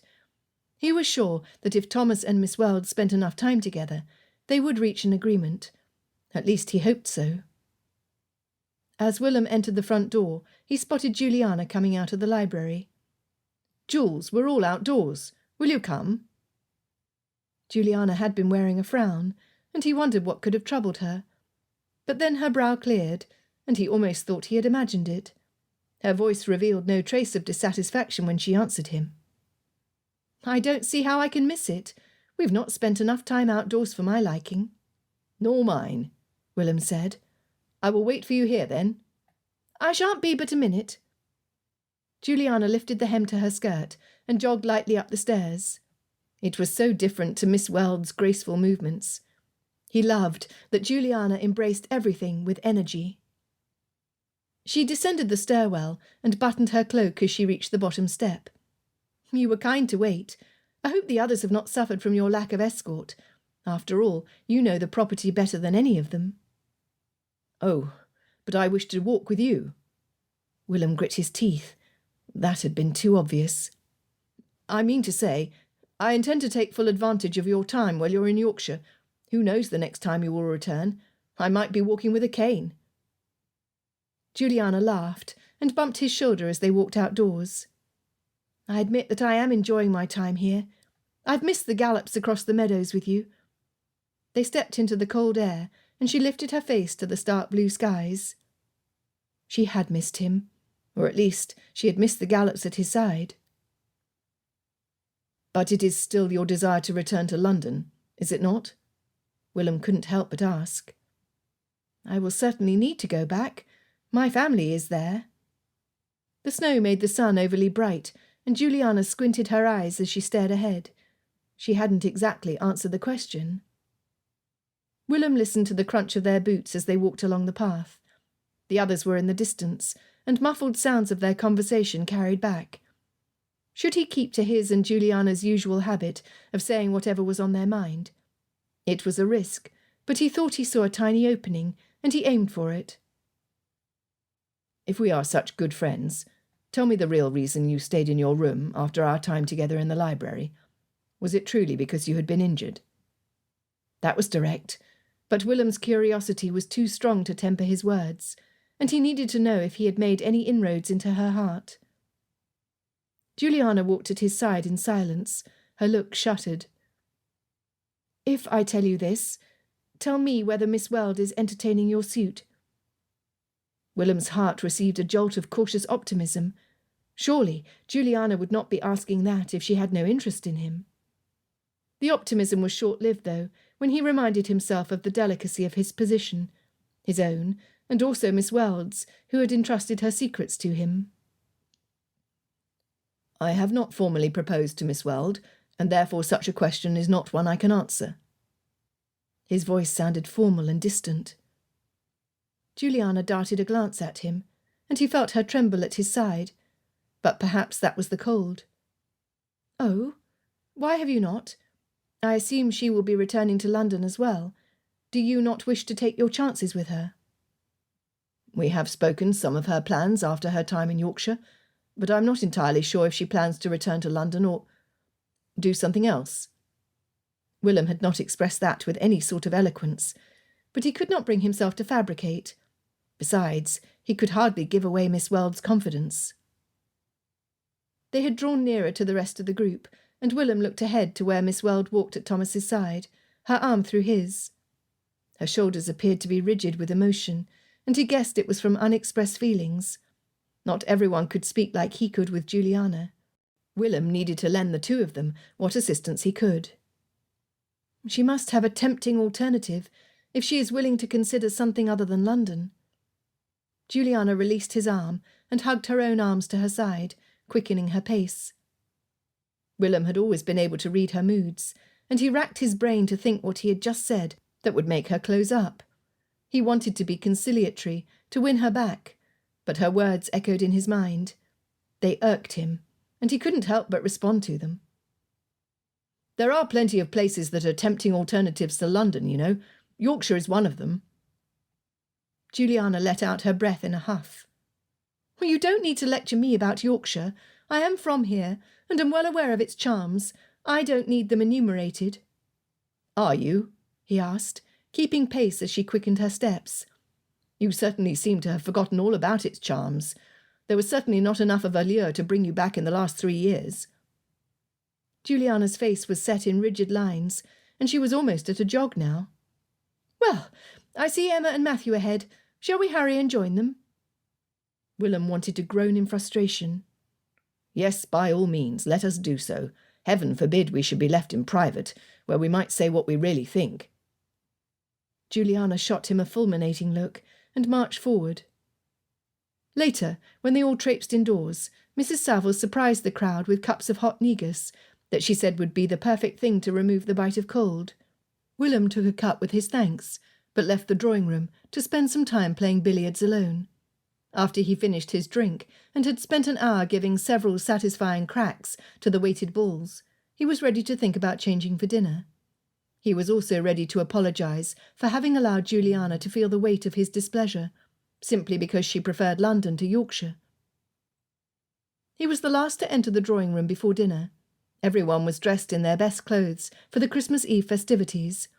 Still, when he looked around the room, no one could hold a candle to Juliana, who wore a stunning shade of crimson red. She was standing alone near the fireplace, and Willem walked up to her. "You look magnificent." She nodded, her smile frosty. "Thank you." He did not hesitate, but touched her elbow. "I'm sorry." She glanced at him, her look thawing slightly. "You think I have no love left for Yorkshire, but you're wrong. Having returned to it after 3 years has only heightened my appreciation. I may be drawn to London, but I will not forget where I come from." Willem wanted to respond, but Mr. Saville stood from where he had been seated next to his wife. "Friends, new and old, or shall I say young and old?" And with that he let out a laugh. "Let us begin our Christmas Eve feast." He gestured toward the dining-room with a flourish, and the guests began making their way in. Willem had no chance to respond, so he grabbed Juliana's hand and gave it a tight squeeze as they went in. She returned it before releasing his fingers. The Christmas Eve feast was rich, though it had promised to be even more so the next day. Willem was now full of hope and good cheer. He was making progress with Juliana, and he was enjoying the holiday in the company of others, a stark contrast to his Christmas spent alone last year. As for the festive dinner, there was turtle soup at the bottom of the table and almond soup at the head. The goose would be reserved for the next day, along with the boar's head. But they ate venison, mincemeat pie, and 3 types of fowl. There were 5 removes that included jellies, gingerbread, and a pie at the end. Willem partook of everything with enthusiasm, and even added his mite to the general conversation, something he was usually too reserved to do. When the meal was over, Mrs. Saville gave a look of significance to her husband. He met her gaze and stood. "It is nearly midnight, and we have no time to waste. Follow me, if you will, into the drawing-room. We must light the Yule log if we wish to keep proper Yorkshire tradition." The guests stood and began to file through the door into the drawing-room, and Mr. Saville gestured to the footman to light the end of the stick he was holding. As you have probably guessed, this is the stick from last year's log. He started to bend down, then glanced at Willem and handed him the stick instead. My back is not what it once was. Willem, I'll thank you to light the Yule log for me. After all, you are like one of the family. I'm honoured. Willem took the stick in his hand and bent over to light the log that filled the massive fireplace. He waited on one knee until it caught fire, then stood. There was a solemn moment as everyone watched the fire, as the significance of Christmas seemed to come upon them like the flickering of flames. Then Miss Weld broke the silence. She surprised Willem by singing God Rest Ye Merry Gentlemen, with a glance at him that was very much like a wink. Before she had sung the first 2 lines, everyone else had joined in, and he was proud of her for breaking through her reserve. Willem's contented gaze travelled to Juliana. The glow of the flames lit the myriad strands in her hair and made the fabric of her dress shimmer. He glanced at her expression, of which he had a full view before she turned away, and never had he seen her more vulnerable. His breath caught in his throat.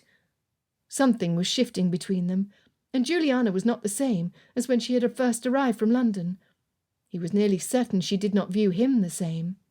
She was self-conscious with him now, and shyer, and it took all of Willem's restraint not to force her feelings before she was ready to reveal them. On Christmas morning, Willem woke early and threw off the bedcovers. He began to dress, although the fire had died down and the room was frigid. He barely felt it, though, from the excitement that coursed through his veins. Despite the strange tension he had had with Juliana the day before, which he finally attributed to jealousy, at least he hoped that was it, there had been enough clues in their interaction to allow him to hope that her feelings were changing. This hope, and the festivity of the season, left him grinning until he laughed out loud. Perhaps it was not such a wise thing to have chosen to sleep at Sharrow Hall. Without his usual tasks, he seemed to be good for nothing, except to walk back and forth in his room, and wonder if he had won the fair hand of one particular red-haired woman. He pulled on his coat, and after tying on his neckcloth, went over to the window to look out at the stillness of early dawn. The sky was pink, and the light still dim, when he spotted the figure of Miss Weld walking outside, her shoulders slumped, in the direction of the greenhouse. There was something about her figure that looked forlorn and completely foreign to Christmas morning. It compelled Willem to go outside after her. He grabbed his warm cloak and gloves and rushed down a back stairwell, but not before he heard the cherubic voices of the children carolling in front of the doorstep of one of the guest rooms. He would be sorry to miss such a sweet thing, but he could not let Miss Weld suffer alone. Once outside, Willem turned in the direction he had seen her go, and when he came to the greenhouse, it struck him as a logical place for her to have hid, so he went inside. She was sitting in the corner of the room, on a barrel that had been overturned, her hands clasped together. Willem was afraid to frighten her, so he called out from the doorway, "Miss Weld, it is Mr. Armitage. Forgive me, I came outside when I saw you. Will you let me come speak with you?" When she didn't answer, he came forward. "Will you tell me what is the matter?" Miss Weld had her face in her hands, and she appeared to be sobbing, although she made no noise. He pulled his handkerchief out of his coat pocket and handed it to her, and she took it and buried her face again.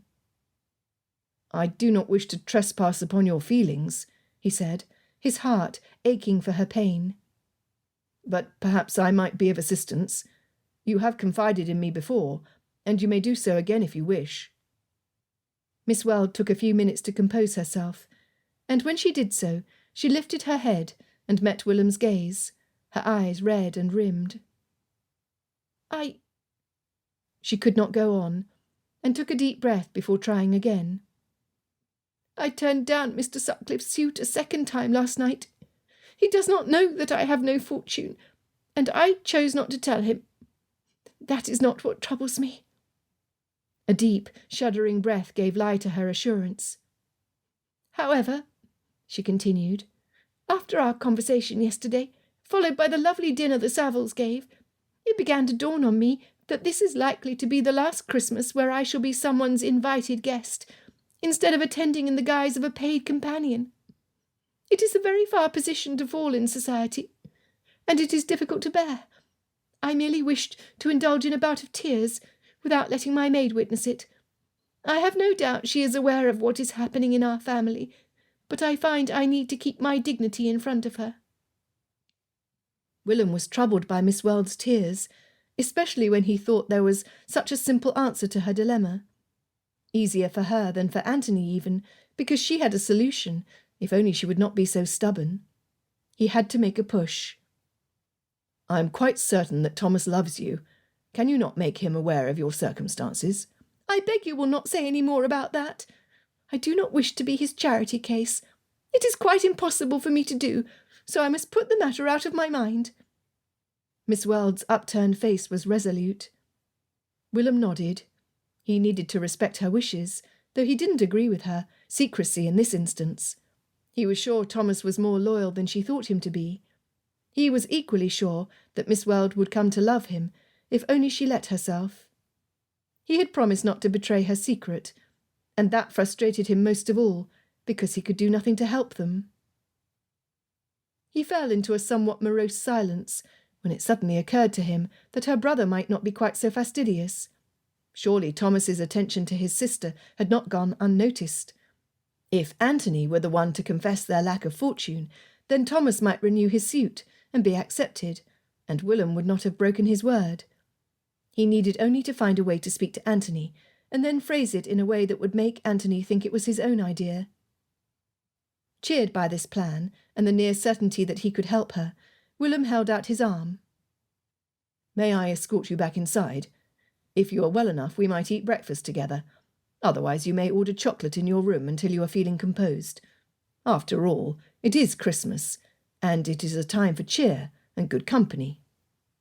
"Yes, indeed it is." Miss Weld smiled at him and stood, slipping her arm around his.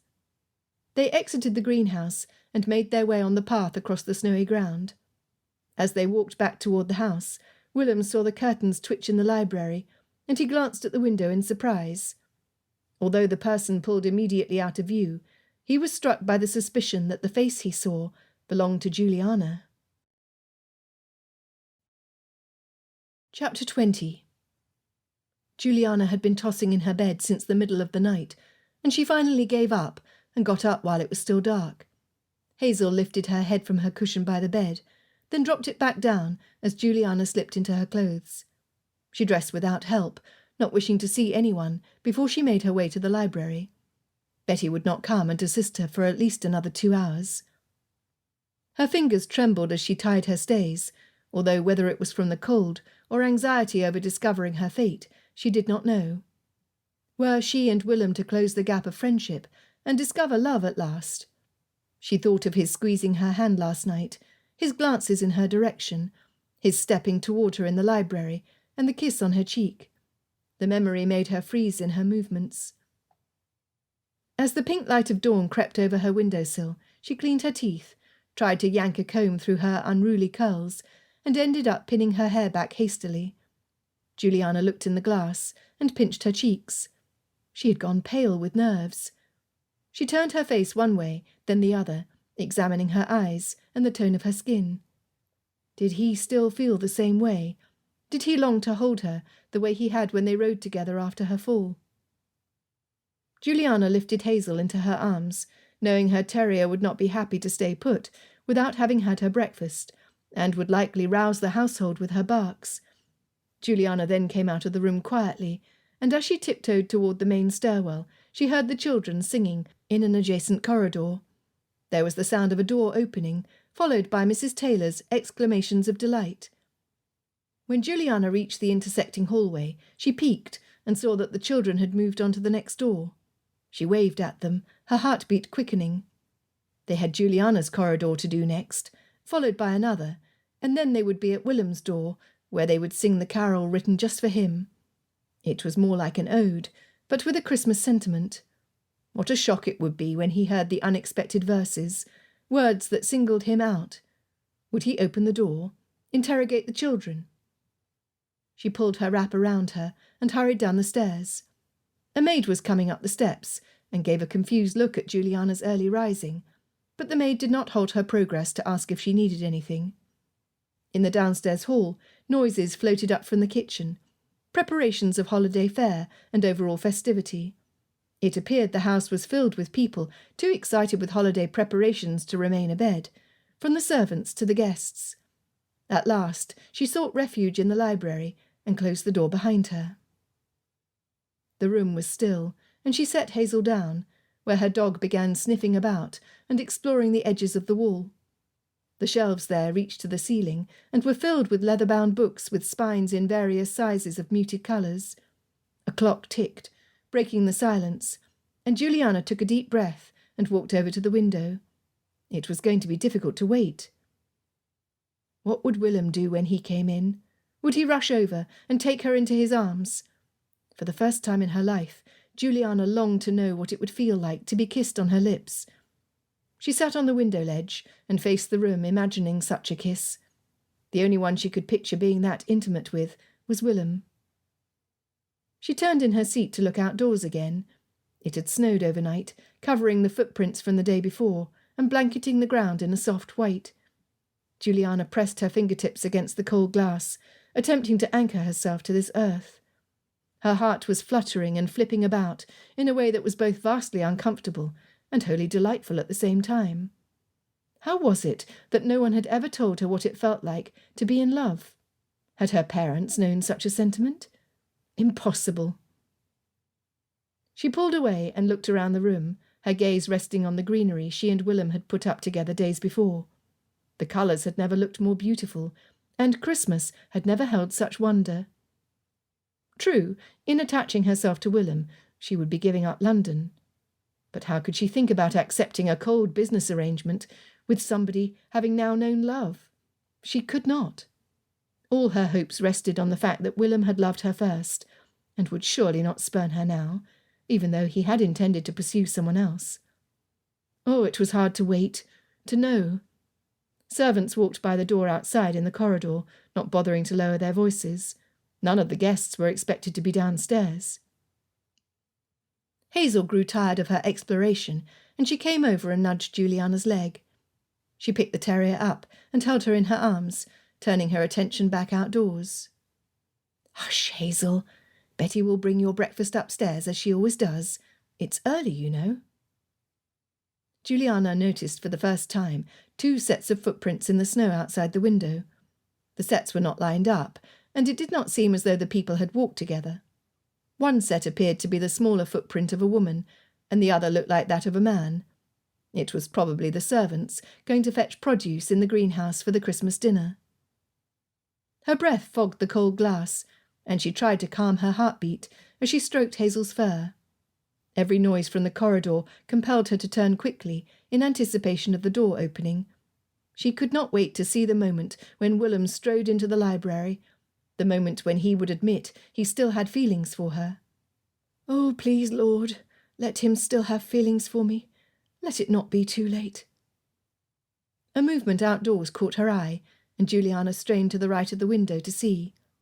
She spotted Willelm walking by first, and it took bare seconds for its implication to reach her, and for her heart to shudder to a halt. If he was outside, then he could not have heard the carol destined specifically for him. The Christmas carol, with verses asking him to meet her in the library. Before Juliana could fully assimilate that fact, she perceived in the next instant his companion. Clarissa Weld was walking on his other side.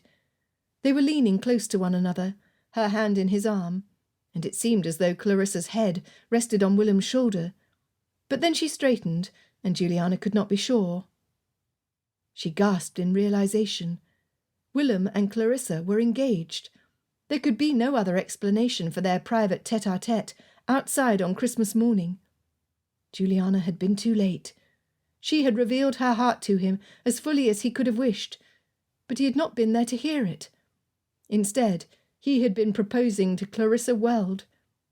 A silent cry rose up from within her, and when Willelm turned to look at the house, she ducked out of sight behind the curtain. Hazel whined in sympathy in Juliana's arms, as her hands trembled. Her mind worked quickly. It's not too late to remove the evidence of my indiscretion. How foolish had been her idea to tell Willem how she felt about him. How forward. Juliana's breath quickened with the consequences. Willem had not heard the carol, and if she could only remove the piece of paper from his room, then he would be none the wiser. She would not die of embarrassment. She had to get to his room before he returned to it. Juliana hurried across the library, Hazel still panting in her arms, and she slipped out of the door. The hall was empty, so Juliana had no compunction about running upstairs. She did just that, turning around the stairwell and hurrying up the steps. Below her the doorway to the entryway opened, and she could hear Willem and Clarissa's voices as they came inside. There was no time to lose. They were perhaps imminent in announcing their betrothal to the other house guests. She just had to get that paper with the lyrics, then she would be safe. Juliana rushed down one corridor, and then, just as she was about to turn down the hallway that led to Willem's room, a maid crossed the path in front of her, on her way to that same room. It had to be her destination. It was the only one on that end of the wing. Juliana drew back a step. "Oh, miss, may I help you?" The maid dropped a curtsy when she caught sight of Juliana. Juliana kept her chin high, but she felt the heat of a deep red blush growing up her neck and onto her face. Thank heaven she had not been found in his room. That would not be something she could explain away, even with him being such an old friend. I'm looking for Miss Greenwood's room. Can you tell me where she has been placed?" "Oh, miss, she's in a room on the opposite end. You got turned about. This is the wing where the gentlemen are held." "Oh, goodness me," Juliana replied faintly. She set Hazel down and started to make her way back to her room, gulping down her nerves over a dry throat. She turned the corner and was nearly to her room when she heard her name called from the intersection in the corridor where she had just been. "Jules!" She turned slowly. "Come!" Willem called out in an urgent whisper through his grin. He looked elated. She walked over to him, fighting to keep her dignity and her tears in check.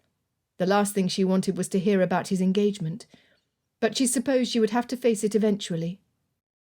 When she reached him, he smiled. "Happy Christmas." She plastered a smile on her face. "Happy Christmas to you as well." Willem glanced beyond her down the hallway, then back at her. "Well, I called you over because you were the first person I thought to tell, but now I'm realizing I can't actually tell you the thing I wished, because I'm bound to secrecy." Juliana assembled her face into a sympathetic expression. "Oh, that is a shame." Willem nodded. "I am confident that we will soon be celebrating an amazing piece of news that will be a direct result of this Christmas party. However, first it will involve a shocking piece of meddling on my part. So shocking I just know you would approve of it. If only I could talk about it." Willem grinned and reached down to pet Hazel, who had come over to lick his boots. He stood straight, waiting for her response. Juliana's lips lifted briefly, but she was unable to meet his gaze. "Is that all you wanted? You have news but cannot share it with me. Surely you can share something." Willem's eyes lit up with delight, mischievous delight. It was her favourite of his expressions, and the sight of it plunged her in despair. "Nay, I cannot tell you anything. Not yet." "So you called me over only to tease me?" Juliana glanced at the other end of the corridor. If only she could get to her room, where she could bury her shame in her pillow. Willem studied her more closely, and his look grew perplexed and concerned. "What is it, Jules? You are unwell." Juliana shook her head. "I am very well. I am happy for your good news. I'm quite sure I shall have cause for rejoicing whenever it may be announced. Now, if you'll excuse me, I must—" Her voice trailed away, and she turned away. She had not walked far before she paused in her steps, remembering the fatal letter that had been left in his room. She turned back around. That debacle had to be addressed. "Well, if you should see something that surprises you or confuses you, I wish you would disregard it. Please know that I'm absolutely delighted for your good news, whatever it might be."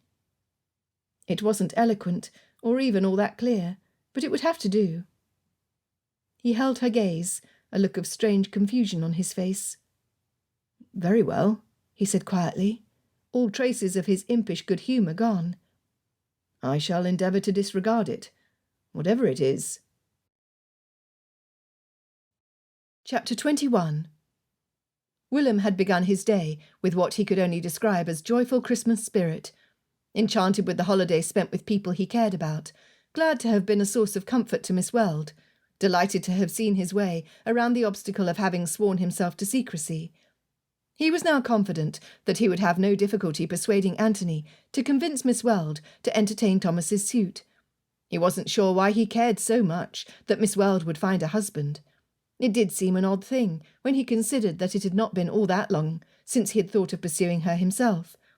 Perhaps it was because he was growing optimistic for his own future and wanted to spread that hope to everyone in his entourage. His enthusiasm had turned to perplexity as he spoke to Juliana, and it was quickly followed by alarm.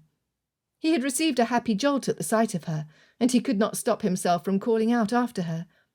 But she had been so pale, and had acted as if she wished to flee from him. Meanwhile, if he'd longed to do one thing, it was to throw his arms around her and pull her close. Of course, he would not.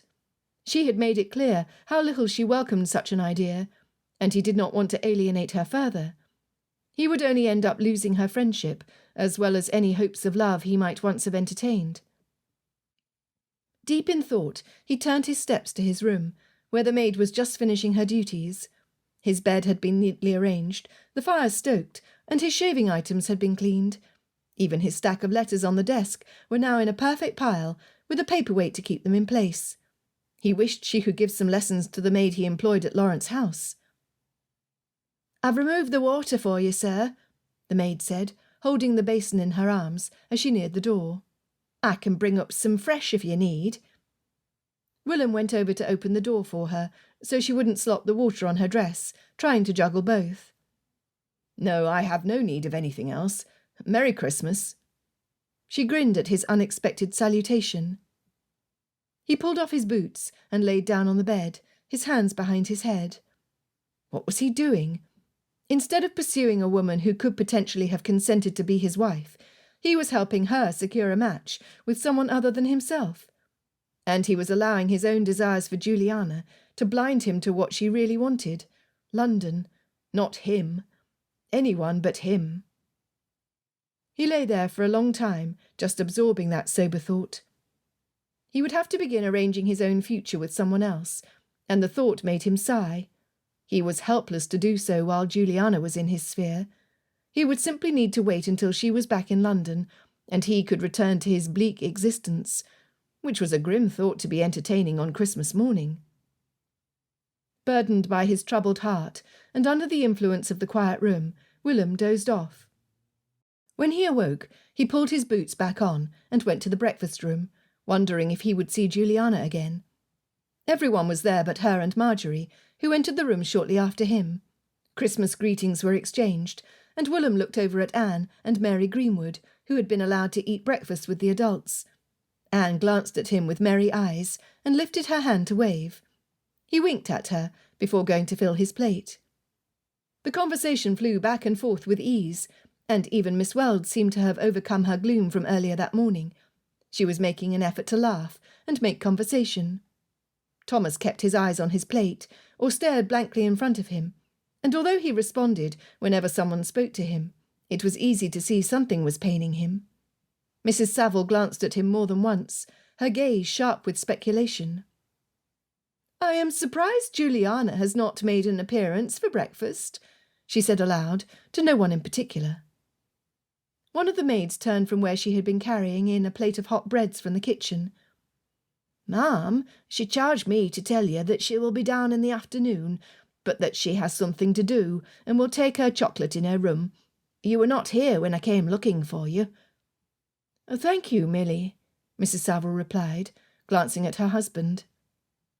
It seemed to Willem that they spoke volumes with their eyes, and he wished for a relationship like that. He grew frustrated with himself. It seemed all he did was moon over Juliana Issot, But he already had a relationship like that with her.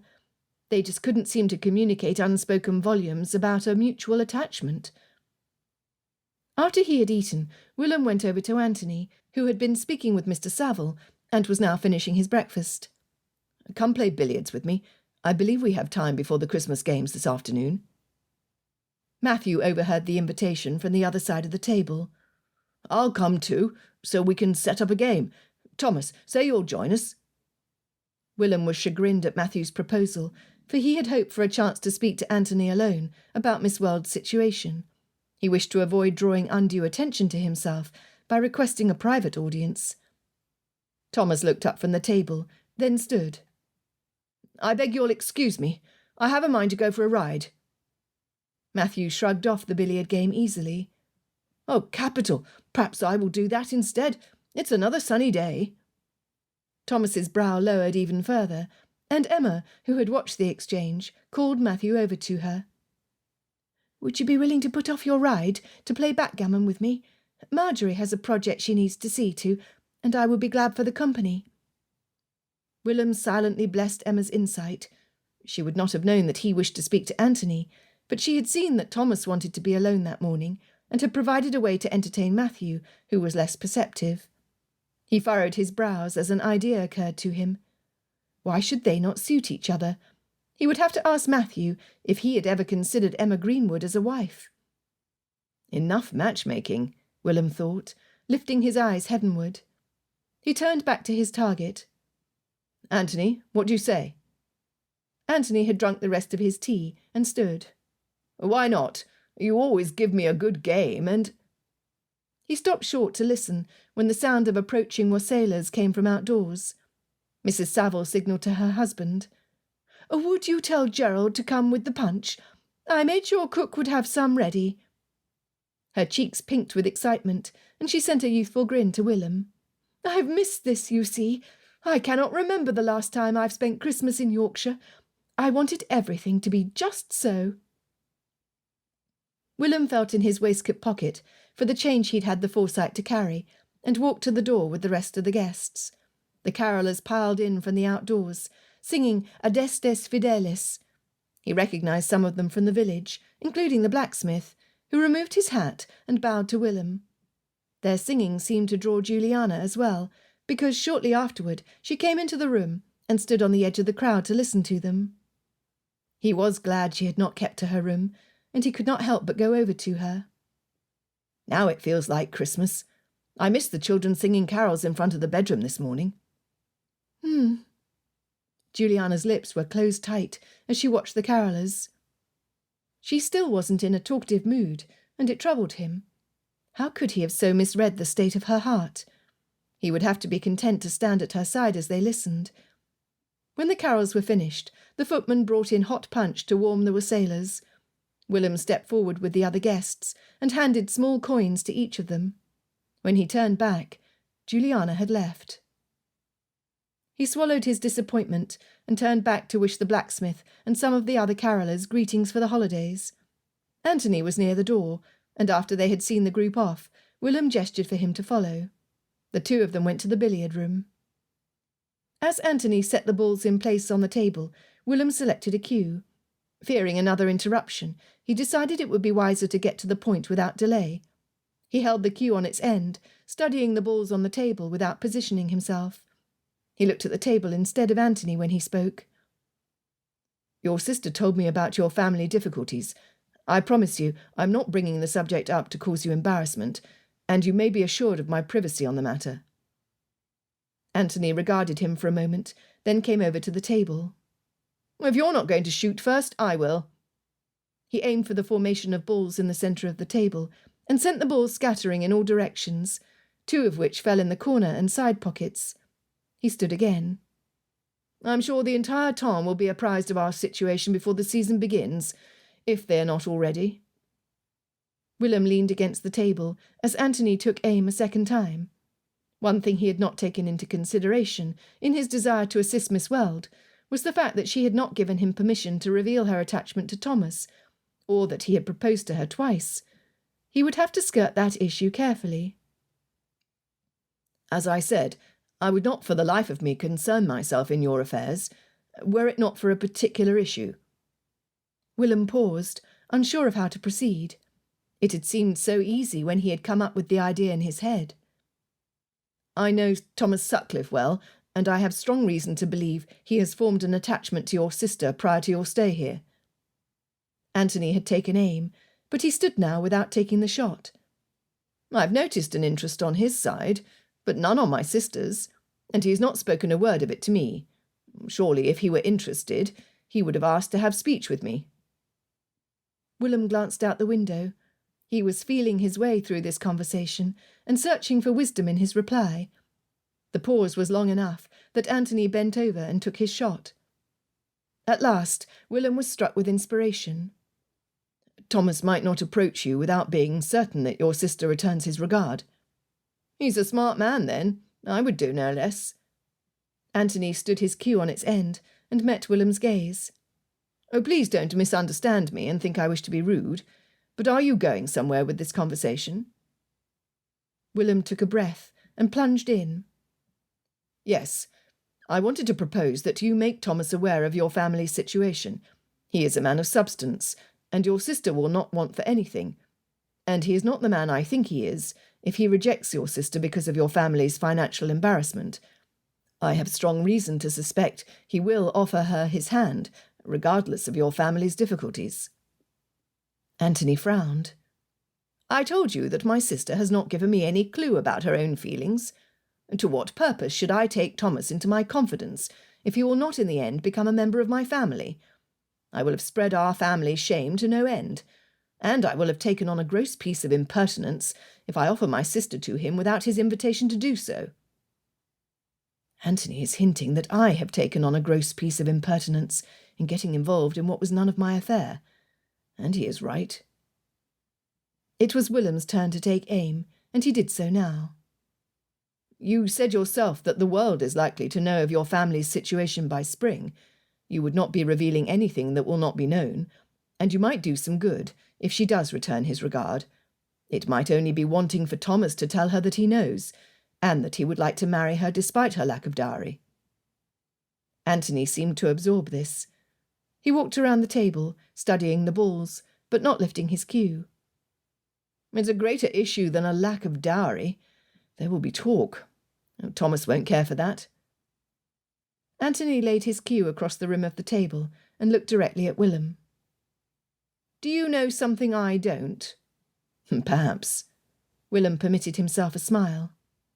"Enough to ask you to consider taking the advice, to bring Thomas into your confidence, and trust that I have reason enough to recommend the course of action." Anthony breathed out, then glanced at his ball near the corner pocket. He took aim, and it ricocheted off into the pocket. "I own that my sister, and my younger siblings, have preoccupied my mind a great deal. I have not been able to enjoy the house party as much as I had anticipated. I find that a sense of responsibility is a burdensome thing. But it would be a relief to have Clarissa settled well. Sutcliffe has his home in York, does he not?" When Willem nodded, Anthony looked across the room to the windows, revealing the snowy grounds, and chuckled softly. "You know, I cannot picture Clarissa living anywhere but London. It's almost unthinkable that she would agree." This was an argument Willem had long debated in his mind, and he answered from the heart. "I don't understand why this needs be an issue. She can visit London any time she wants if she's so inclined. A man wants a wife, not a slave." He took his shot, and the ball went into the pocket he had aimed for. Neither of them were focused on playing a real game. "I know Thomas will not feel any differently. Besides, if there is to be gossip, she may find it a reprieve to be in York." Anthony laughed suddenly. "I hadn't thought of that, but I believe you may be right." He glanced at Willem and walked around the table, holding out his hand. "Very well, I will speak to Thomas. I must thank you for your concern for my sister's welfare." Willem shook Anthony's hand. "Your sister deserves to be cared for. Everyone does." Chapter 22. Juliana should have remained in her room. She had been able to cry in private after Betty brought her hot chocolate. She had had no intention of making an appearance before the afternoon's game of charades, and gift-giving would have forced her to the drawing-room. But then the sound of the wassailers approached from the road, leading from the village, and she could not stay in her room while they were there. She had only needed Willem's reminder that he had not been in place to hear the Christmas carols to plunge her back into misery. To that cheerful observation she had had no ready reply. Was it a veiled communication to let her know he had seen the special note the children had left for him, but had kindly rejected her offer? Was he trying to be a gentleman and let her have her dignity? Oh, Juliana wanted to weep and stamp her feet. The humiliation! The wassailers brought their cheer and the cold in with them, and Juliana would have been thoroughly enchanted had it not been for the private distress she was enduring. Marjorie came up to greet her after Willem left her side, and linked her elbow through hers. They walked to a part of the drawing-room, away from the crowd, where it was easier to talk. "I almost forgot to say Merry Christmas, Juliana." Marjorie was smiling more broadly than usual. Juliana attempted to gather her spirits enough to answer with warmth. "You are looking very cheerful today. Has the holiday brought with it pleasing reflections?" Marjorie nodded, the smile fixed on her face. "Yes, to be sure. I was thinking that at this time next year I will be married and will be celebrating Christmas in our own home in York." She looked kindly at Juliana. "You are welcome to come visit, you know. I've understood from Emma that you have a strong preference for London. However, if you should wish for a place outside of London, but not quite so far north as Ripon, and with more society, you need only to write. We've not met often, but I consider you something more than an acquaintance." Juliana had a strange urge to cry again, although whether it was from the kind and unexpected invitation, or from Marjorie's happy event that awaited her, she did not know. "That is good of you. I will keep it in mind." When the wassailers left, Willem was gone as well, as was Anthony. Emma was dressed with more care than usual, in a sheer Indian muslin overdress to her blue satin dress. She was standing in the corner, holding her cup of punch, and talking to Thomas, who had removed some of the frown from his face. Emma had a gift for soothing conversation, and Juliana had never known that before. If only she had appreciated her friendship more when she'd had the chance, they might be more than just civil acquaintances now. When the tears threatened to rise again, Juliana grew out of all patience with herself. She decided to seek cook out to ask when the Christmas pudding was to be served. She had expected it last night, and although she had not stirred in a wish, she had a fleeting hope that eating it might serve the purpose equally well. Perhaps she could think of her wish before the first bite. Juliana walked through the main hall on her way to the kitchen, her holiday silk slippers muting all noise of her advancement. She was just crossing the billiard room, whose door was slightly ajar, when she heard Anthony's words, as clear as though she were in the room. "You know, I cannot picture Clarissa living anywhere but London. It's almost unthinkable that she would agree." Juliana stopped, her breath caught in her throat. He could only be talking to Willem. They were discussing terms for Willem's engagement to Clarissa. She was sure of it. Despite her abhorrence of eavesdropping, she was rooted in place, and heard Willem's answer. "I don't understand why this needs to be an issue. She can visit London any time she wants if she's so inclined. A man wants a wife, not a slave." The loud crack of the billiard shot, combined with the passion in his voice, sent her spinning around. As quickly as she could, Juliana made her way to the stairwell. "Juliana?" Her godmother halted her progress, and she turned slowly. "I am glad you didn't miss the wassailers. Milly said you had chosen to stay in your room." Juliana forced a laugh. "I'm afraid that I was so caught up in all the pleasant diversions you had planned, I have not quite finished the embroidered handkerchief I'd meant to have ready for you for Christmas." Mrs. Saville raised an eyebrow and shook her head, walking over to Juliana, slowly, but without her cane. "You detest embroidery. Why do you torture yourself every year?" Juliana's eyes widened. "Why, I had thought you had a fondness for the handkerchiefs I made for you." Her godmother rested her hand on Juliana's arm. "I treasure them because they come from you, but I would rather you be happy. It is a gift to me when you come spend time with me and do all the things you love. Ride Sunbeam, steal biscuits from cook, play games with the children. Those are my most precious gifts from you by far." Juliana threw her arms around her godmother, the tears welling up in her eyes at last. She would do anything to stop them, but she was helpless against their tide. When she pulled away, her godmother examined her face with concern, her brows knit. "Why, what is it?" she asked softly. Juliana sniffed, and her words tumbled out. "It is nothing. You must forgive me. I'm not myself. I must go to my room, but I promise to be down in time for the games this afternoon." She spun away and hurried toward the stairs, knowing she was causing her godmother to worry, but unable to resist the pull of solitude. Mrs. Saville called after her. "Whatever you like, my dear, but please do not burden yourself with making another handkerchief. I have every single one you've made for me, and they number 15. As soon as Juliana reached her room, she threw herself down on her bed and sobbed. How ever would she face her all-too-perceptive godmother when she saw her later, who now knew something was amiss? She rolled to her side and looked at the flowered quilt that she had always used whenever she stayed with the Savilles, and it made her cry even harder. She loved that quilt. She loved her godmother. She loved this place. And she would be returning to London after the 12th night. 2 hours later, she thought she had herself well in hand and could face the company tolerably enough. After glancing at her complexion, which was now even again, she joined everyone in the drawing-room.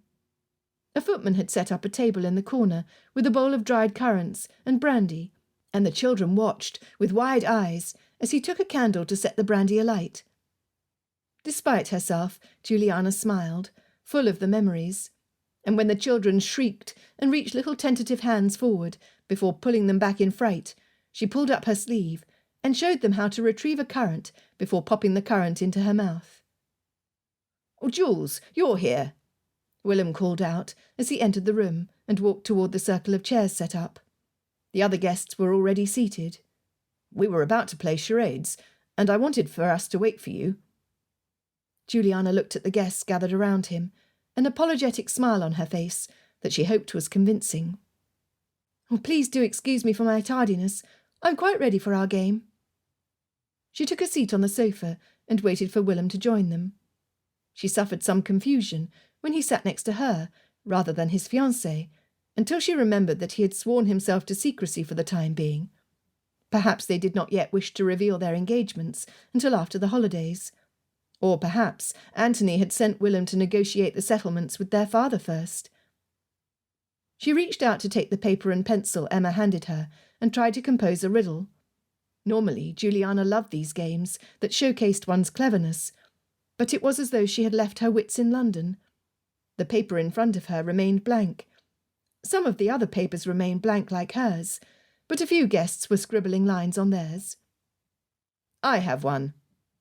Willem sat up straight and glanced at her, revealing the warm eyes that always seemed to sparkle when filled with humour. "Oh, let's have yours then," Marjorie replied. "We need not all come up with something clever before we hear the first." "Oh, yes, we do," Clarissa replied. Juliana looked down at her own blank paper. Clarissa had grown up in London. She must be filled with ideas on good riddles. "No, you should be bored with waiting," Matthew said, surprising everyone with his unsolicited speech. "I say we hear the charades as they come. You first, Will." Willem held his paper up and read from it. "My first is required in order to listen. My second vows newness and beckons the idle. But when they're combined, hope and despair are aligned, for united 'tis all which is left to a person." There was a curious silence as the guests looked at each other. Some began to jot down notes. "I think the first part is ears," Emma said. "The idle person will wish to do something later," Anthony mused. "Perhaps that's it. Later?" "Ear later? Earlier?" Miss Weld shook her head. "It doesn't make sense, and that's not a compound word." Despite the sorrow buried deep within her, Juliana could not help but be drawn into the game, and she remained silent, deep in thought. At last she gasped and looked up. "Oh, you need to hear in order to listen, and a lazy person will wish to do it later, but they might say they'll do something after they finish with whatever thing they are currently enjoying. Is that it? When you combine the two, whether you're cheered or dismayed by the future, you've no choice but to accept it." She grinned and turned to Willem next to her. "Is the word hereafter?" Willem's smile reached his eyes. "Yes, bravo! How quickly you figured that out. You are clever, Juliana, but I would not expect any less from you." His words lifted her heart as their gaze held, and his smile filled her heart with joy, until reality hit and her own face fell. His smile was not for her. She examined the paper in her hands. "I suppose we've had a lot of practice doing this." "We have." Willem addressed the crowd. "We used to play charades all throughout the year, and not just at Christmas. This was why I wished to wait for Juliana. I could not imagine playing without her." Juliana darted a worried look at Clarissa. A man betrothed should not admit he did not wish to play the game without another woman in attendance. Clarissa might feel crushed, although it did not seem as though her expression revealed any hurt. "Another charade, if you please," Anthony said. "I expect to see everyone studiously bowing over their papers. You too, Matthew." As some of the guests jotted phrases down, a footman entered the room with a note on a salver and handed it to Willem. He skimmed its contents quickly and got to his feet. "Forgive me, but I must not stay," he said with a glance at Juliana. Concerned, she kept her eyes trained on him. He could not have lost someone important to him. His family was already gone. Willem walked over to the Savills and bowed before them. She was able to learn the source of his worry then, when he said, "You must excuse me from attending Christmas dinner. I've just had word that one of my ewes has died, and half the flock is sick. I will not be at ease until I see for myself what can be done." "Well, of course," Mr. Saville replied, getting to his feet. "I would do the same. Let me know how we might be of assistance. Mr. Wilkinson's man is reputed to understand sheep illnesses very well." "Come back to us as soon as you may," Juliana's godmother added. Willem then turned and addressed the crowd with a bow. "I'm terribly sorry. It is most unfortunate timing." He paused, his glance skittering to hers for an instant, and then he was gone. If Juliana had not thought she could feel more forlorn, she now found she was wrong. The guests continued the game, then went to dress for dinner. Juliana visited the children in the nursery and brought them some dresses she had made for their dolls, avoiding all mention of Willem's special carol. For dinner that evening, she leaned on her strict training of hiding all signs of distress, and moved within the company as though nothing were amiss.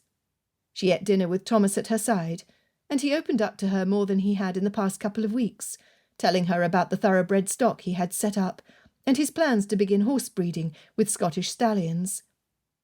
Juliana was glad to see him acting more like himself, and was heartened by the Christmas goose, the savoury pudding, moulded jellies, and the long-awaited Christmas pudding.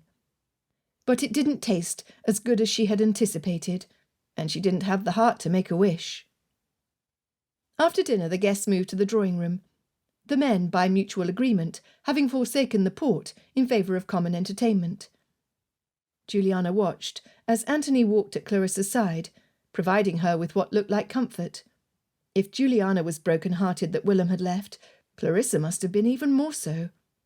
Anthony had been most attentive to Emma at the dinner table, although Juliana had not noticed any deeper affection spring up between them. After Anthony left his sister, he clapped his hand on Thomas's back and spoke a few words to him. They left the drawing-room, for she knew not where. Juliana folded her arms and watched them go. Anthony was an agreeable man, and he was from London, from the very best address the town had to offer. She imagined what it would be like to marry him while Willem married Clarissa. They would then be joined as family. She would see Willem at every family gathering, with his children, his and Clarissa's children, dandled on his knee. The taste in Juliana's mouth turned to ashes. She could not marry Anthony, not even with London as part of his attractions. She couldn't even be sure London was what she wanted any more. And besides, Anthony was not Willem. Chapter 23. Willem threw a few essentials in his portmanteau and went out to the stable, where Mr. Saville had sent word for John Outhwaite to have his horse saddled. Dismay hastened his ride home. He should have gone earlier to check on his flock. He had allowed the pleasure of being in a family atmosphere, which he had not experienced since his mother had died, to make him conveniently forget his responsibilities. He had allowed the bliss of seeing Juliana day after day to keep him glued to her side. When he arrived at Lawrence House, Tom Pickles was waiting for him in the stable. He came over and took the bridle to Willem's horse before Joseph could come over. "I'm fain and glad to see you." "Tell me at once, how bad is it?" Tom's expression was sombre. "Later yow are desperate ill. Edder a yow's dead." Good heavens, 3 ewes dead, but 7 more sheep ill? Willem rubbed his face in his hands. What are the signs of their illness? Tom opened his hands. "They tetch ye first, fagged, and then they go kale-egged. Migs akin to water. They'll thick, sudden-like, and then they dee." Willem absorbed the symptoms. Irritable and tired, stiff limbs, watery stool, seizures. He truly had no idea what it could be. "Let us have a look. But I'm going to have to send word to Wilkinson, as Mr. Saville had suggested." He needed someone who was more of an expert than Tom or him. They went out to the barn where the sheep were being kept. The sight that met his eyes plunged his mood. The disease had ravaged his flock, and the ones who were ill did not look as though they would recover. The barn was unnaturally silent. Judging from the symptoms Tom had described, it seemed that even more of his flock had fallen ill since Tom had sent word. He went over to the railing and leaned over it.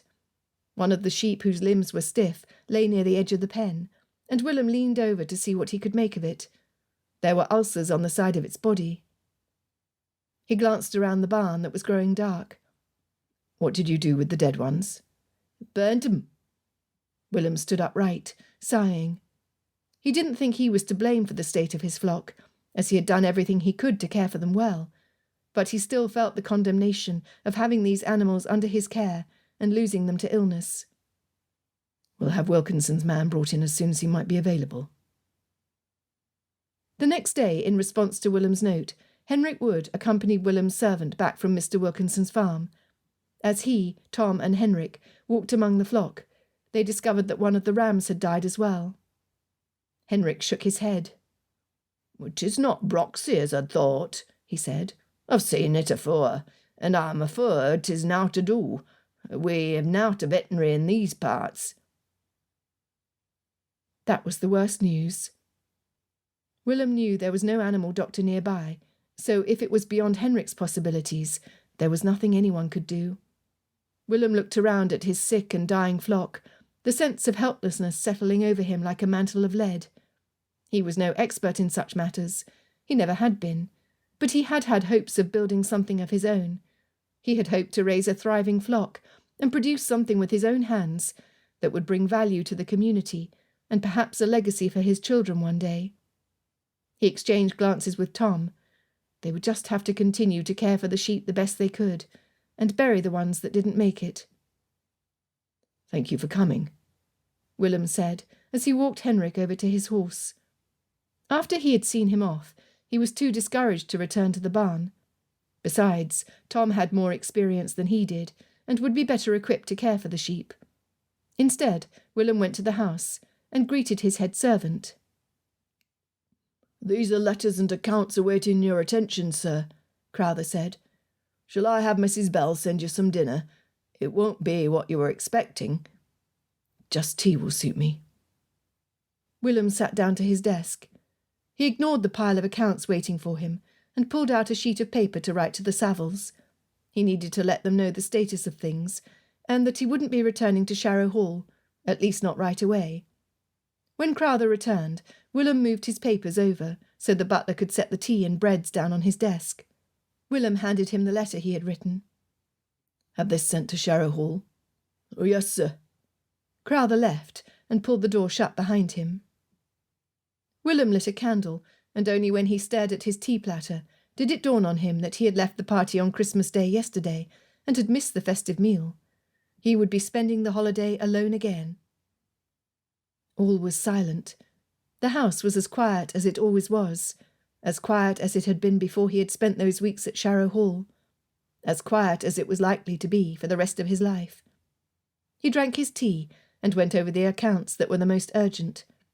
He had forgotten to bring the small stack of papers on his desk at Sharrow Hall, but nothing there had been critical. Of letters there were none of any importance, and none that carried any sentimental value. The next days passed by in a similar manner. Willem ate alone, sat in his study, and reviewed household matters until he had caught up on everything and had nothing else to pore over. He looked over his accounts with a mind to speak to the landowner in Ripon about replacing some of his flock come August. He went out to visit his flock, and watched 4 more sheep grow ill, and 3 more die. Some recovered, which gave him some cause for cheer, but in truth he found little else to give him hope. On the last day of the year, Willem rose from bed, and considered over breakfast whether he should send his excuses to Sharrow Hall for the rest of their party. He had promised he would come for the month of Christmas, through Twelfth Night, but surely everyone would understand if he remained away. He stared blindly into his cup, as though the tea leaves would give him the answer he needed. He was not likely to be missed, surely. Juliana would return to London, and it would be easier not to have to see her ride off. Miss Weld would hopefully accept Thomas's suit, and if she had, his help was no longer needed. If she had not, then nothing he could do would change her mind. Willem would grow accustomed to solitude again. He fiddled with the handle of his teacup when Crowther knocked and entered the room, carrying a letter. Sir, this just come from Sharrow Hall. Willem reached for it. Are they waiting for an answer? No, sir. Crowther left, and Willem turned the letter over. He saw the feminine scrawl, and his heart began to thump violently. It was Juliana's handwriting.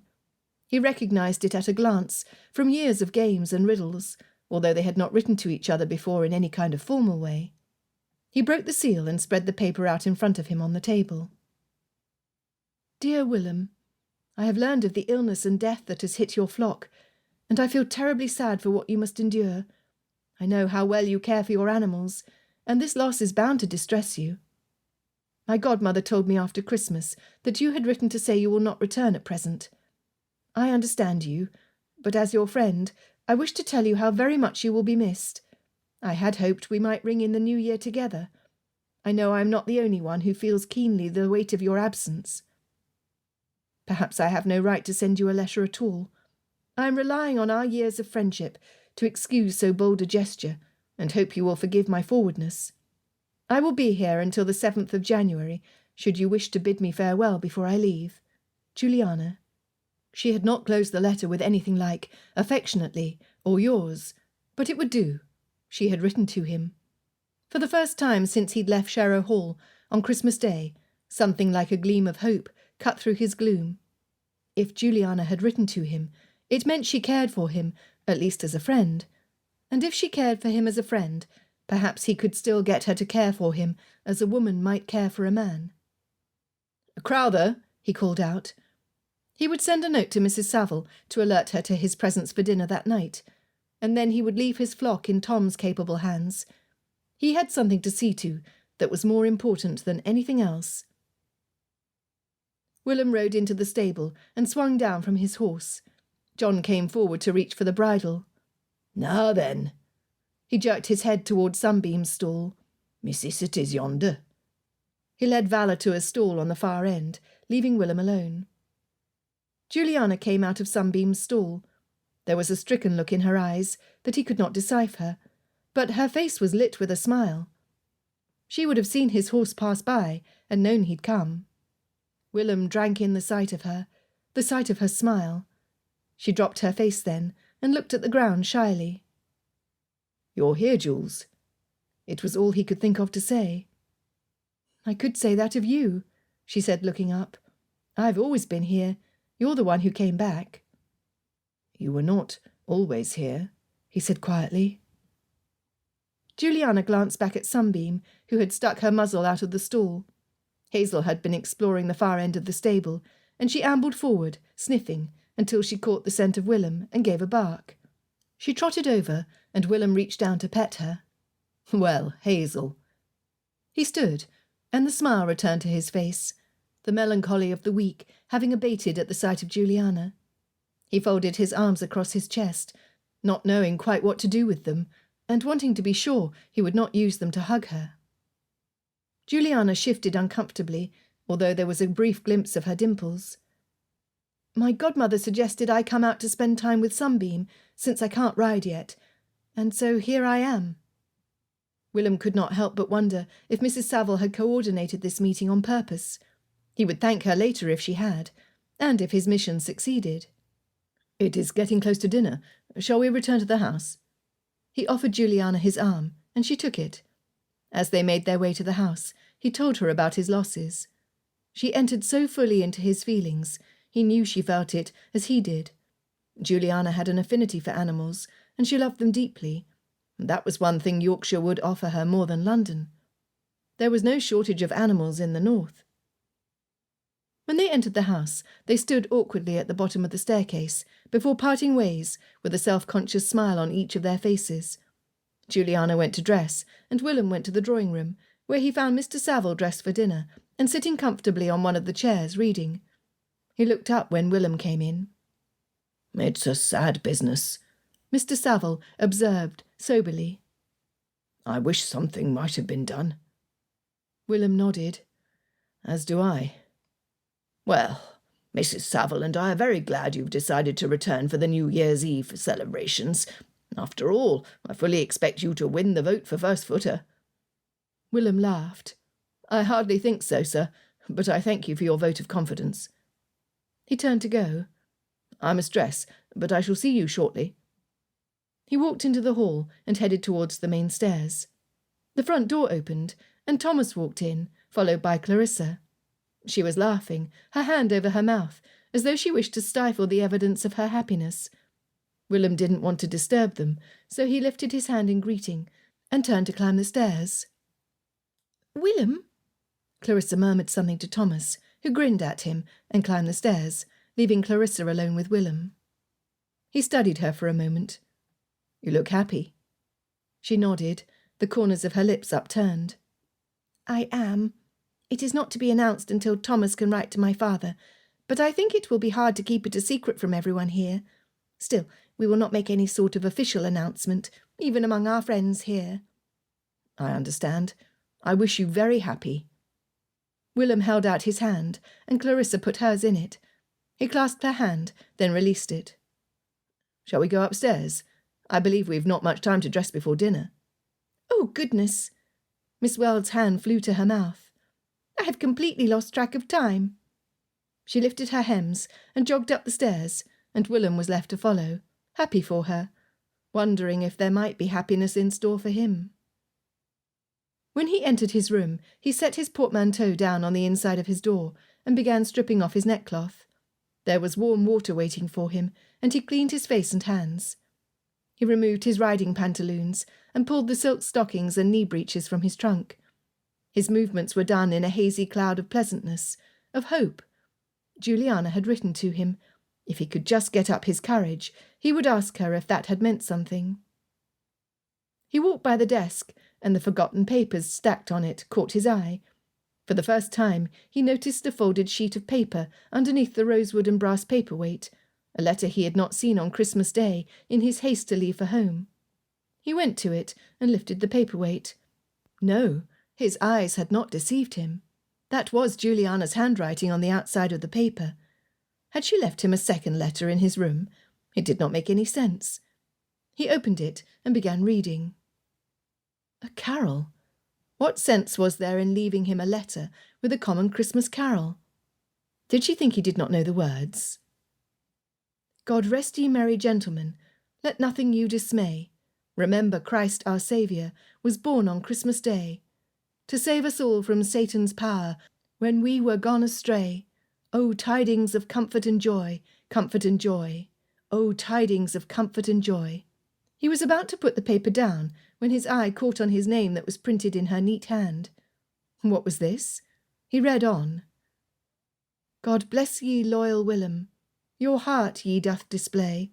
Remember that our friendship was forged through childhood play, to bring us through the darkest hours, when home 'twas in disarray. Your presence is comfort and joy, comfort and joy. Your presence is comfort and joy. She was recalling their years of friendship, which was more than he had dared to hope for. He had thought she'd forgotten everything while in London. And she wrote that he was a comfort to her. Now his eyes eagerly skimmed the next verse. On Yorkshire soil near Ripon, my faithful friend was born. In London's temps he suffered from Juliana's scorn. O foolish girl, you knew not then what now is plain as morn. Your good esteem brings comfort and joy, comfort and joy. Your good esteem brings comfort and joy. He could barely breathe now. She had admitted she had hurt him in London. She regretted it. He could scarce take in the meaning, as his gaze devoured the rest of the words. What exactly did she mean by his good esteem? Fear not then, she did tell herself. Perhaps 'tis not too late.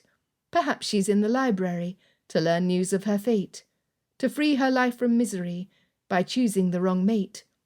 Your love, Willelm, is comfort and joy, comfort and joy. Your love for me brings comfort and joy. Willem's jaw dropped. She wished for his love. When had she arranged to meet him in the library? Was it supposed to be for today? When did she leave him this letter? He would have seen it, had she slid it under his door when he was here. Besides, it had been on the stack of mail. He gave a sharp intake of breath. On Christmas morning, when he was walking back with Clarissa, he had thought he saw her in the library. Was that when she had left the letter? Wouldn't he have seen her slip it under the door? He began pacing back and forth. Unless she had not slipped it under his door. What if she had taught the Greenwood girls and Fanny Taylor to sing it? If she had, he had missed the most monumental thing that had ever happened to him. Willem glanced at the clock and saw that he had no more time to spare. But he couldn't resist raising his arm and letting out a peal of joy. She loved him. Juliana Issot loved him. And he was going to propose to that woman tonight, by George. Chapter 24. Juliana came downstairs, eager to celebrate the new year with the other guests, particularly since Willem had returned. The only thing that troubled her, the thing that had flown out of her mind upon seeing him, but which came rushing back when she reached her room, was that Willem was engaged to Clarissa. Or at least she had been given no clue that such an engagement was not to take place. Clarissa had gone from being reserved, as she'd been at the beginning of their stay, to being downright jolly, teasing Thomas, Matthew and her brother each in turn. Only Willem could have brought out that side to her. It was the behaviour of a woman in love. Juliana had trembled when she handed the letter to the servant to bring to Willem. It was most inappropriate for her to write to a man engaged to another woman. But Juliana promised herself she would write to him this once, for the first and last time, if only to let him know that his friendship was important. Christmas had been a shock. She had been sunk by the lowering discovery that it had been too late. She had loved him too late. But as the following days went by, the thought for him, for how much he was suffering because of his troubles, became stronger than her dignity. She would write him, only to bid him farewell, and she would steel her heart to meet him forever after as mere acquaintances, just as he had once warned her the way it would be. Juliana understood why Willem and Clarissa had not announced their engagement. They had had no chance to do so. But surely, now that Willem had returned, all that would change. Upon reflection, she was only surprised he had not told her of his engagement in the barn when he saw her, as true friends would do. He had certainly looked happy enough, despite his difficult week, and she, foolish woman that she was, had been lulled by his familiar smile, and had taken the happiness to her own credit. She had worn her heart on her sleeve. Would he and Clarissa wait until 12th night to share their happy news? Perhaps they had plans to announce it tonight. Clarissa sighed, and was about to ring for Betty, when there was a knock on the door, and her maid came in. Juliana went to sit in front of the glass, no longer able to produce a cheerful thought worthy of the occasion. At dinner, Juliana was seated between Anthony and Mr. Greenwood, and Willem was seated across from her. When she looked at him, he held her gaze and smiled, and she returned it, before furrowing her brows. He did not realise he was sending her confusing messages, or that he might make Clarissa jealous. But then Clarissa was seated next to Willem and could not see what he was doing. The dinner began, and the conversation picked up around her, accompanied by the clink of silverware. Juliana turned to Anthony. "We are nearing the end of our stay here. Have you enjoyed Yorkshire as much as you hoped you might when accepting the invitation?" Anthony served himself some of the pigeon. "Would you care for some?" Juliana shook her head. He cut a piece and speared it with his fork. "In truth, I'm quite pleased with how this holiday has gone. Mr. and Mrs. Saville have been all kindness, and although I did not accompany my sister in hopes that she might make an eligible match, she has done so. It's still a secret, mind you, but it will be a settled thing before long." "Oh." Juliana's heart plunged into her toes, and her mood with it. She could not answer, and tried to buy some time by sipping the wine near her plate, then coughed. "Excuse me, I've swallowed funny." She lightly tapped her chest and cleared her throat. "That is excellent news. Do you know when it will be announced?" Anthony cut another piece of meat, then leaned in to say, "I hope by tomorrow. If not, I shall have a thing to say to both of them. Never did a courtship take so long as this one." "So long? Theirs was a whirlwind courtship. They only met this month." Juliana's face was set in a frown that she could not remove if she tried. She glanced across the table at Willem, who was still looking at her. She knew him well enough to know that he would likely have tried to force out whatever it was she was thinking if they'd been sitting next to one another. "Your attention," Mr. Saville called out from his end of the table. "I told you all at the beginning of our stay that we would be electing our first footer for the new year, and it will be done by secret ballot. You will notice the piece of graphite and small paper placed at each person's setting. You need only note on the paper who you would like to bring good luck to this household by being the first to step through the front door. We shall trust that the person who gains that honour will indeed bring us good luck, and perhaps good news." Juliana had not missed the graphite and paper placed in front of her, and she now pulled it closer. "You have a few minutes to think," Mr. Saville went on. "Then write your choice down, and we will collect the answers and announce our man over dessert." Juliana smoothed the paper in front of her, not daring to lift her eyes from the paper. Of course, she would put Willem. It would have to be him. He was not the tallest, nor was his hair the darkest. She was not sure how high his arches were so that the water might flow underneath his feet. But Mr. Saville had asked for the best-natured, and Willem was surely that. In fact, he was the very best of everything. The thought made her sad, because she and the very best of everything were soon to part ways. Juliana picked up her graphite and wrote in careful letters, "Willem." Then she folded the paper in half and leaned back to slip it in the basket the servant held out next to her. He moved to stand behind Anthony, who put his own paper in. Sounds of conversation and the clink of silverware resumed as Mr. Saville took the silver platter from the servant and set it in front of him, without even peeking at the papers. Juliana knew he was teasing his curious guests by not revealing the elected first footer before dessert, and she bit her lip to hide her smile. At least she could still find humour in something.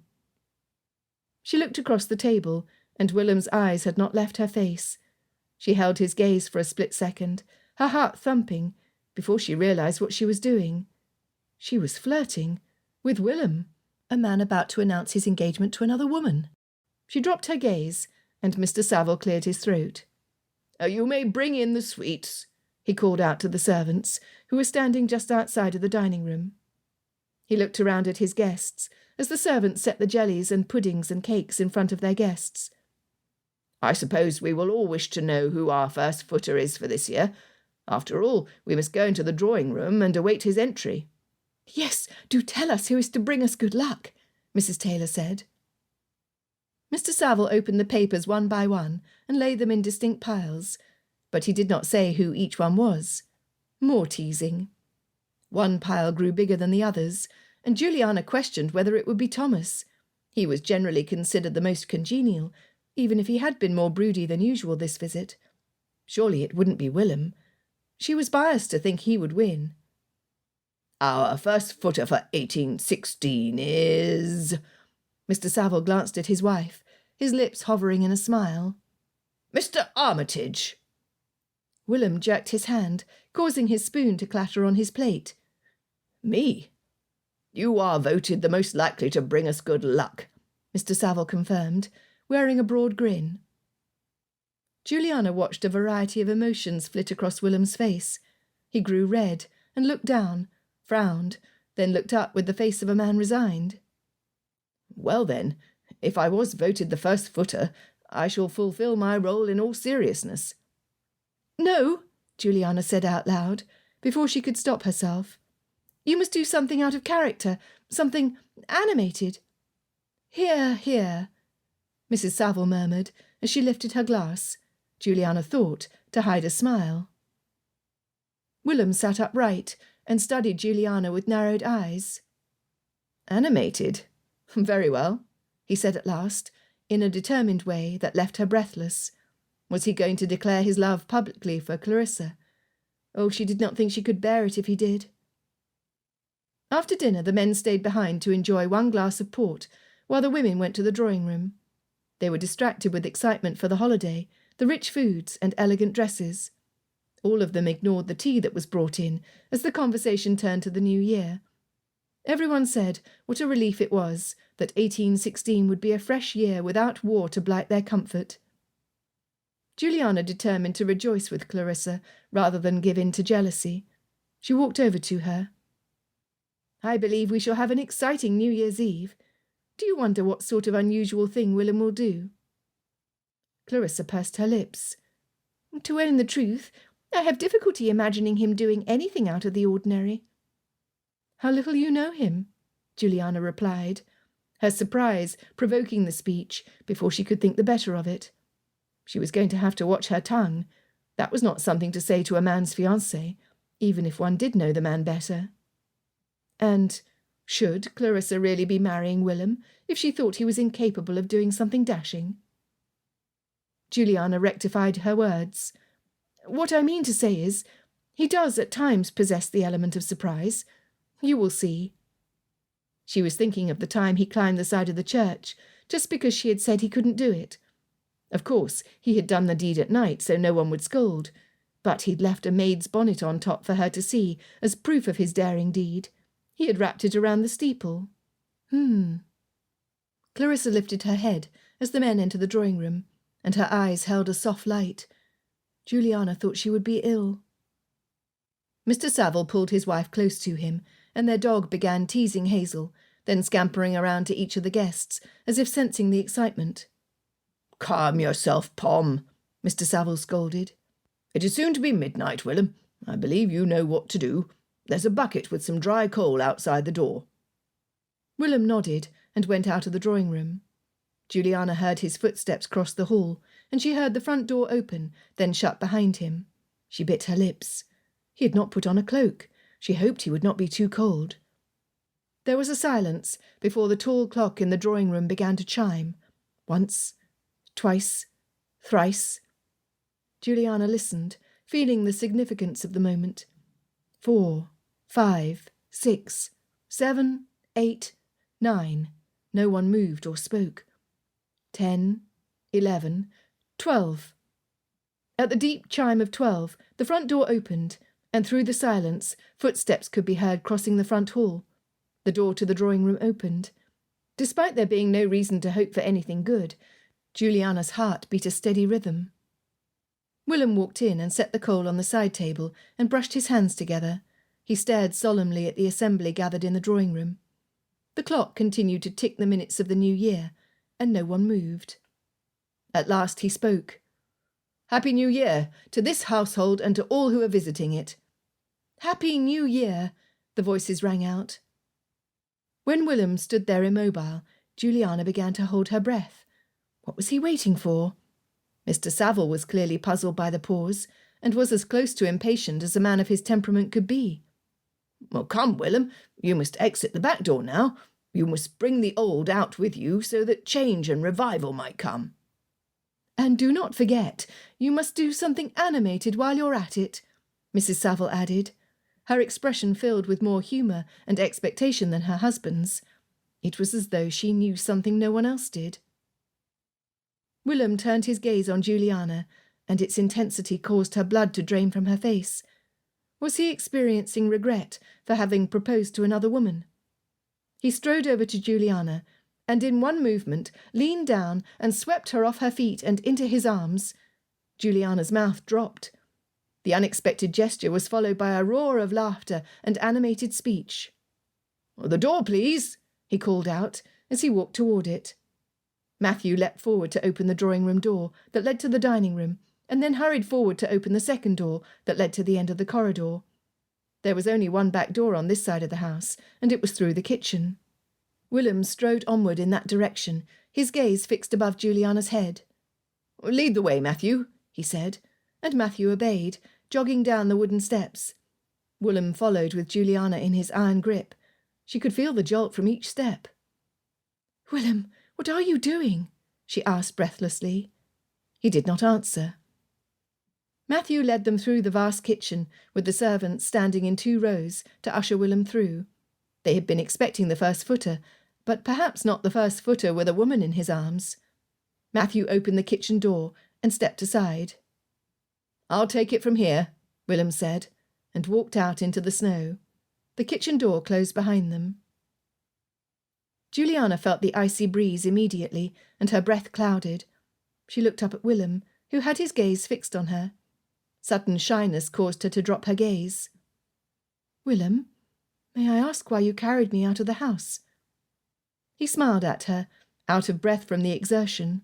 "I suppose I can set you down now." He did so, then removed his coat and covered her shoulders with it. She looked up at him, grateful for the warmth of his coat, missing his arms. "Why?" "If you'll forgive me my presumption, I thought some of your old prejudice was better left in 1815. I took the risk that I was right, and carried the old out once I'd ushered the new in. If I am not mistaken, you have changed your perception of what you want in life. The Juliana you once were has grown a size too small, and doesn't fit the Juliana of today. Tell me I'm wrong." Willem was entirely too confident in his speech, and Juliana had difficulty adjusting to it. "Besides, I could not very well kiss you in front of everyone." She looked up at him in shock. "Willem, you cannot kiss me. You are about to be engaged to Clarissa, if you are not already." Willem did not respond right away, but reached into his coat pocket and pulled out a folded letter. One Juliana had no problem recognising. She was ready for the icy ground to swallow her whole.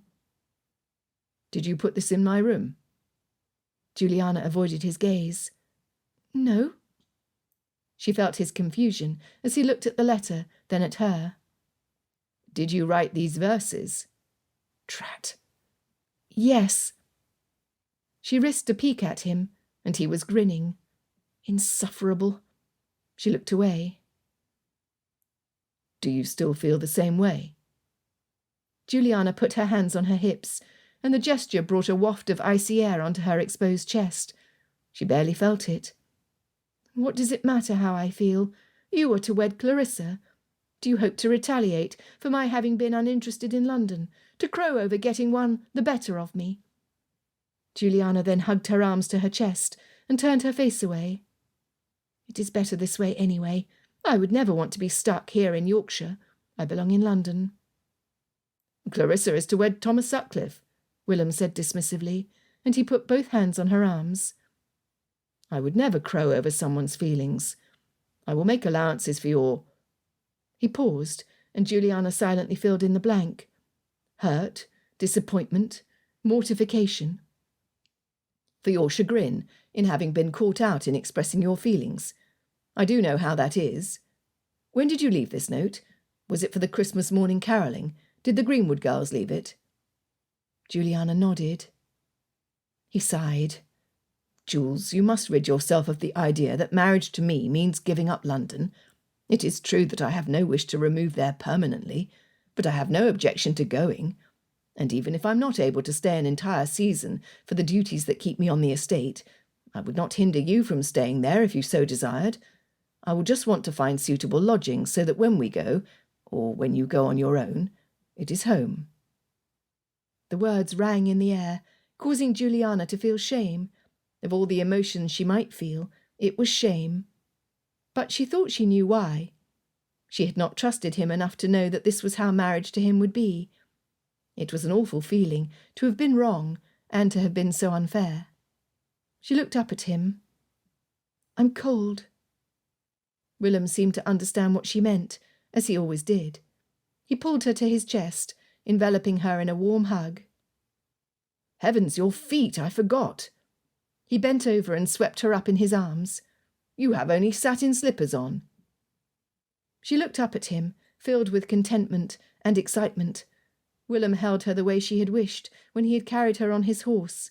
He held her, not to keep her from falling, but because otherwise she was too far away. "It is better now, anyway. I can see your face." Willem paused, looking down at her tenderly. "Jules, I'm cold too, but I don't want to go inside until we settle this thing. I love you. I always have. I will never sacrifice your happiness for mine. Do you think you could consent to being my wife?" She kept her gaze steady on his. "Yes, Willem." "Do you think if I sit on that bench on the mound of snow and freeze my buttocks for a few minutes, you could warm my heart by letting me kiss you, as I've wanted to do these past 5 years at least?" She found her mouth had suddenly gone dry, so she nodded. Willem walked over to the bench and sat with her bundled in his arms. He pulled his arm out that was under her legs and cut the side of her face, brushing a curl out of the way with infinite tenderness. He bent down and pressed his lips softly to hers, allowing his thumb to stroke her chin, until her wits had fled and were wandering aimlessly around in the snow. Something awoke inside of her, and she kissed him back, bringing her hand up to pull his head closer. He responded with a strength and intent that left her breathless. They continued to kiss until he pulled back sharply, leaving her with a feeling akin to desolation. Despite that, she grinned. I need to... Willem's eyes were black in the night air, and Juliana thought she might get lost in them. "There is something to be said for snowy banks to cool one's ardour," he said, with a dry chuckle, as he pulled himself to his feet, and her with him. "Are you quite certain you are ready to become Juliana Armitage?" "Quite certain," she replied, giggling. "Come then, love." He looked toward the kitchen door. Juliana peeked around him, in time to see a cluster of faces disappear from the small kitchen window, and another from the study upstairs. "Let us go announce what is to be new for 1816. Sharrow Estate, Sunday, 7th of January, 1816. Dearest Tempie, as you can see from the date, 12th night was yesterday, and I have only just seen off the last of my guests before taking the time to write to you. In truth, I could not wait to send my letter off. I should be exhausted, but with the joy and success of my house party behind me, I could only prolong the celebration by writing about it, for it went beyond my wildest imaginings. First, let me inform you that there was more than one match made. I hope you will not hold it against me if I am the first one to tell you that your great niece, Clarissa Weld, has become engaged to Mr. Thomas Sutcliffe. He is my sister's grandson, and I can vouch for his impeccable lineage and his upright character. He can be somewhat of a rake at times, and places a high priority on entertainment, but he will take very good care of your niece. Perhaps he will bring a smile to her face, and lighten her rather sombre expression, if you will allow me to say so. What is even more delightful, if you will consider this for a moment, we have now joined together our families through matrimony. I am deeply pleased that our connection now goes beyond simple friendship, although both you and I know that mere friendship is no paltry thing. And now I must come to the subject at hand, my own match. You will wish to have your curiosity satisfied as to whether my Juliana has at last been won over by Willelm Armitage. She was, and it was done in a way that was most romantic. He carried her out of the house in his role as first footer, and proposed to her in the snowy garden. I hobbled over to the study at the far end of the house, so I might see out the window there. There won't be any lack of passion between those two, let me tell you. The whole thing has come about just as I had hoped, with only a trifling help on my part. Not only was Juliana won over, she has wholly embraced the idea of returning to Yorkshire to live. I suppose it helps for her future husband to have promised that she shall spend as much time in London as she likes. It took until the new year for this to come about, and since I have not yet had news of you, I cannot say whether I have won our wager. Are you crowing with delight because you have at last beat me to Flinders, or are you still cleverly bringing about the match between Mr. Webb and Miss Nettles? I never thought I would say this, but I do not mind whether you have won or I have. This Christmas celebration was so full of all that matters. We lived the month of Christmas as one hopes always to live this most special holiday, in peace and harmony, with traditions new and old, and surrounded by our loved ones. We enjoyed the blessings of hearty fare and rich bounty in that usual way our God showers his blessings upon us, that is to say, abundantly. We had that, and the promise of new matches and new life besides. Truly, what more could one wish for? I am sure you will agree that neither of us need to win a wager in order to be victorious. I am wishing you a most truly happy, blessed year of our Lord 1816. I am certain to be well enough to visit you, Margaret, Esther, and Emily this summer when the weather is warmer, and a trip to London might be thought of. Until then, I am, as always, your affectionate Aota. This has been A Yorkshire Carol by Jenny Goutet, narrated by Stevie Zimmerman. Copyright 2021 by Jenny Goutet. Production copyright by Jenny Goutet.